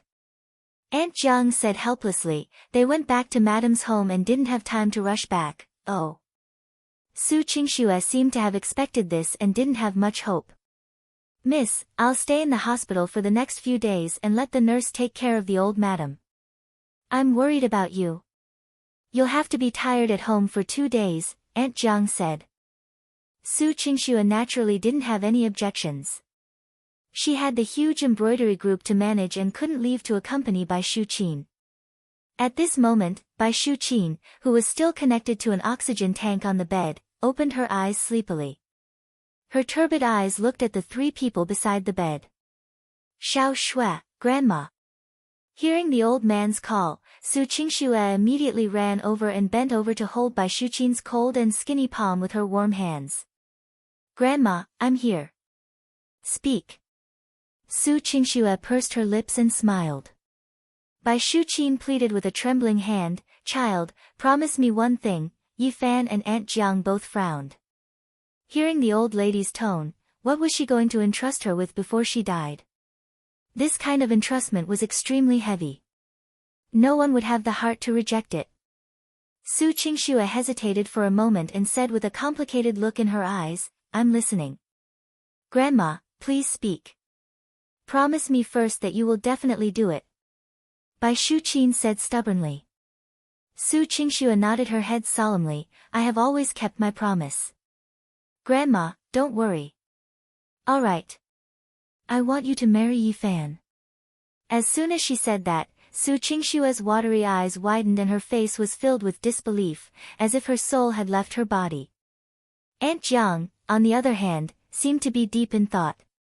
She looked at Yi Fan with all sorts of thoughts. Chapter 113. 0113. To put it bluntly, it was a little despicable to say such words at this time. However, if it wasn't for the fact that there was a huge difficulty, the old lady wouldn't have acted like this. She could only blame herself for being too pressed for time. She no longer had the time to wait for Su Qingxue to slowly consider, so she had to give a forceful order. And judging from Aunt Zhang's reaction, this mysterious old maid should have told Bai Shuqin some information. Grandma. Rest well, don't talk nonsense. Su Qingxue wanted to interrupt all of this. However, Bai Shuqin's hand held onto her tightly, as if she wanted to use all of her strength to make Su Qingxue compromise. Promise me. Say you can do it. Bai Shuqin shouted hoarsely. Su Qingxue's eyes were filled with pain, sadness, confusion, shyness, timidity. All sorts of complicated emotions. After a full minute of silence, the woman revealed a smile. I promise you, but marriage is a matter of two people. Yi Fan might not agree. As she spoke, Su Qingxue turned her head to look at the man and used her eyes to signal for the man to refuse. But Yi Fan hesitated for a moment, then nodded. I have no objections. Yi Fan. You. She was both embarrassed and angry. What was this guy thinking? Bai Shuqin heaved a sigh of relief. After letting go of Su Qingxue's hand, she seemed to have aged a lot. Good. You are all good children. Yi Fan sighed and said to Su Qingxue, I'll go out for a smoke and wait for you. If you have anything to say, come out and talk. After saying that, Yi Fan walked out of the hospital, ignoring Su Qingxue's shouts. Looking up at the bright moon in the sky, Yi Fan leaned against a camphor tree at the side of the parking lot and smoked 2 cigarettes. He took out his phone, flipped through the phone numbers, flipped to Feng Yuying's, then flipped to Ning Zimo's. After thinking about it, he didn't make the call.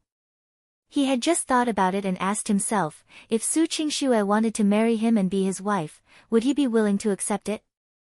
The answer was yes. He couldn't say that he loved this woman deeply. After all, they had only known each other for a month. However, there was no doubt that he still liked this woman after spending time with her and getting to know her better. Since that was the case, there was no reason for him to refuse a woman as beautiful as a fairy to be his wife.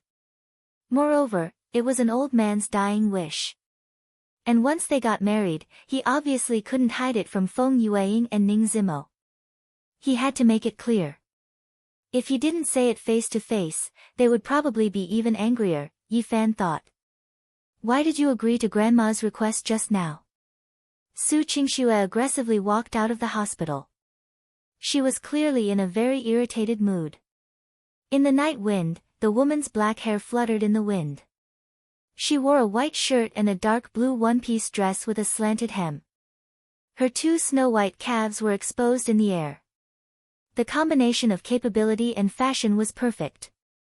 Although her flawless jade-like face was filled with anger, it did not affect her fairy-like charm in the slightest. Fan Xian looked at the woman in admiration and smiled. Why else? I want to change from boyfriend to husband. Beauty, do you get more money if you change your job? Turn your head. Su Qingxue flew into a rage out of humiliation. I'm not joking with you. Yi Fan threw away the cigarette butt and said, get in the car. Let's find a place to eat. If you're not hungry, I'm hungry too. Let's talk while we eat. Su Qingxue saw that the man had finally become serious, so she endured it for a moment and angrily got into the car. The two of them arrived at a nearby shop called Yula Noodle House. It wasn't that Yi Fan liked to eat noodles, but that he hadn't eaten for more than half a day. Fortunately, Su Qingxue wouldn't reject this kind of small restaurant, so she didn't object. The owner and employees of the shop looked at the LX 570 parked outside the door, then looked at Su Qingxue's expression. They all felt like they were dreaming. Why did the rich and beautiful people like them have their eyes on their little restaurant these days? Yi Fan ordered a big bowl of beef ramen, while Su Qingxue ordered a portion of fried rice noodles. You like fried rice noodles? Yi Fan originally wanted to order a small portion of ramen for the woman, but who would have thought that Su Qingxue herself was quite opinionated. Can't I? Su Qingxue said, then shouted to the owner in the kitchen, put more pepper noodles, don't add green onions. The boss poked his head out and replied, all right. Miss, please wait a moment. Yi Fan looked at the woman with a smile that was not a smile. This scene was very interesting, like a fairy descending to the mortal world, running into the noodle shop and ordering a portion of fried rice noodles.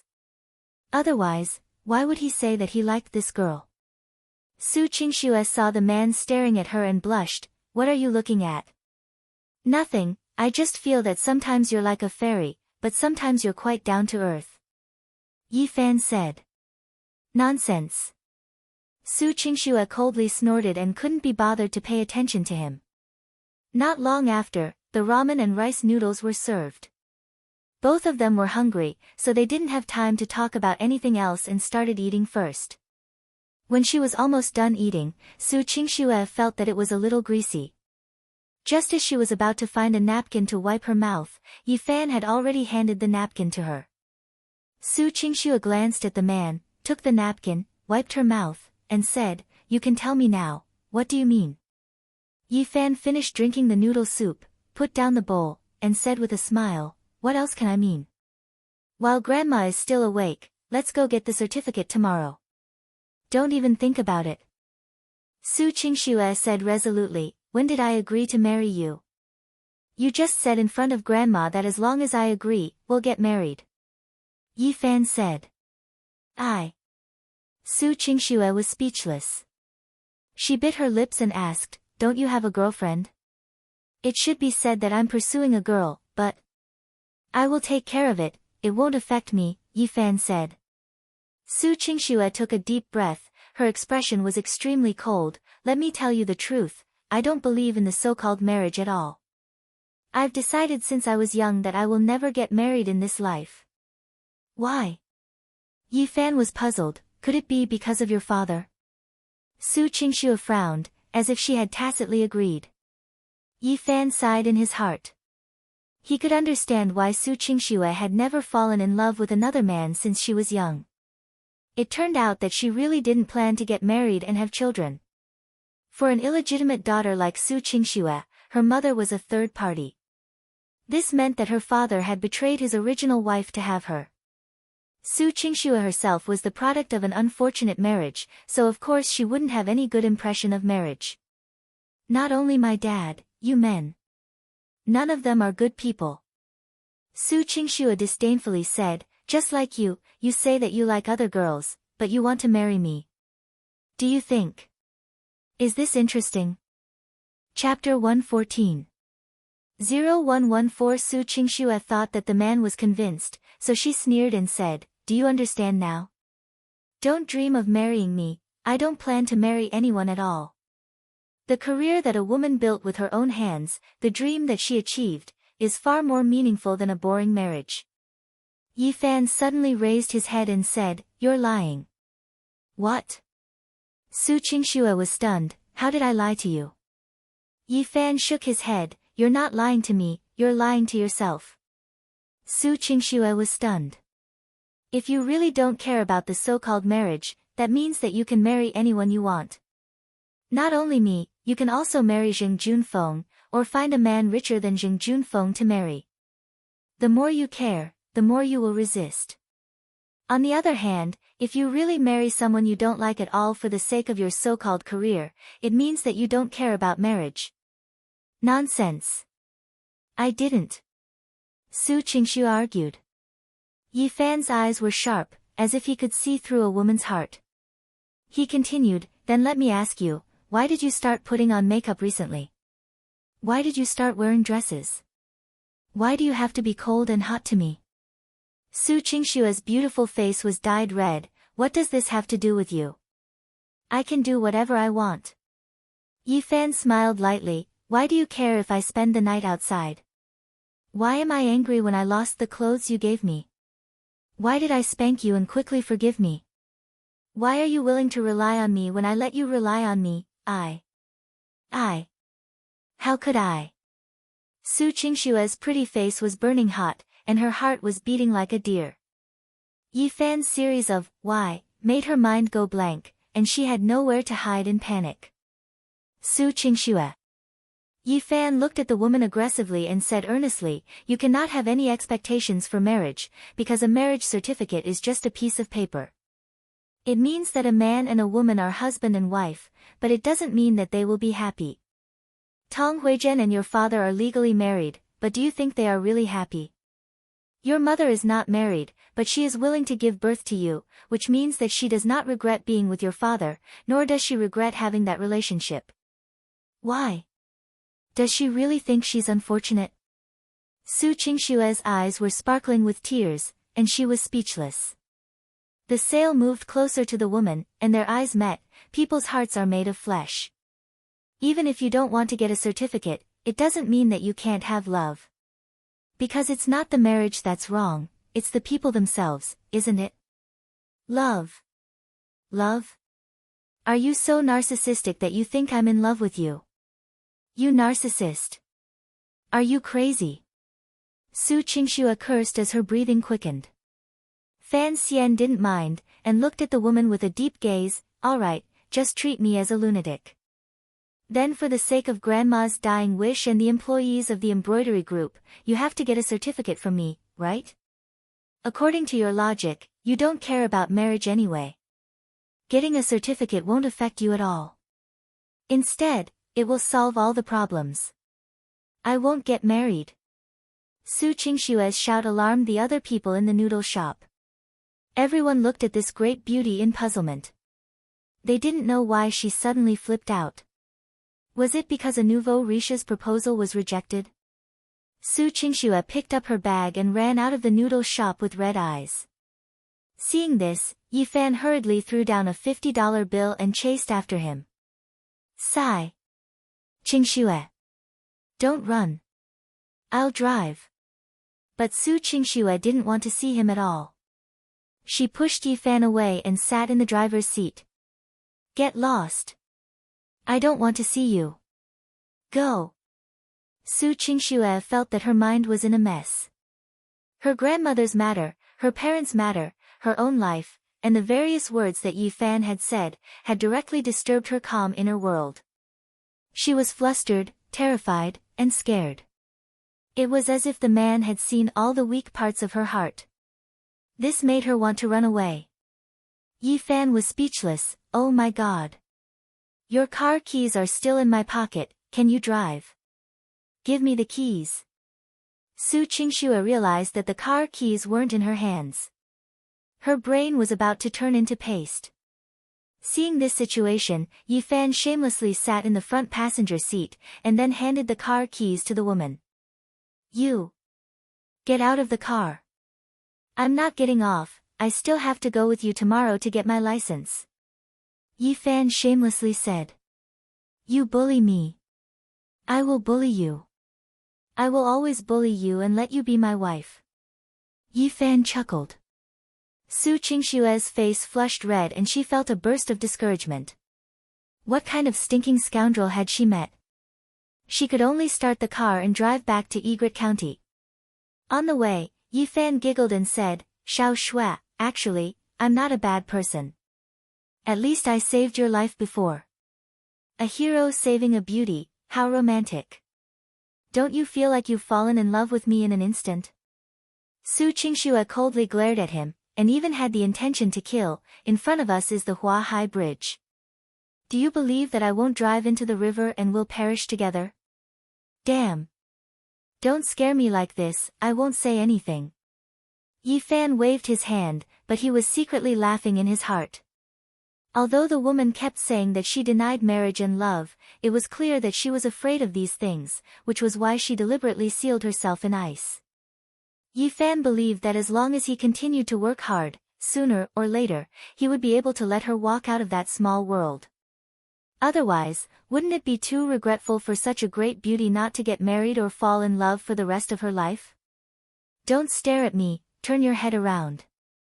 Su Qingshuo couldn't stand the man's fiery gaze, which made her upset. Yi Fan curled his lips and could only look out the window. However, as he looked, he happened to see a motorcycle following them in the rearview mirror. It was a Ducati 1299 Panigale S. This kind of motorcycle was famous in the world, and its price was almost the same as a 3 Series BMW, or even a little more expensive. On the motorcycle, two men wearing black helmets could not be seen clearly. However, a wave of killing intent made Yi Fan feel it very clearly. Qingxue, stop the car and pull over. Yi Fan knew that something was wrong and immediately shouted. What else do you want? Get off. Su Qingxue asked snappily. Someone is following us. Hurry up and get to the side. Yi Fan said. Following. Su Qingxue suddenly came to her senses and was about to brake, but the moment she stepped on the brakes, her pretty face turned pale. Li Fan Xian realized that something was wrong and turned his head to ask, what's wrong? Su Qingxue forcefully stepped on the brakes and anxiously said, it's useless to step on the brakes. The car is not under my control at all. Yi Fan frowned and looked at the rearview mirror. The person on the motorcycle, the guy behind him, seemed to be holding an instrument similar to a cell phone. Chapter 115. 0115. When Su Qingxue heard this, her hands that were holding the steering wheel started to tremble. She was a girl after all, how could she withstand this kind of fright? Then what do I do now? The car can't slow down at all, there's a red light ahead. Yi Fan saw that there was indeed a traffic light in front of them, and a large number of cars had begun to slow down. If they continued to drive like this, they would probably crash into them. At the current speed of almost 80 kilometers per hour, crashing into it would definitely be a major accident. Yi Fan narrowed his eyes and quickly unbuckled the woman's seatbelt. Then, he shouted, let go. I'll drive. Go sit in the back. I can't climb. Without waiting for Su Qingxue to finish speaking, Yi Fan had already used his powerful arm to pick up the woman and throw her to the back of the car. In a moment of desperation, Yi Fan's actions were also very rude. He slapped the woman's butt with one hand and pushed her over. Why are you touching me there? Although Qingxue knew that the situation was dangerous, she couldn't help but glare at the man after being pushed like this. Yi Fan didn't care too much. He held the steering wheel with both hands and focused on driving. Beep beep. Pitter-patter. Car horns blared everywhere because the Lexus was running too fast, which made the cars on the road panic. Yi Fan suddenly turned the steering wheel and drove the car into the spare lane. At this moment, even if he were to be photographed, it would be better than crashing into it. After safely crossing the intersection, Yi Fan began to speed up. Are you crazy? Why did you step on the gas? Su Qingxue's face paled. The car had already driven more than 100 kilometers in the city. If it wasn't for the fact that there weren't many cars at night, they would have definitely crashed. Yi Fan's expression was calm. Generally speaking, the remote control device that controls the car can only control a distance of about 20 to 40 meters. Although we can't slow down, we can speed up, so as long as we get a certain distance away from them, the car will be under our control again. Su Qingxue was surprised, so it can be like this. How did you know? Yi Fan turned around and glanced at her, grinning, if you don't have any ability, why would Grandma want you to marry me? Su Qingxue blushed and scolded, focus on driving. Who wants to marry you? As soon as he finished speaking, he heard the screeching sound of the tires sliding around the corner. Ah! Su Qingxue exclaimed and closed her eyes, not daring to look.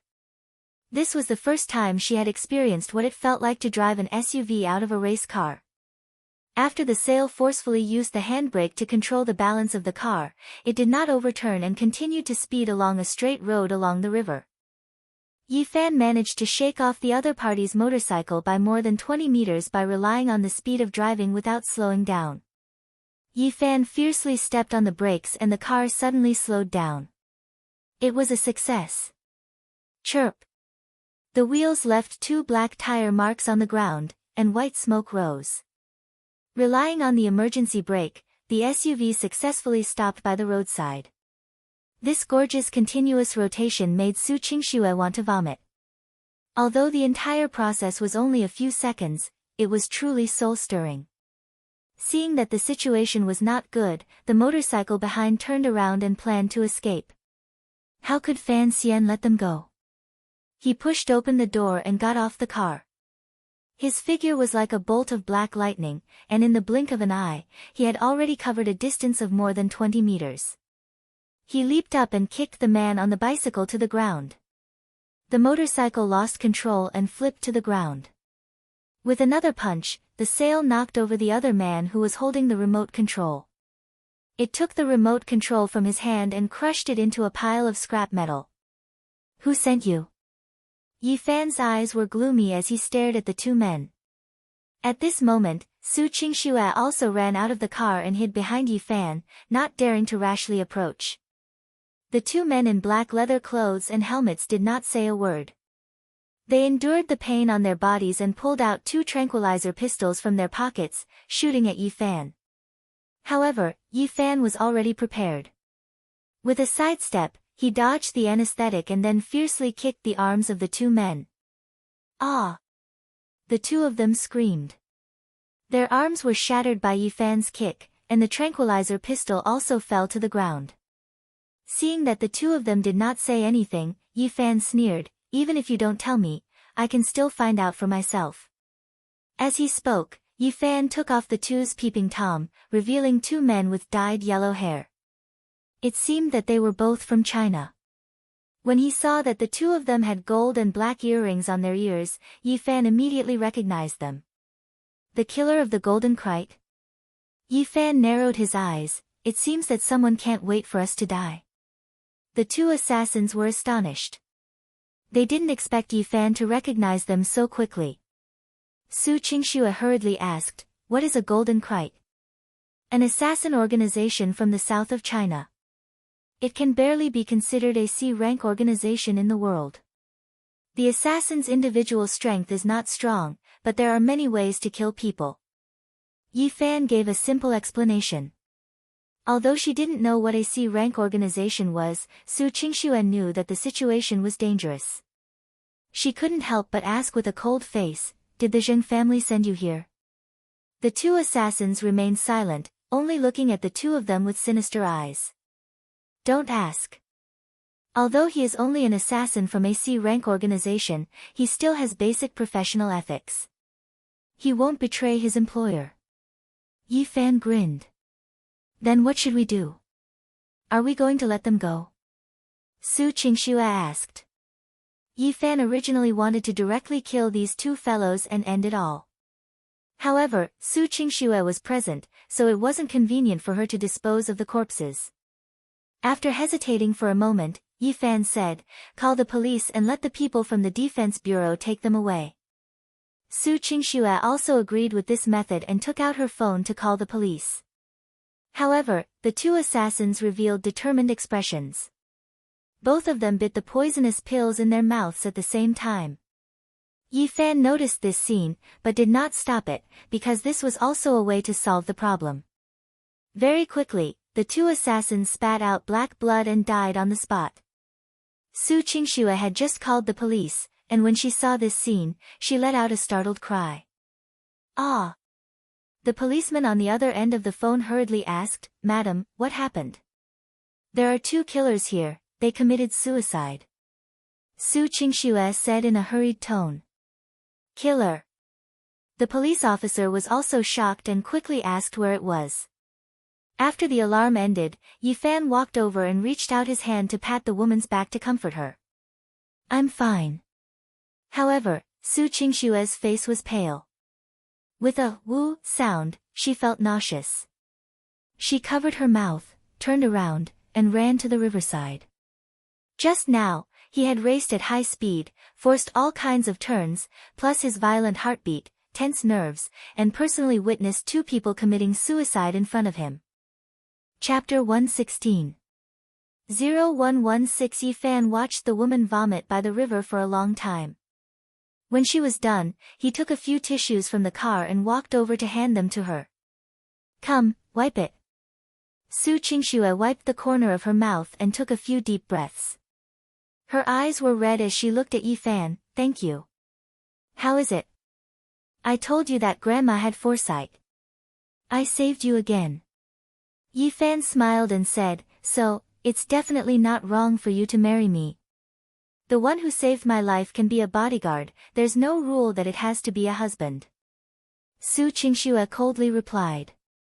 Yi Fan sighed with emotion as he looked at the woman. Xiao Shui, are you playing hard to get? You've completely aroused my desire to conquer. Feeling the man's fiery gaze, Su Qingxue felt a little nervous, but she still maintained her cold and arrogant expression. Who's playing with you? You are a pervert, it has nothing to do with me. After she finished speaking, Su Qingxue turned around and quickly walked back to the car. Let me drive, you just finished vomiting. Yi Fan smiled and followed. No. Su Qingxue stubbornly refused. Yi Fan was very happy to hear this, because Su Qingxue's tone was obviously more angry than before, with a bit more of a coquettish tone. This meant that after spending so much effort, there was still a return. Just as Yi Fan was about to get into the car, he heard a very faint but deadly sound in his ears. D. If it wasn't for Yi Fan's good hearing, he wouldn't have been able to recognize that the sound came from under the car's chassis. Not good. It was a bomb. Yi Fan was suddenly awakened. It turned out that the Krite had already set up the bombs. However, because the bombs would reveal that this was a murder, they did not intend to detonate them until the very last moment.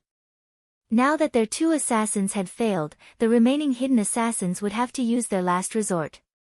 Yi Fan's speed exploded to the limit, and his body instantly moved in front of Su Qingxue. He opened his arms and hugged Su Qingxue tightly, burying her head in front of his chest. Su Qingxue's delicate body immediately stiffened. She instinctively wanted to push the man away, but she heard a violent explosion. Boom! A ball of fire soared into the sky, and the $1 million luxury car was torn apart by the high explosives. Metal doors and car parts flew in all directions as if they were risking their lives. The power of the explosion was evident.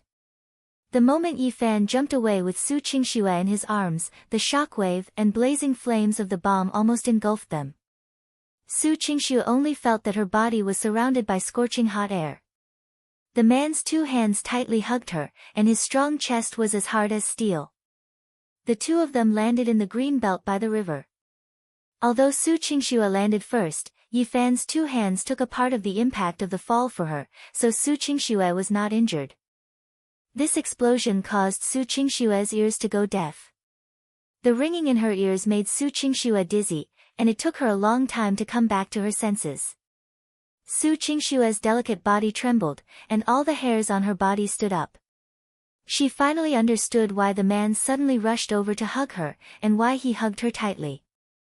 She really misunderstood him. Just now, if he had been a second late, she might not be alive anymore. Yi Fan. Yi Fan.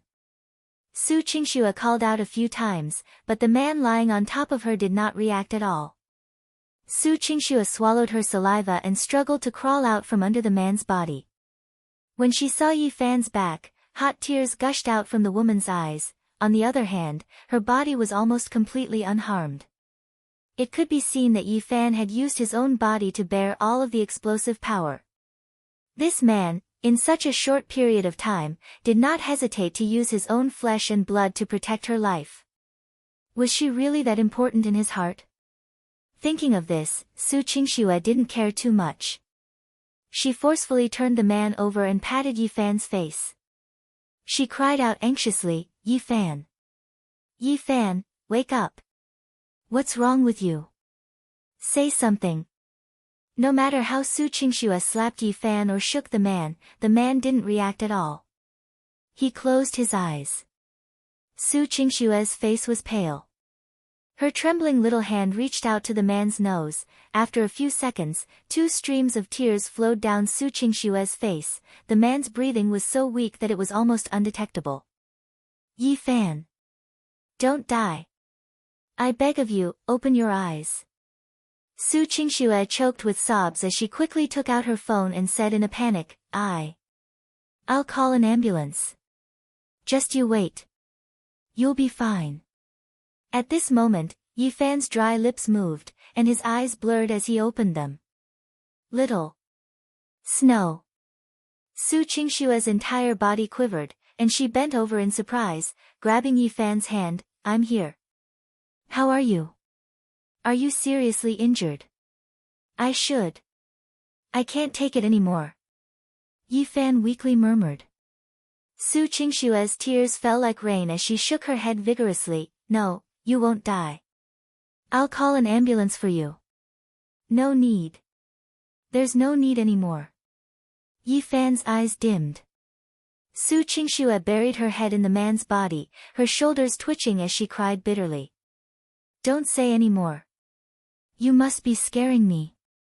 I won't listen, I won't listen. Yi Fan revealed a bleak and regretful smile. I'm sorry. I can't go with you to get a certificate, I can't complete what Grandma told me. In the future, you have to take good care of yourself. Hearing the man's voice getting lower and lower, Su Qingshue's heart felt as if it had been chopped into pieces by a knife. She raised her head, wiped away her tears, and begged, You must not die. Didn't you say you were going to marry me? I'll promise you. As long as you live well, we'll go get our marriage certificate tomorrow. If you dare to die, I'll deduct your salary. Did you hear that? Su Qingsue was already incoherent. This stinky man, he always made her angry, always wanted to take advantage of her, and always taught her a lesson. She clearly hated him, but why did he always do things that made her involuntarily moved and moved? They had only known each other for a short period of time, and there was still a lot that they didn't understand about each other. Yet, he was going to leave just like that. Su Qingsue found it hard to accept this reality. She felt sad and cried like a helpless little girl. You really? Are you willing to get married with me? Yi Fan asked weakly. Su Qingsue couldn't open her mouth to say too much. No matter how hard she tried, she couldn't wipe away the tears on her face. She could only nod. I'm willing, I'm willing. So don't die, okay? Why are you so stupid? I'm not good to you. Woo woo, the woman cried for a while, then heard the man suddenly stop making a sound. Su Qingshue's heart trembled. Could it be that Yi Fan was completely dead? She suddenly lowered her head, only to discover that Yi Fan was smiling mischievously. He squinted his eyes and looked at her with a smile. Chapter 117. 0117. With Su Qingshue's intelligence, seeing this scene, how could she not understand what had happened just now? This guy was purposely putting on an act to trick her. Slowly, the shyness and surprise in Su Qingshue's heart turned into grievance and resentment. Then, this emotion turned into a wave of cold air that was as cold as an icehouse. The coldness emitted from the woman's eyes was enough to freeze a person in an instant. Su Qingsue picked up a large pebble from the flower bed at the side. Without saying a word, she raised it high and smashed it down towards Yi Fan's head. Holy **T. Murdering your husband. Yi Fan was so scared that he hurriedly jumped up from the ground. Coincidentally, the stone also smashed onto the ground. You. Don't run.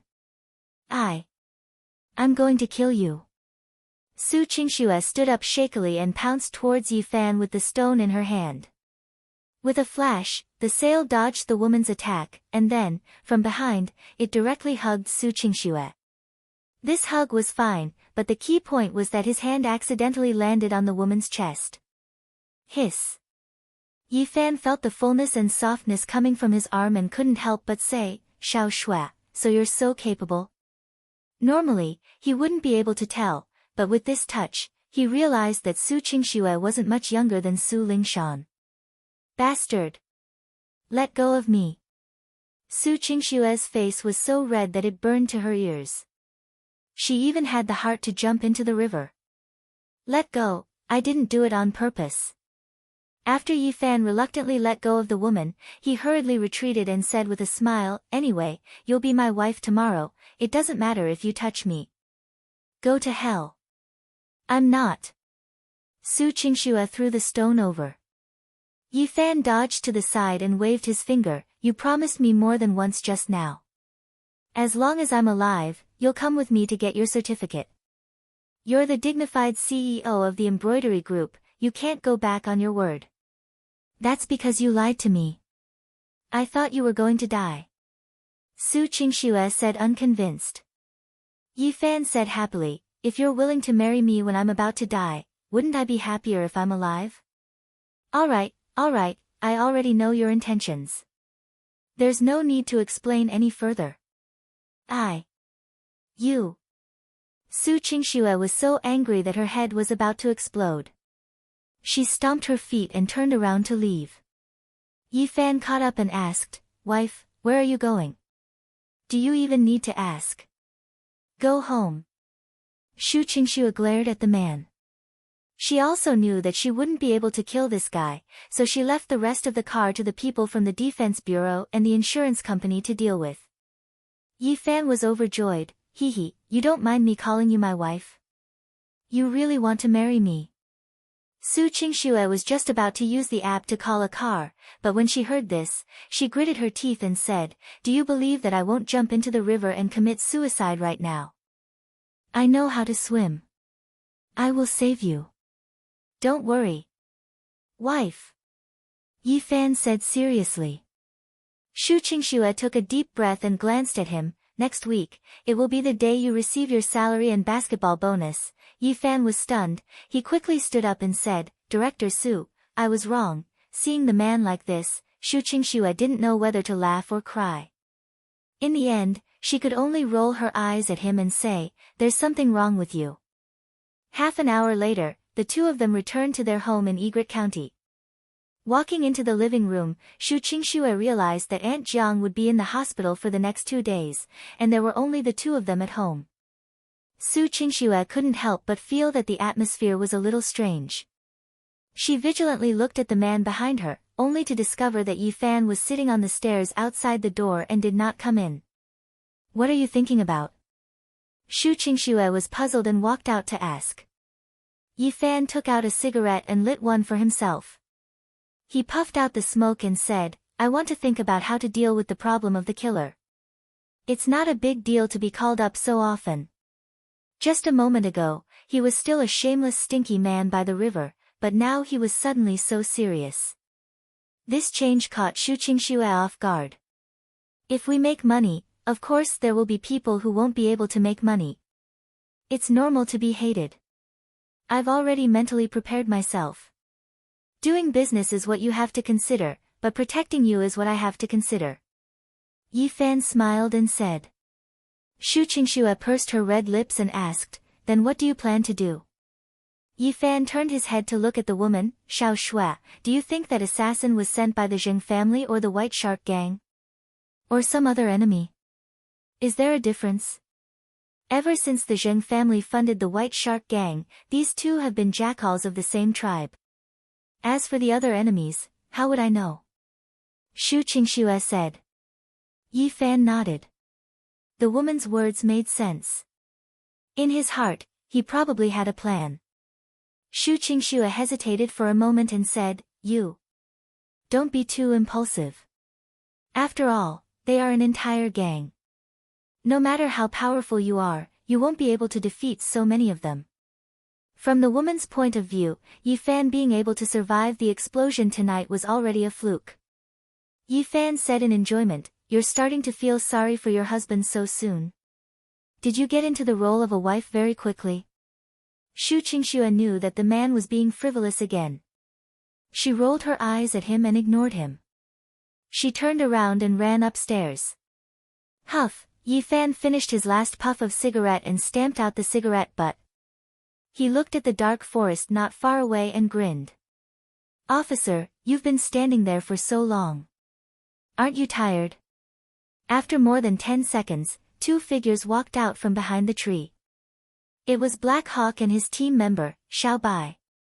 Their Dragon Fang squad had been following and investigating Yi Fan the entire time. In order to avoid being discovered by Yi Fan, although they were sometimes far away, they had never lost track of him. Today, when they noticed that Yi Fan and the other two were being chased by assassins, they were also very anxious. However, this incident happened so suddenly that they didn't know how to deal with it. Who would have thought that Yi Fan would actually be able to easily deal with all of this and even deal with the two assassins? Mr. Ye's strength is truly astonishing. He shook off two golden Krite assassins and then saved Miss Su from the explosion. This ability is definitely not something an ordinary mercenary can possess. May I ask what kind of strength Mr. Yi has? Black Hawk was not surprised that they had been discovered and went straight to the point. Yi Fan smiled, I don't know either. What kind of strength do I have? It doesn't matter if Mr. Yi doesn't say it. What happened today, we will calm it down as soon as possible.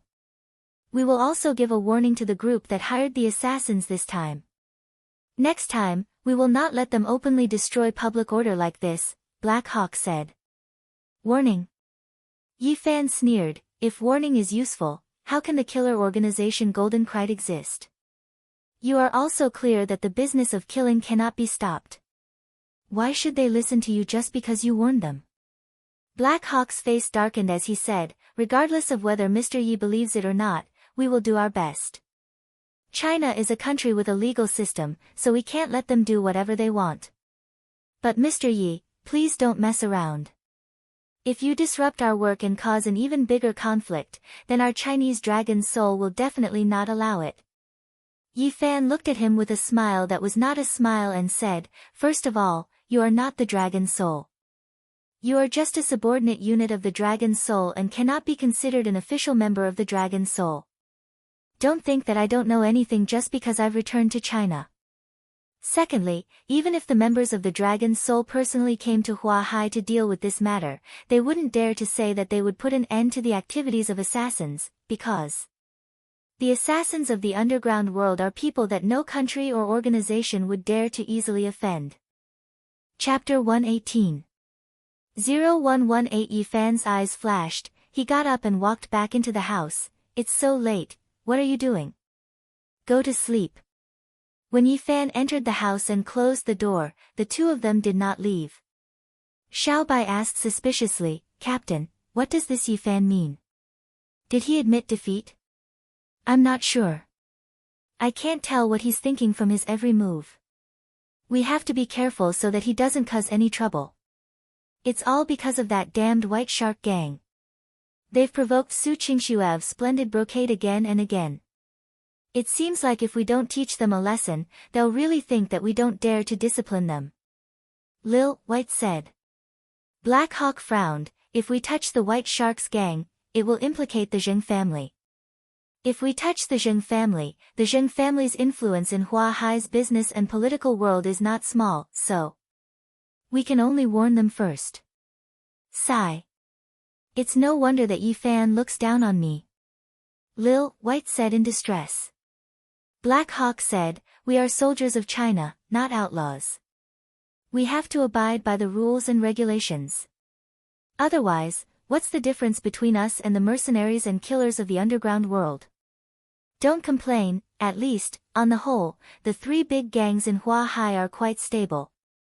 It's not too bad. We didn't mess up the mission given by our superiors. I understand. Lil White nodded. Have Xiaoyu and Liuxiu arrived at Zhu Shoujing's house? How's the situation? Black Hawk asked. Little White reported, they have already met with Zhu Shoujing. Zhu Shoujing said that the assassin was hired by Zhang Huwei, the hall master of his White Tiger Hall. It has nothing to do with him. He will discipline them strictly. Humph. You really know how to shirk responsibility. Black Hawk's face revealed disdain, and then he said, let's continue to monitor Yi Fan, don't let this matter cause more problems. Yes, Captain. As the two of them spoke, they also returned to the monitoring location. Through the location of the phone signal, they determined that Yi Fan was still at home, and they heaved a sigh of relief. But in reality, while they were chatting, Yi Fan had already jumped out of a window on the second floor from the back of the house. He definitely wouldn't take his phone with him because the agents like to track his phone's signal. Yi Fan did not drive, nor did he even ride a bicycle. Like a black ghost, he ran at high speed in the night. Taking advantage of the fact that it was already late at night and there were few people on the road, Yi Fan quickly left the residential area of Egret County. Arriving at the entrance of a small convenience store, Yi Fan made a public phone call. Soon, the call was connected. It was Zhao Zhong who answered. "Brother Fan?" Hearing Yi Fan's voice, Zhao Zhong respectfully asked, "It's so late, what instructions do you have for me?" Ever since Yi Fan taught the people of the Purple Bamboo Forest a set of training methods, Zhao Zhong respected Yi Fan even more. "White Shark Gang's Zhu Shoujing's lair, tell me the address," Yi Fan said directly. Hearing this, Zhao Zhong was stunned. "Brother Fan, you can't be thinking of killing your way to his lair, right? We brothers will be with you on this matter." "No need, it will be troublesome if there are more people." "Just tell me," Yi Fan said. Zhao Zhong had no choice but to say, "Eldest Miss is already asleep." "Should we inform Eldest Miss? If you keep talking nonsense, we won't be able to be brothers in the future," Yi Fan said in a deep voice. Zhao Zhong's heart trembled, and he quickly told Yi Fan the address, afraid that Yi Fan would really get angry. After getting the address, Yi Fan realized that he was still quite a distance away from his current location. Although his stamina wasn't a problem for him to run such a long distance, it was hard to guarantee that he would walk through the streets and disturb a lot of activity. Thus, Yi Fan still took a few subway stops, and when he reached a place with fewer people, he ran towards Zhu Shoujing's villa. In the middle of the night, there were quite a few people sitting in the brightly lit villa. A few big shots of the White Shark Gang were nervously having a meeting with their black-clothed bodyguards. Zhu Shoujing leaned on the leather sofa, holding a jade pipe in her hand. She coldly looked at the guest seat, at a skinny middle-aged man with dyed yellow hair and a black leather jacket. "Mr. Ghost Snake, our White Shark Gang has been working with your Golden Kite organization for more than 7 years. This is the first time you've done something so ugly," Zhu Shoujing said. The Ghost Snake was the leader of the Golden Kite. This time, because the commission he received was not small, and the person he killed was a famous figure in the business world like Su Qingxue, and he also wanted to kill a martial artist that even the young master of the Golden Eagles sect was no match for, he personally came to supervise the battle. He didn't expect that the 2 elite assassins he sent out were both killed by Yi Fan. Even the explosives placed under the car were unable to kill the target. However, the Ghost Snake was not too impatient. Without changing his expression, he said, "Our Kite has been established for 20 years, and we have obtained recognition step by step. 10 years ago, we passed the evaluation of the International Seth Association and were promoted to sea level. We relied on our good reputation and solid assassination plans. The opponent this time was a little special.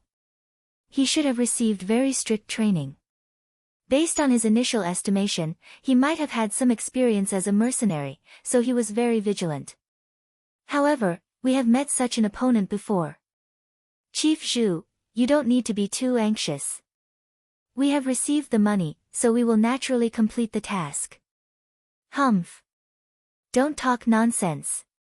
Now that even the people from Dragon Fang have come to warn us, do you still dare to go out and kill people? I advise you to quickly return the commission, and we will find another assassin organization that is more reliable." Zhang Hui, who was sitting at the side, was very dissatisfied. This time, the responsibility had been pushed onto him. He was the scapegoat for the gang, so of course he wasn't in a good mood. "Refund the commission." The Ghost Snake sneered, "We, the Golden Kite, will never spit out the money we eat. F***CKU, are you trying to act shamelessly?" Zhang Hui slammed the table and stood up. The Ghost Snake's eyes flickered with a cold light as he stared at Zhang Hui without any intention of retreating. Zhu Shoujing raised her hand, indicating for Zhang Hui not to be angry. "Old Zhang, sit down.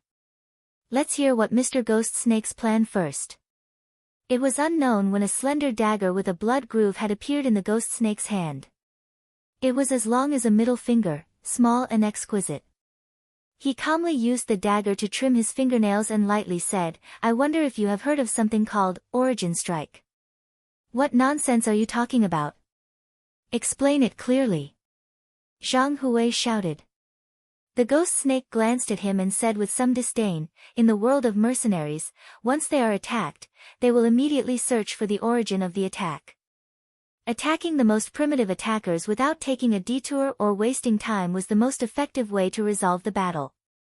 If my guess is correct, that guy called Yi Fan will definitely think of a way to find our location and then take the initiative to counterattack. How is this possible? Could it be that he wants to come to our base camp?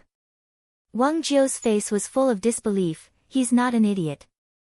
Isn't running here just courting death? The ghost snake shook his head. That's where you're wrong. Right now, he thinks that his martial arts can completely crush us. Our killers are no match for him. So, he won't take us seriously at all. Zhu Shoujing narrowed her eyes and said thoughtfully, Mr. Ghost Snake, if Yi Fan really comes. Are you sure that the people you brought are enough to deal with Yi Fan? As she spoke, Zhu Shoujing glanced at the two men standing behind the ghost snake.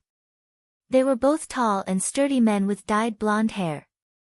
They wore black windbreakers and did not seem to be anything special. However, the ghost snake smiled mysteriously. If he comes, you will naturally know. Bullshit, that Yi Fan isn't retarded. How could he possibly come here to die? If he dares to come, I'll shoot him. Zhang Hui took out an old-fashioned revolver from his waist and waved it in the air. This was his life-saving measure. Sect leader, I don't think there's a need for today's meeting. In any case, I, old Zhang, will take on this black pot. I'll go find someone to kill that Yi Fan and that Su girl myself. I'm leaving. After Zhang Hui finished speaking, he stood up and left with his group of lackeys. Just as he reached the door and was about to open it, he heard a loud bang. I'll go. Zhang Hui watched as the door was fiercely pushed open from the outside. Then, two of the guards were thrown in like sandbags. He saw a man with a cigarette in his mouth and his hands in his pockets lazily standing at the door, looking at him with a smile that was not a smile.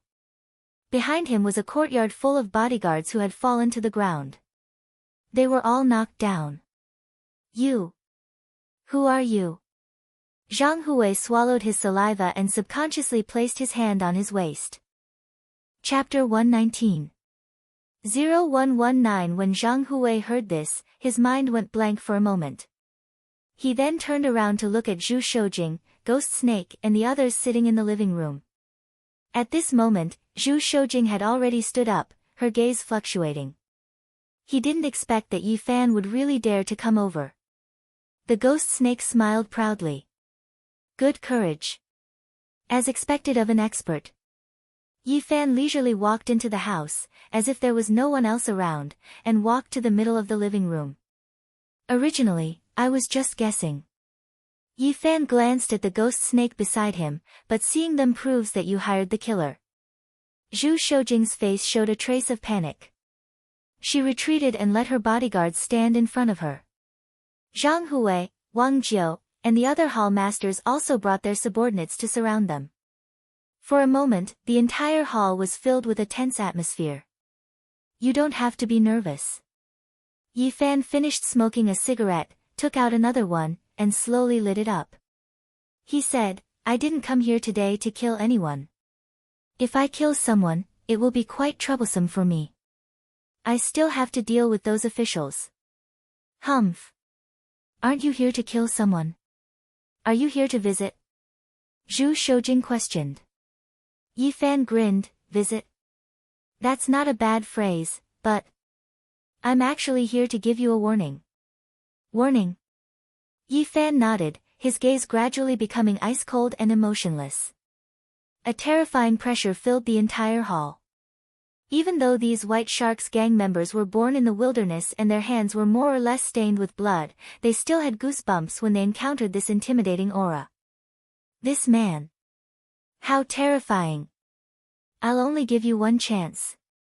Yi Fan said in a low voice, don't provoke me again, and don't provoke the woman beside me. Otherwise, the White Shark gang will be removed from Hua Hai in the future. Zhu Shoujing swallowed his saliva, his face alternating between green and white. I heard that your relationship with the purple bamboo forest is not shallow. Why should we give you face? Aren't you just a dog under Ning Zimo? Yi Fan fiercely sucked in a mouthful of smoke, his eyes revealing a cold glint. From your tone, it seems like you don't plan to cherish this opportunity. Zhu Shoujing looked at Ghost Snake. Ghost Snake. You said it yourself. If he dares to strike at the origin, you'll kill him. Why don't you go? Yi Fan laughed. Strike at the origin? You guys are acting like anti-missiles. It's not that much of an exaggeration, right? Against an expert, of course we have to be as cautious as anti-missile missiles. The Ghost Snake grinned, waved his hand and shouted, all of you. On the second floor of the villa, 7 or 8 black-clothed assassins with submachine guns suddenly ran out from 4 directions and aimed their guns at Yi Fan. You? When did you? Even Zhu Shoujing did not know that there were so many gunmen lying in ambush in her house. Ghost Snake said, I'm sorry, Zhu Bangzhu, we also want to be absolutely safe and not leak any information. This batch of guns will only be used by our organization to deal with experts. After all, China has strict regulations. Unless we have no other choice, we definitely can't reveal too many guns. Although we've lost 2 of our elites, it's still considered a success. Wang, up, Jiao Fan, Zhang, Wang said. Wang, I, Ming, he, feeling that the situation was set, Wang Jiu, Zhang Huwei, and the others all heaved a sigh of relief and looked at Yi Fan mockingly. Yi Fan's expression did not change as he continued to smoke. You guys really don't know how to cherish this opportunity, Zhu Shoujing sneered and took a puff of her pipe. You brat, you don't know what's good for you. You're already at your wit's end, are you still so stubborn when you're about to die? Kneel down and kowtow to our sect leader in apology. Our sect leader might let you live for a few more minutes, haha. Zhang Huwei and the others sneered. Yi Fan didn't say a word as he slowly smoked his cigarette with a hint of ridicule on his face. The Ghost Snake asked, Chief Zhu, do you want to kill him or capture him? No need to capture him. Kill him to avoid long nights of dreams. Zhu Shoujing ordered. No problem. Just as the Ghost Snake was about to give the order, Yi Fan interrupted him. Wait a minute. Yi Fan raised his hand. What, are you afraid? The Ghost Snake sneered. Yi Fan shook his head. I just want to know, was the person who detonated the bomb today present? The Ghost Snake smiled complacently. That's right. Oh. Yi Fan said, that's good. It saves me the trouble of going somewhere else to look for you. Killing you here would be straightforward. You still want to kill me? You should go to the underworld and slowly wait. After the Ghost Snake finished speaking, he waved his hand. Tutu, the intense sound of gunfire instantly ignited the entire living room. Zhu Shoujing and the other members of the White Shark Gang all felt deafened. As the fire snake spat out, all the bullets flew towards Yi Fan like locusts. Yi Fan was like a wooden stake standing in a hail of bullets, allowing the bullets to hit him and slice through his body. In less than 10 seconds, Yi Fan's clothes were already riddled with holes. The entire living room was filled with smoke, and the air was filled with a pungent smell. However, everyone's expressions slowly changed from the initial arrogance to doubt, and then to astonishment and shock. In the end, everyone looked at Yi Fan as if they had seen a ghost, and some even started to tremble. All the guns had run out of bullets, and the shells were all over the floor. But Yi Fan actually slowly took out a pack of cigarettes, took out one, continued to light another, and put it in his mouth. Yi Fan. Huff, Yi Fan flicked his cigarette ash and looked around. You guys. Are you done? The whole living room was so quiet that one could hear a pin drop. Impossible. Impossible. The Ghost Snake thought that he had seen some kind of supernatural phenomenon. He blinked his eyes and shouted, Who the hell are you? Are you a human or a ghost? Zhu Shoujing and the others also swallowed their saliva. They wished that all of this was a dream. Yi Fan took a step forward and walked towards the Ghost Snake. Who I am is not important, in any case. It's time for you to go to the underworld. The ghost snake's entire body quivered. He knew that this was a moment of life and death. Without saying a word, he picked up his dagger without hesitation, took a step forward, and pierced towards Yi Fan's throat. An assassin's most efficient ambush, the ghost snake did it very cleanly. However, when his dagger was about to touch Yi Fan's throat, Yi Fan's hand had already forcefully grabbed the dagger's blade. The group of people were dumbstruck, because Yi Fan's hand was not injured in the slightest. Clang! With a crisp sound of metal breaking, the dagger was broken. Yi Fan's eyes flashed. His left hand grabbed the ghost snake's head, while his right hand stabbed the dagger into the ghost snake's mouth. Puchi. Chapter 120. 0120 Yi Fan kicked the corpse of the Krite leader away, held a cigarette in his mouth, and continued to walk forward. Boss! When the two burly men saw that the ghost snake had been killed, they roared angrily. Almost at the same time, the two of them surrounded Yi Fan from the left and right. They each took out a sharp machete, as if they wanted to cut Yi Fan into 8 pieces. However, Yi Fan didn't even look at them. When the two of them slashed at his shoulders and back, he grabbed their wrists. Yi Fan was like throwing sandbags, one in each hand, and directly swung the two men into the air. Clang! Clang! 2 loud sounds rang out. The two of them flew into the sky like cannonballs and crashed into the huge crystal chandelier. The two men didn't even know how they flew into the sky, and then they crashed into each other until they were in a daze. When the two of them fell, the heavy crystal lamp also fell with a loud bang. Rumble. The two men were smashed into a bloody mess. Many of their bodies were burned by the electric current, turning them into charcoal. Yi Fan spat out the cigarette butt and muttered, "A mere C-class organization, do you think you can run amok in this land?" Nowadays, the little shrimps are really used to seeing small streams, so they think they can go to the vast ocean. Sighing, Yi Fan walked towards Zhu Shoujing by himself. Everyone present was so scared that their faces turned ashen. No one dared to provoke Yi Fan again. Bullets couldn't penetrate it, and his strength was abnormally strong. This man was simply a living king of hell. This kind of monster, who would dare to have the heart to kill him? It would be a miracle if they weren't killed by him. Yi Fan arrived in front of Zhu Shoujing, the corner of his mouth slightly raised, his gaze like the cold moonlight. "Do you know why you guys ended up like this?" Zhu Shoujing shook her head, her entire body trembling. "Although the people you found knew that I would attack from the origin and chose to wait for the rabbit to come out, they had overlooked the most important problem, that is. In the face of absolute power, you have been courting death from the very beginning. Everything you have done is futile." Yi Fan stretched out his hand, patted Zhu Shoujing's face, and asked, "Do you understand?" Zhu Shoujing was about to cry. Her usual temperament and dignity were useless now. She begged with a smile that was uglier than crying, "Mr. Yi. I beg you, let us go. We are willing to listen to you and follow you. The ones who want to kill you and Su Qingxue are the Zheng father and son, we are just working for them."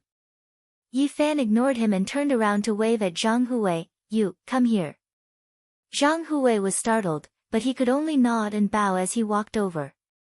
He lowered his head and said, "If there's anything you need, just tell me." The group of White Shark's gang members secretly despised him. This guy actually changed sides at the last minute and wanted to listen to Yi Fan.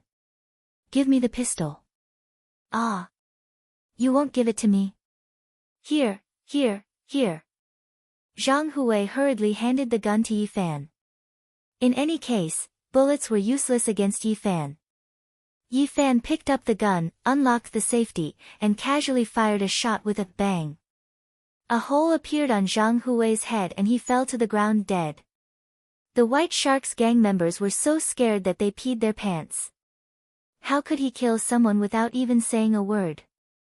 Zhang Hui didn't even know that he died in such a hurry. Yi Fan pointed the gun at Zhu Shoujing's head again. "I told you, I will only give you one chance. I hate people who don't cherish opportunities the most, Mr. Yi. I was wrong. Please spare me. The entire White Shark's gang will kowtow to you." Bang, bang, bang, bang, bang. 5 consecutive bullets were shot into Zhu Shoujing's head. After Yi Fan threw the gun, he looked at the corpse that was slowly sliding to the ground. His skull was already smashed, and he wiped the blood off his face. In the blink of an eye, the 2 most important figures of the White Sharks gang, the gang leader Zhu Shoujing and the hall leader Zhang Hui, were already gone. The group of White Sharks gang members were so scared that they ran away. The Krite killers on the 2nd floor also put down their guns and started to run. No one dared to stay here, afraid that Yi Fan would turn around and kill them. In fact, Yi Fan wasn't interested in killing such a group of insignificant people. These people were just here to beg for food. The ones who really took the money were Zhu Shoujing, Ghost Snake, and the other leaders. Yi Fan looked at the time. It was getting late, so he decided to go back. With a few quick steps, Yi Fan ran from the garden behind the villa to a nearby road and disappeared into the night. The next day, early morning. Get up. Wash your face, brush your teeth, and change your clothes. Su Qingxue stood by the bed and looked at the man lying on his back. Especially the firm muscles on his chest, waist, and thighs, she couldn't help but blush. No wonder this guy's reaction was so fast and his strength was so great. The lines of his muscles looked extraordinary, Su Qingxue thought. Yi Fan opened his eyes, yawned, and clicked his tongue. Xiao Shui, why did you come to my room? Hurry up and get the certificate. After getting the certificate, go to the hospital and show Grandma. Hurry up. Su Qingxue quickly commanded. Yi Fan flipped over like a carp and got up from the bed. It didn't matter if he got up, but the key was the boxer shorts below. It was obvious that his fighting spirit was high. Ah! Pervert! What are you doing?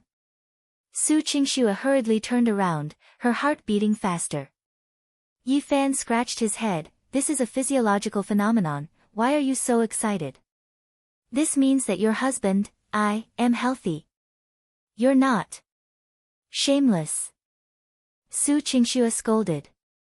Yi Fan didn't care and said with a smile, Xiao Shui, you were in a hurry to go get your certificate with me early in the morning. It seems like you've thought it through tonight. I just don't want Grandma to worry about me before she leaves. Don't think too much about it, it has nothing to do with you. I've already thought about it. Grandma only said that she wants to see us get married, but she didn't say that we can't get a divorce in the future. When our contract period is up, we can divorce and that's it. Su Qingxue said. Yi Fan's face stiffened, do you really need to? Is your prejudice against marriage still so great? I'm not prejudiced against marriage, I'm prejudiced against you. Su Qingxue coldly snorted and directly walked out of the room. Li Fan Xian was about to sigh, but then he thought about it and shouted, Xiao Shui. You've already entered my room, can I go to your room and wake you up in the future? If you dare to come in, I'll jump off the building. Su Qingxue's response came from outside. With Su Qingxue's stubborn temper, she might really jump, so it was better not to take the risk for the time being. At this moment, a call came into his cell phone. Yi Fan saw that it was Ning Zimo and picked it up. Ninger, what's wrong so early in the morning? Chapter 121. 0121 inch when you were sleeping. I really didn't do anything to you. I slept at home by myself. Yi Fan said with a smile.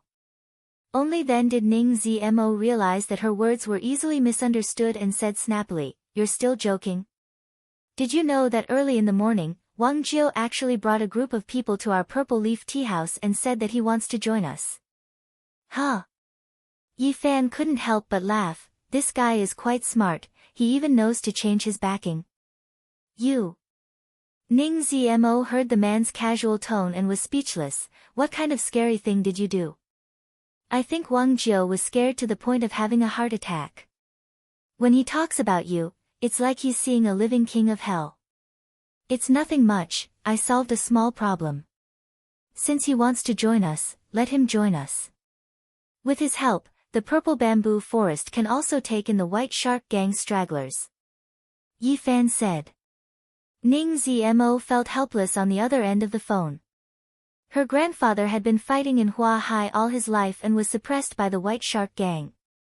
However, Yifan actually used a single night to completely destroy the White Shark Gang. He even made the veteran hall master of the White Shark Gang, Wang Jiu, take the initiative to surrender. In the eyes of a man, this was actually a small problem solved. You really know how to cause trouble for me. I can't even take care of my own subordinates and you still want me to expand the army? Ning Zmo said bitterly, do all these troublesome things for me. Yifan chuckled, I believe in your ability. Don't worry, Wang Jiu and the others will listen to you. Ning Zmo sighed, I'm not worried about Wang Jiu, I'm worried about you. With such a big commotion, the officials of China will definitely have their eyes on you. Even if this doesn't happen, they will have their eyes on me sooner or later. Don't worry, nothing will happen to me. Yifan said confidently. Ning Zmo didn't suspect much, then when are you coming to see me? I haven't seen you in a long time. Yifan didn't know whether to laugh or cry, how can it be a long time? It's only been a few days. I don't care, you must come over tonight or else I'll cheat on you. Ning Zmo hung up after she finished speaking. Fan Xian shook his head and sighed. Alright, he should obediently accompany the woman tonight. Speaking of which, he was planning to have a meal at Feng Yuying's place this weekend, but it seemed like he could only change his plans now. Thus, Yifan called Feng Yuying again. When Feng Yuying found out that he had something to do, she was reasonable and said that she also had some things to do, so she hung up. After washing up, Yifan got dressed and went downstairs.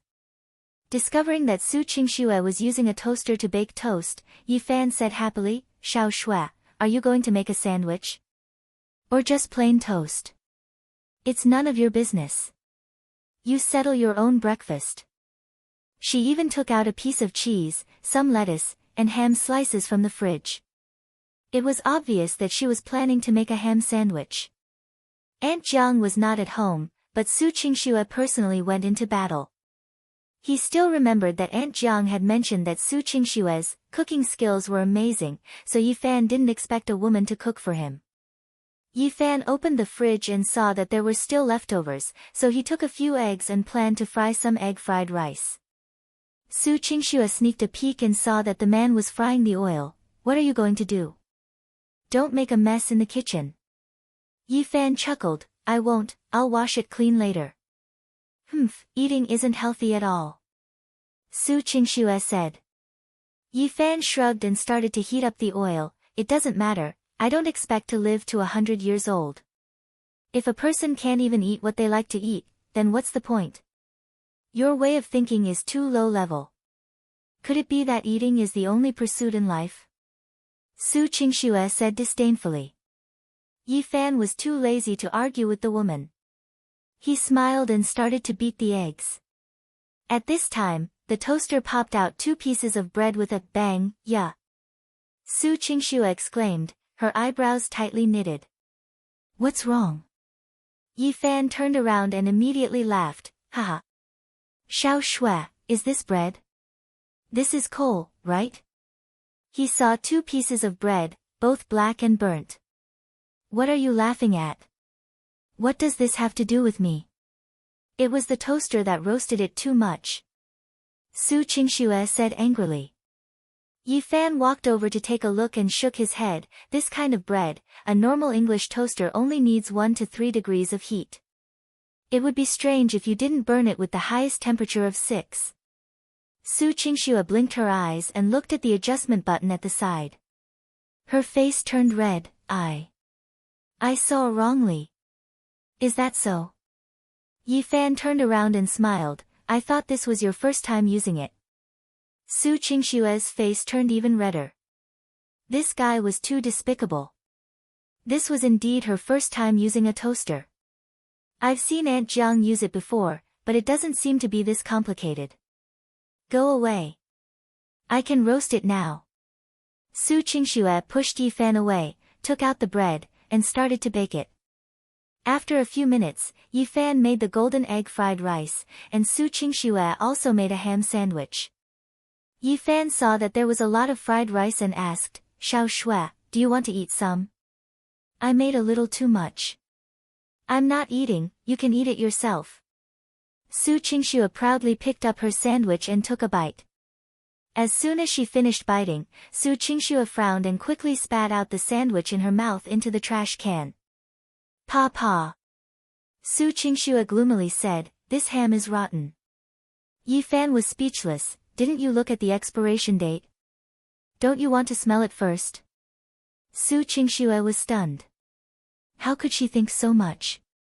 Looking at the rancid sandwich in her hands, then looking at Yi Fan's golden and alluring egg fried rice, Su Qingxue subconsciously swallowed her saliva. Fan Xian could tell that the woman wanted to eat, but because of his pride, he couldn't open his mouth. Thus, he revealed a very sincere expression and said, "Xiao Shui, I don't think it's good to waste food. Please eat some fried rice." When Su Qingxue heard this, she cleared her throat and said, "All right then, since you're begging me like this, in order not to waste it, I'll just eat some." Yi Fan happily nodded, "Thank you for your help. Wait a moment, I'll make some green onion and pickled vegetable soup. We'll be able to eat soon." Not long after, Yi Fan brought 2 plates of fried rice and 2 bowls of soup to the dining table. Compared to the sumptuous breakfast that Aunt Jiang usually made, this breakfast was much simpler. However, when Su Qingxue looked at the color of the fried rice, she felt that it was the same as the ones made in a restaurant. It was simply too pleasing to the eyes. He tasted it. The taste was rich, like eggs and rice melting in his mouth. This guy was a man, how could his cooking skills be so good? "Hey." Su Qingxue couldn't help but ask, "Have you been a chef before?" Yi Fan ate with big mouthfuls and shook his head, "No." "Then why are you so good at cooking?" Su Qingxue was puzzled. Chapter 122. 0122 Su Qingxue was stunned for a moment. Listening to the man's words, it seemed like it was just a simple philosophy of life, but there was a trace of sourness in it. What had he experienced in the past? Su Qingxue couldn't help but be curious. "Are you praising me for cooking well?" Yi Fan suddenly asked mischievously. Su Qingxue quickly argued, "No." But when he thought about it, he felt that it would be too much of a slap in the face, so he muttered, "A little." Yi Fan couldn't help but laugh. When he wasn't working, this iceberg beauty wasn't that cold, and was even a little dazed. After breakfast, the two prepared their documents and went to the Civil Affairs Bureau. Because the SUV was destroyed, Su Qingxue switched to a limited edition Mercedes Maybach. This car was specially equipped with bulletproof glass, and the wheels and tires were also explosion-proof. It seemed that Su Qingxue was still worried that someone would attack her. The whole registration process was also very smooth. Although the staff were very puzzled, how did this young man marry such a great beauty? They had no other thoughts except envy and blessings. Returning to the car, when she saw the 2 red books with the photo of the 2 of them, Su Qingxue's heart was filled with mixed feelings. From the rearview mirror, Fan Xian saw the woman looking at the marriage certificate with a complicated expression in her eyes. She sighed and said, "How is it?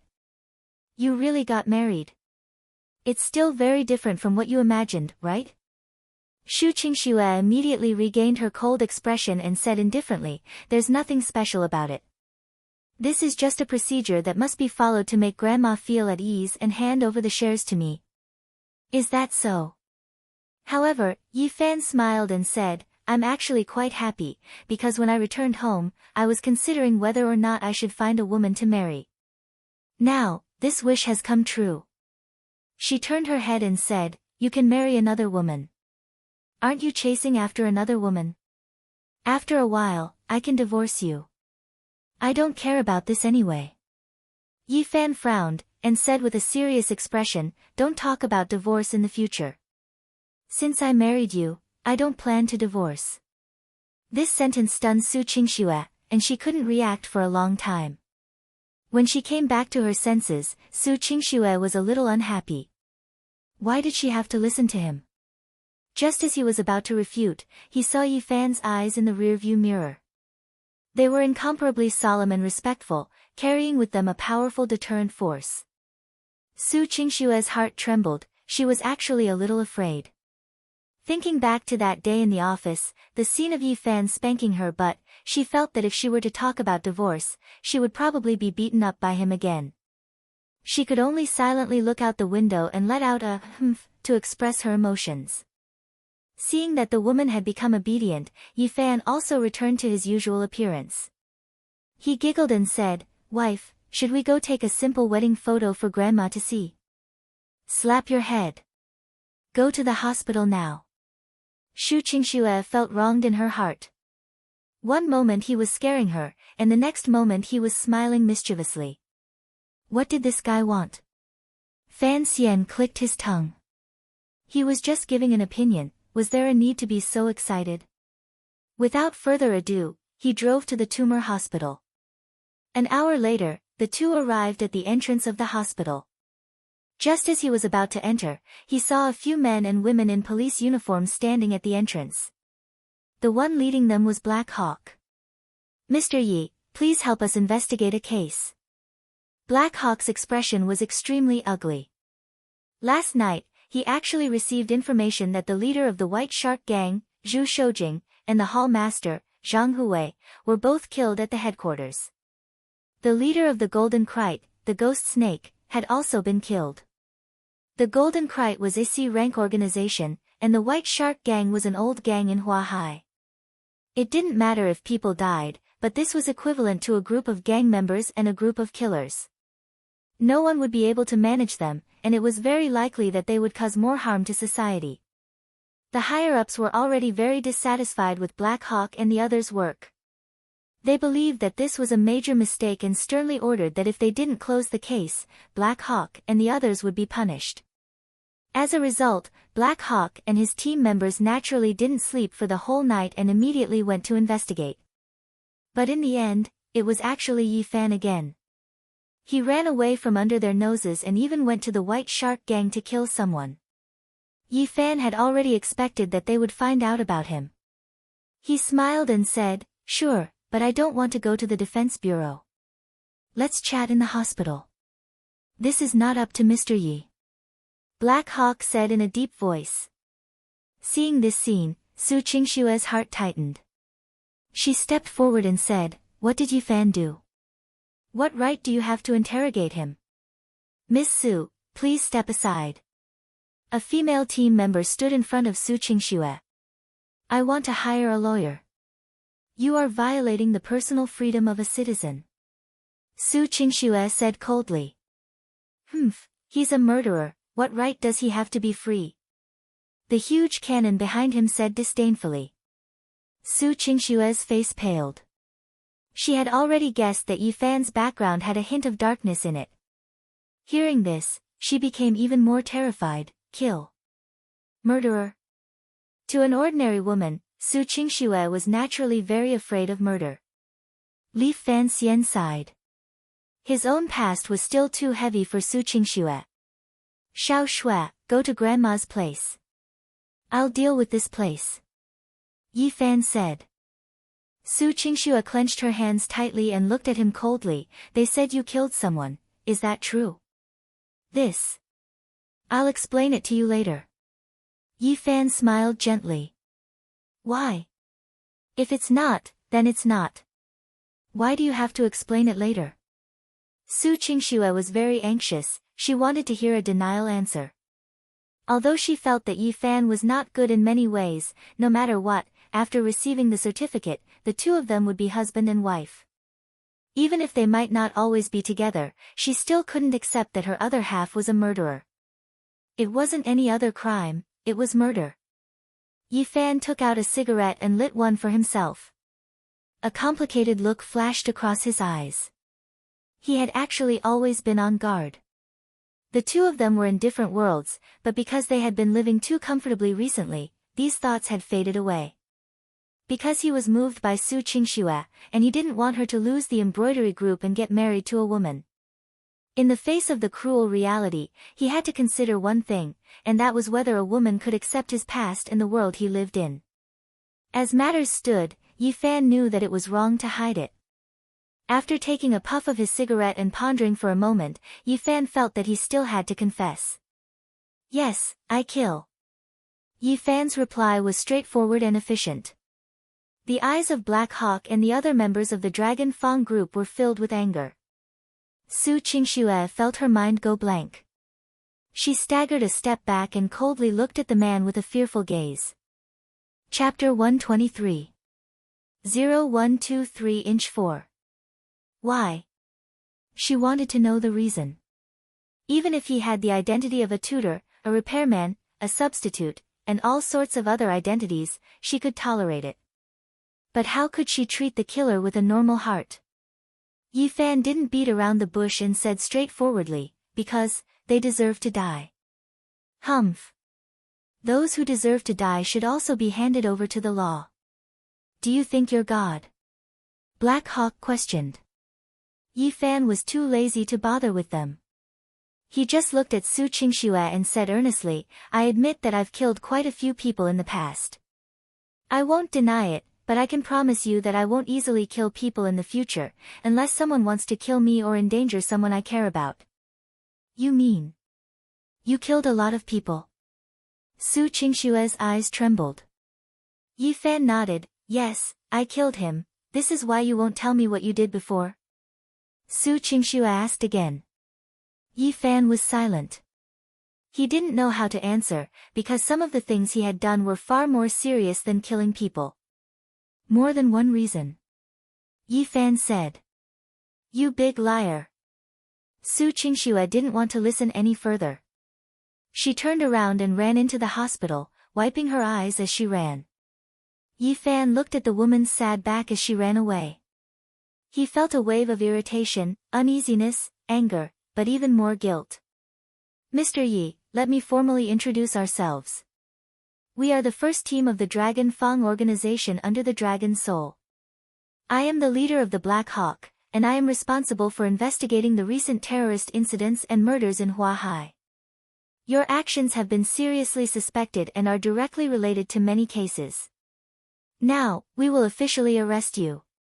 As Black Hawk spoke, he waved his hand and let two of his team members, the Ash Wolf and the Huge Cannon, come up to handcuff Yi Fan. You really want to capture me? Yi Fan's expression was also unsightly. The emotions that had accumulated in his heart made him want to vent. The Ash Wolf said, What, do you still want to resist? This is China, do you know the price of resisting us? Price? I really want to see what price I will pay. Yi Fan held a cigarette in his mouth, a hint of ridicule appearing on the corner of his mouth. Humph, Ash Wolf, ignore him, cuff him. Lil White said from the side. Without saying a word, the Ash Wolf took the handcuffs and was about to handcuff Yi Fan's hands.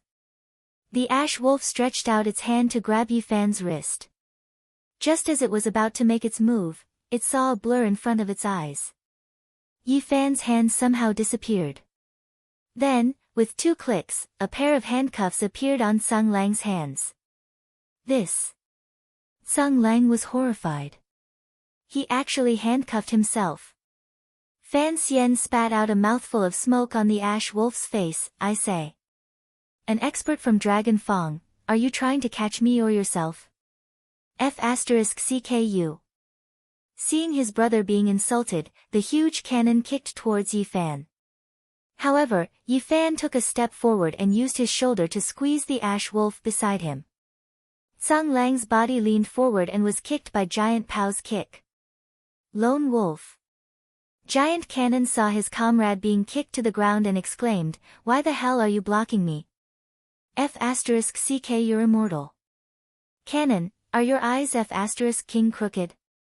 Didn't you see him squeeze me over? The Ash Wolf was infuriated. When Black Hawk saw this scene, he was so angry that his face turned green. Lu Su, help the Ash Wolf unlock his handcuffs.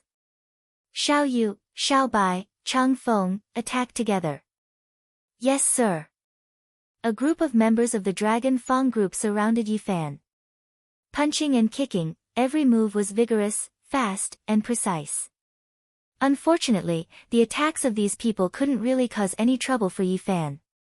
Yi Fan held a cigarette in his mouth as he moved back and forth. Every time he was about to hit them, he just happened to avoid them by a few centimeters. The group of people from the Dragon Fang group fought for dozens of rounds, but they couldn't even touch the corner of Yi Fan's clothes. Moreover, they were always a second off each time, so they were naturally extremely vexed. Damn it! Yi, don't run away. Are you AF * king man? Lil White roared. Yi Fan sneered, whether I am a man or not, you have to ask my woman. Ignore him, let's surround him. Let's see how he dodges. The huge cannon shouted and attacked from the front with a straight punch. After Yi Fan raised his hand to block the huge cannon's fist, he used his shoulder to unload the force and threw the big man backwards. Changfeng and Giant Cannon collided into each other, and the two of them were thrown to the ground by the force. Xiao Yu and Xiao Bai attacked together from the left and right, each using a capturing technique from the army, wanting to control Yi Fan's two hands. Yi Fan also stood on the spot, allowing the two of them to hug his arm and then bend it. However, when Xiao Yu and Xiao Bai controlled Yi Fan's arm, they realized that even if they used all their strength, they still wouldn't be able to bend Yi Fan's arm by even half a centimeter. Yi Fan's hand was like steel. With their strength, they were unable to move it in the slightest. You guys. Can you do it or not? Yi Fan spat out the cigarette butt. He had more or less had enough time to play with this cigarette. The group of people from the Dragon Fang group gasped for breath. In their hearts, they all had the same voice, this guy is a monster. Black Hawk narrowed his eyes, it seems that Mr. Yi has trained in the Golden Bell Shield, Iron Skin, and other such techniques, which is why his body is so indestructible. However, I don't know if your body hardening technique will be able to withstand my inner force spring kick. As Black Hawk spoke, he gathered his chi and revealed his true strength as a post-celestial stage martial artist. With a step forward, he rushed in front of Yi Fan and turned around to give a roundhouse kick. Before his foot even arrived, the strong wind it brought with it had already caused the faces of the Dragon Fang members to hurt. In the Dragon Fang team, only the Black Hawk and the Ash Wolf had cultivated internal energy, and their strength was also able to suppress the other team members. Compared to them, the Black Hawk's internal energy was more profound, and the Ash Wolf's combat skills were more outstanding. At this moment, Yi Fan had already been caught by the two of them and stood there motionlessly. Naturally, the Black Hawk's kick was the most lethal. Bam! The Black Hawk's foot kicked Yi Fan's chest, producing a sound like a battering ram striking a door. The few members of the team were all worried. This kick was real, but it could shatter the heart of an ordinary person. Could it be that it could directly kick Yi Fan to death? However, when they looked at the changes in Yi Fan, they discovered that Yi Fan did not have any reaction at all. The strength of the initial stage of the Hotian realm, this kick feels a little bit better. Yi Fan commented. Black Hawk was dumbstruck, and the other Dragon Fang members were even more stunned, unable to say a single word. Yi Fan looked left and right at Xiao Yu and Xiao Bai, you guys. Do you have any other moves? Do you want to show me? Chapter 124.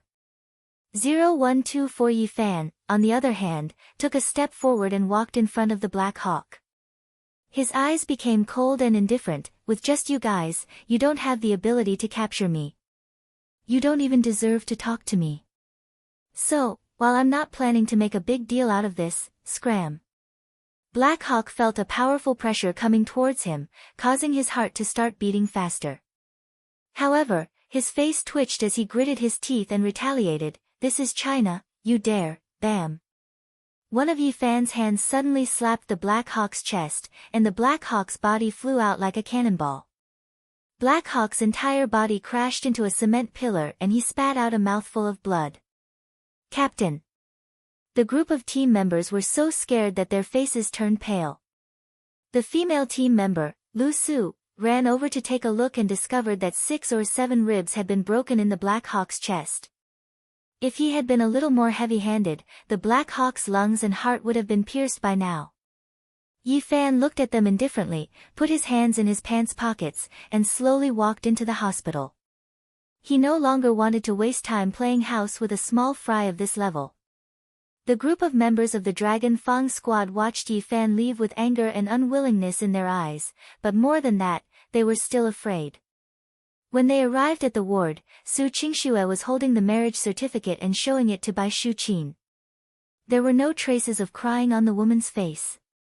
Instead, she was smiling like the spring breeze as she talked to Bai Shuqin. Yi Fan couldn't help but admire Qingshue's acting skills. Seeing Yi Fan enter, Su Qingshue's eyes had a complicated expression, and she didn't say a word. Obviously, Su Qingxue didn't want Yi Fan's matter to make Bai Shuqin feel worried before she left. Bai Shuqin was quite happy, and said in a weak voice, "Yi Fan. Good child. Come here."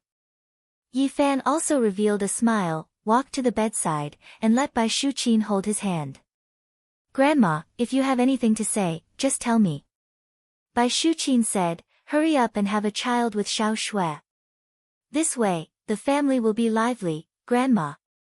Su Qingshue's face was fiery red. She was so embarrassed that she couldn't stay in the ward any longer. Yi Fan, on the other hand, smiled in relief and nodded, "I understand." Bai Shuqin smiled contentedly and then closed her eyes as if she had fallen asleep. Yi Fan stood up and looked towards Su Qingxue. "Xiao Shui, let's go out. I have something to tell you." Su Qingxue hesitated for a moment, then turned around and walked out. The two of them came to the end of the corridor. There was no one around, and the environment was quiet. "What about the policeman?" Su Qingxue asked.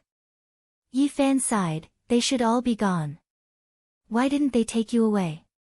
Fan Xian frowned, "You really want me to be captured? Shouldn't murderers be punished by the law?" Su Qingxue said as a matter of course. Fan Xian let out a long sigh, "Snowy, things are not as simple as you think. My past is not something that can be summed up with the word murder. Then tell me everything that happened to you. Only then can I make a judgment on whether I should believe you or not."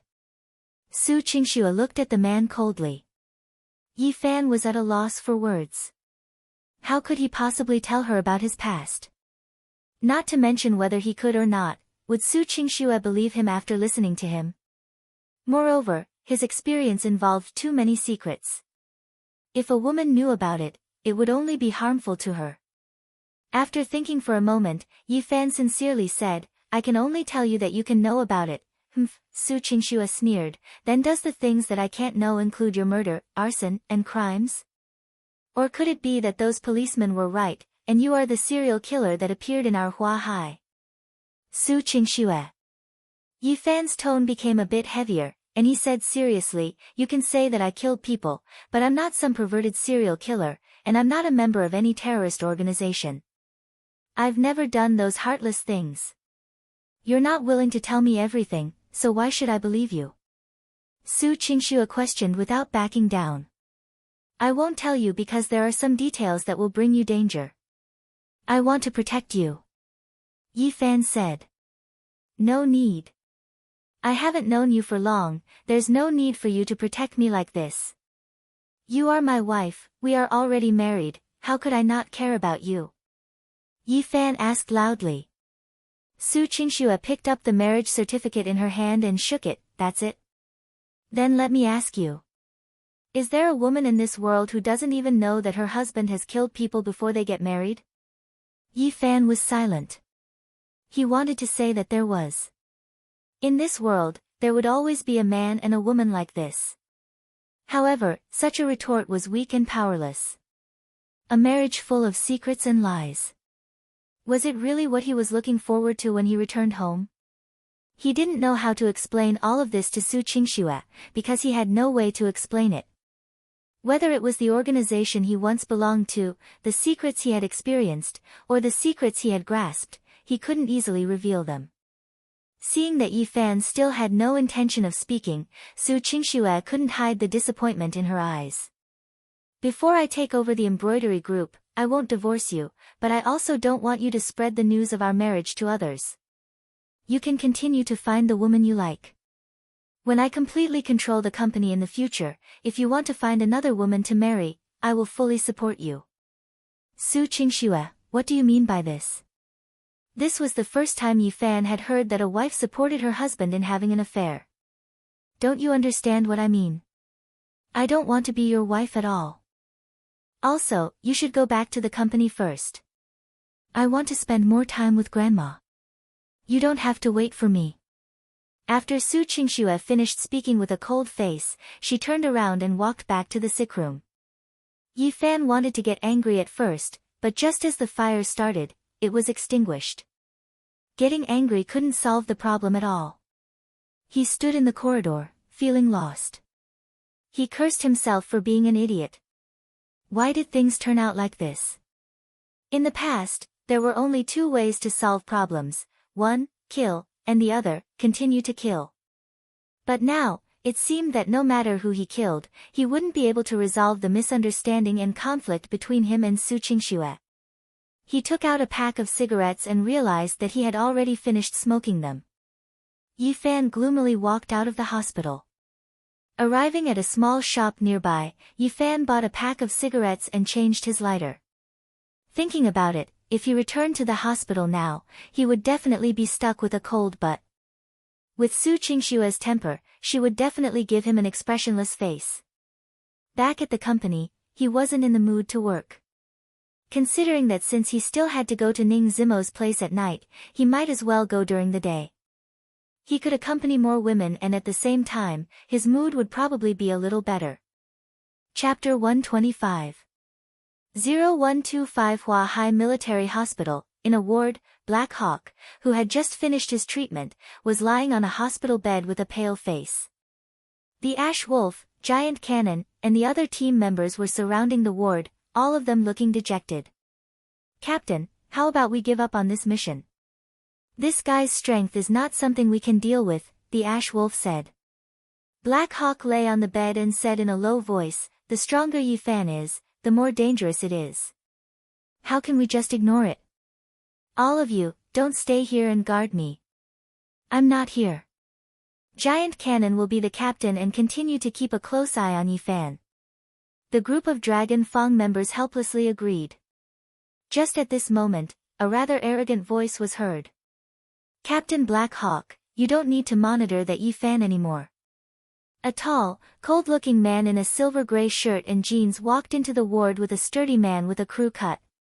When the members of the first team saw these two people, they all frowned. Captain Tian Xian, Iron Bear. Why did you come to Hua Hai? Black Hawk asked suspiciously. This man was Sky Profound, the captain of Dragon Fang's second team, and Iron Bear was his deputy. Although Tian Xian was young, he came from one of the top families in China. The wall of strength behind him was not something that an ordinary military background like Black Hawk could compare to. Basically, Tian Xian had only accumulated some merits in Dragon Fang. Even the members of his second team were elites arranged by the aristocratic families. Then, in a few years, Tian Xian would definitely rise to the Dragon Soul. Therefore, Black Hawk and the other members of the first team were all very respectful to him, the captain of the second team. With a proud expression, Tian Xian said in a clear voice, the Dragon Soul has already given the order. This Yi Fan will be temporarily monitored and investigated by our second team. Your first team's operation this time has disappointed the upper echelons, so you can temporarily leave Hua Hai. What? Black Hawk was shocked. Why haven't I heard of such a thing?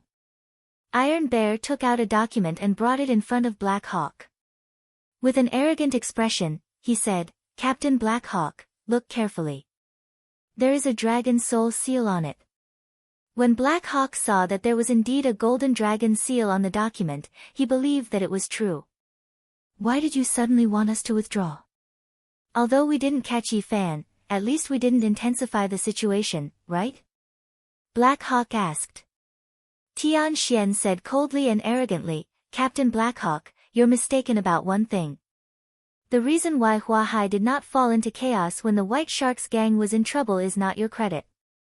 It was Yi Fan, who scared Wang Jiao and the others from the White Shark gang quite badly.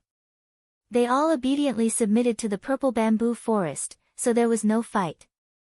But what about you guys? You actually overestimated yourself and went to catch that Yi Fan. In the end, you even injured yourselves. The higher-ups are very disappointed with your stupid decision, so they asked us to come over and carefully investigate Yi Fan's background before taking a more reasonable action. Captain Tianxian, we have already tested Yi Fan's strength, and we have also gotten into a conflict with him. Your second team coming over at this time is suspicious of stealing the credit. The female team member, Lu Su, couldn't help but coldly snort. When Tianxian heard this, his expression turned ugly. He grinned and said, "You're saying I stole your credit?" Lu Su. Shut up, Black Hawk hurriedly lectured. Although Lu Su was unwilling, she had no choice but to shut up. Tianxian coldly swept his gaze over everyone and said, "I have to say, your team is really stupid and naive." Oh. Captain Tianxian, please tell us, how are we stupid? Black Hawk suppressed the fire in his heart and asked. Tianxian snorted lightly and said, "You guys have always wanted to investigate Yi Fan's identity and background through your own surveillance and interrogation to see if he is a serial killer. But, have you never thought about it? Why would the monkey-eating eagle's men find Yi Fan? That's not a killer, that's a bounty hunter." Black Hawk and the others were suddenly enlightened. Could it be because Yi Fan is carrying some kind of treasure? Humph. In the end, you guys were looking in the wrong direction from the beginning.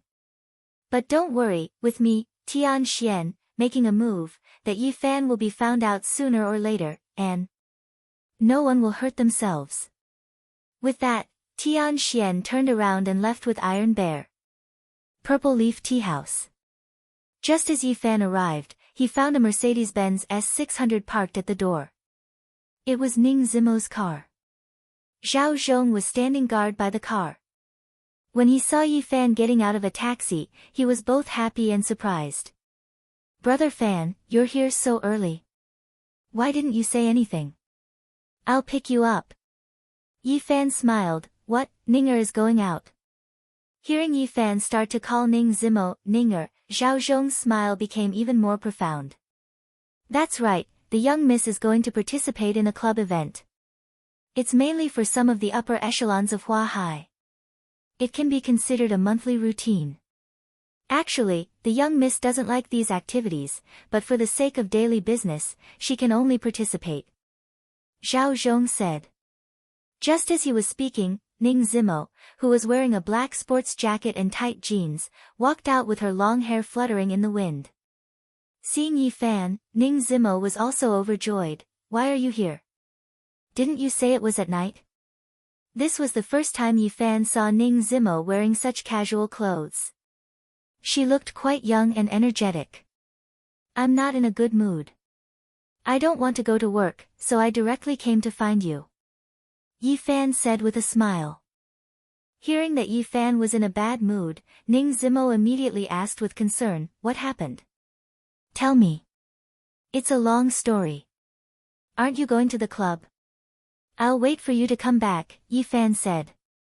Ning Zimo frowned, thought for a moment, and said, "Come with me. No matter how bad your mood is, you can still vent it there." "Vent? What club are you going to?" Yi Fan was curious. Ning Zimo smiled mysteriously. "Get in the car, we'll talk about it on the way." Yi Fan didn't care. Since the woman was looking for him, there must be a reason. He had nothing to do, so he got into the car. Originally, Zhao Zhong was driving, but after Yi Fan came, Zhao Zhong didn't want to be a light bulb anymore. As Yi Fan drove, he told Ning Zimo everything that had happened. Of course, it also included the process of him and Su Qingxue getting their marriage certificate. Although Ning Zimo appeared to be very calm, when she heard that Yi Fan had already received his certificate, there was still a hint of sadness in her eyes.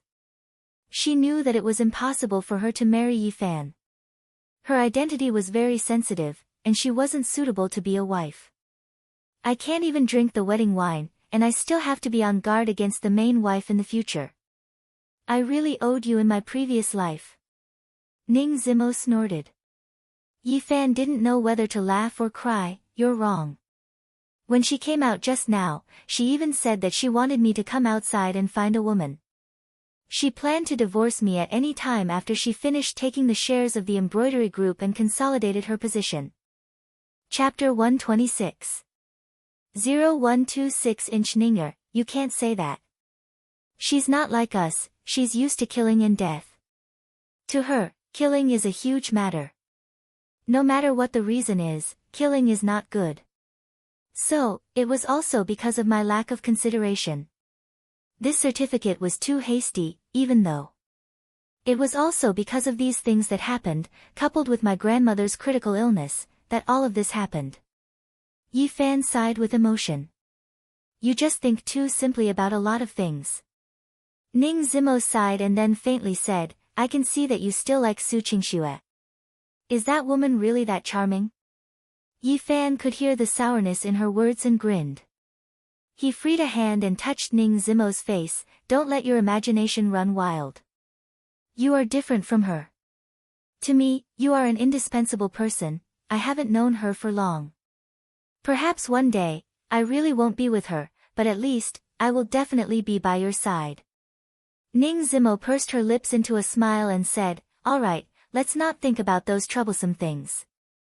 Su Qingxue will understand sooner or later that you are keeping some things a secret for her own good. Today, come with me to the club and have a good time. After that, you'll get rid of all your worries. What kind of club is it? Yi Fan was puzzled. Ning Zimo pointed to the front and saw a large billboard with a few big words written on it, Hua High Flame Shooting Club. Did you see that? This is the only club in Hua High that uses real guns to shoot. The minimum entrance fee is 100,000, and it has to be introduced by an old member. It's equivalent to having status. Yi Fan suddenly understood, you want to take me to shoot. Yeah, I've only seen you fight, but I've never seen you shoot. I can't guarantee that your shooting isn't as accurate as mine. Ning Zimo said confidently. Ning, son, your hobbies are really different from the average woman's. What, you don't like it? Then turn around and go back. Ning Zimo rolled her eyes at him. Yi Fan smiled and shook his head. He didn't say anything else. Since he was here, he might as well go and play. After getting off the car, Ning Zimo held Yi Fan's hand and the two of them walked into the club together. As a VIP, Ning Zimo could bring a companion along to play, so it was just right. Walking into a long corridor, the tempered glass display cabinets on both sides were filled with all kinds of firearms and ammunition from different eras. There were large heavy machine guns and small pocket pistols. Yi Fan didn't look at these guns too much, because he was too familiar with all of this, so he didn't have any interest in looking at them. Miss Ning. Suddenly, a man's voice came from behind. It was a young man wearing a white suit jacket. He looked rather refined. He wore glasses and looked refined. Who is this man? Is he your boyfriend? The white-clothed man came forward and looked at Yi Fan with an unfriendly gaze. He was very dissatisfied with the way the two of them were holding hands. Yi Fan was puzzled, what kind of show was this? Young Master Fu, haven't you always been curious about who I'm with? He's my man. Ning Zimo was rather natural and unrestrained as she introduced, Yi Fan, this gentleman is called Fu Peng. He's one of the founders of this club and also the son of Mayor Fu. Although Yi Fan didn't know him at all, he still smiled and nodded, hello. Fu Peng's expression was very unwilling, but he still extended his hand and shook hands with Yi Fan. I can't see that you have any special qualities that make you stronger than me. I've been pursuing Miss Ning for more than a year, but she's always rejected me. I really want to know, just how are you better than me? Fu Peng said with dissatisfaction. Yi Fan couldn't help but want to laugh. This mayor's son spoke very directly and said, I don't know either. What does Ninger like about me? Maybe I'm a little more handsome than you. Ning Zimo pouted coquettishly and used her elbow to hit Yi Fan. This guy really didn't take the mayor's son seriously. Impossible, whether it's my appearance or my clothes, I'm better than you. You're just a little stronger than me. Fu Peng said. Yi Fan smiled and said, isn't that right? Ninger likes my strength, I can satisfy her. Stop messing around. What nonsense are you spouting? Ning Zimo blushed, feeling that this guy was too bad. However, Fu Peng took it seriously, and a trace of disappointment appeared on his face. Miss Ning, is that really the reason? Why didn't you say so earlier? I can train my muscles and eat some supplements. Young Master Fu, don't listen to Yi Fan's nonsense, he's just joking. I just feel that my background isn't suitable for you, and I'm not worthy of you. Moreover, I feel that this kind of thing also depends on your feelings, and you can't force it. Ning Zimo didn't want to offend the mayor's family, so she casually found a few excuses to tactfully decline. That's not a problem at all. The first time I saw you at the Purple Leaf Tea House, I fell in love with you at first sight. Ning Zimo directly interrupted him, young Master Fu, I'm really sorry. I don't want to talk about this in front of Yi Fan. She didn't want Yi Fan to feel uncomfortable listening to her. Fu Peng's face was filled with disappointment as he looked at Yi Fan unconvinced. Yi Fan felt that this guy was quite interesting, just like a child throwing a tantrum. Unfortunately, he was obviously not the type that Ning Zimo would like. Right at this moment, a man and a woman walked over. What surprised Yi Fan was that he knew both of them. Song Xinghe was well dressed, and beside him was a woman who followed him like a little bird. It was Lu Jinger, who was humiliated in the hotel last time. Yi Fan. Song Xinghe frowned. Song Xinghe. Why are you here too? Yi Fan, on the other hand, gave a relaxed smile. Lu Jinger had a strange expression on her face. Xinghe, you know him? Song Xinghe simply nodded his head, and then asked in bewilderment, you know him too? Lu Jinger gave a stiff smile as she pondered in her heart. She wouldn't say anything about the shameful incident from last time. That would only lower her prestige as the young miss of the Lu family. We met once, just for work, Lu Jinger said lightly. Fu Peng looked left and right, and asked curiously, you all know each other? Manager Song is my friend, and Miss Lu Jinger is his girlfriend from the Magnesium country. She is also my friend. Today, the three of us came together for fun. Yi Fan muttered in his heart, this Song Xinghe is really something, to actually make a young miss like Lu Jinger come back from the Magnesium country for him. Fu Peng, isn't this the boss Ning that you said you chased after for a year?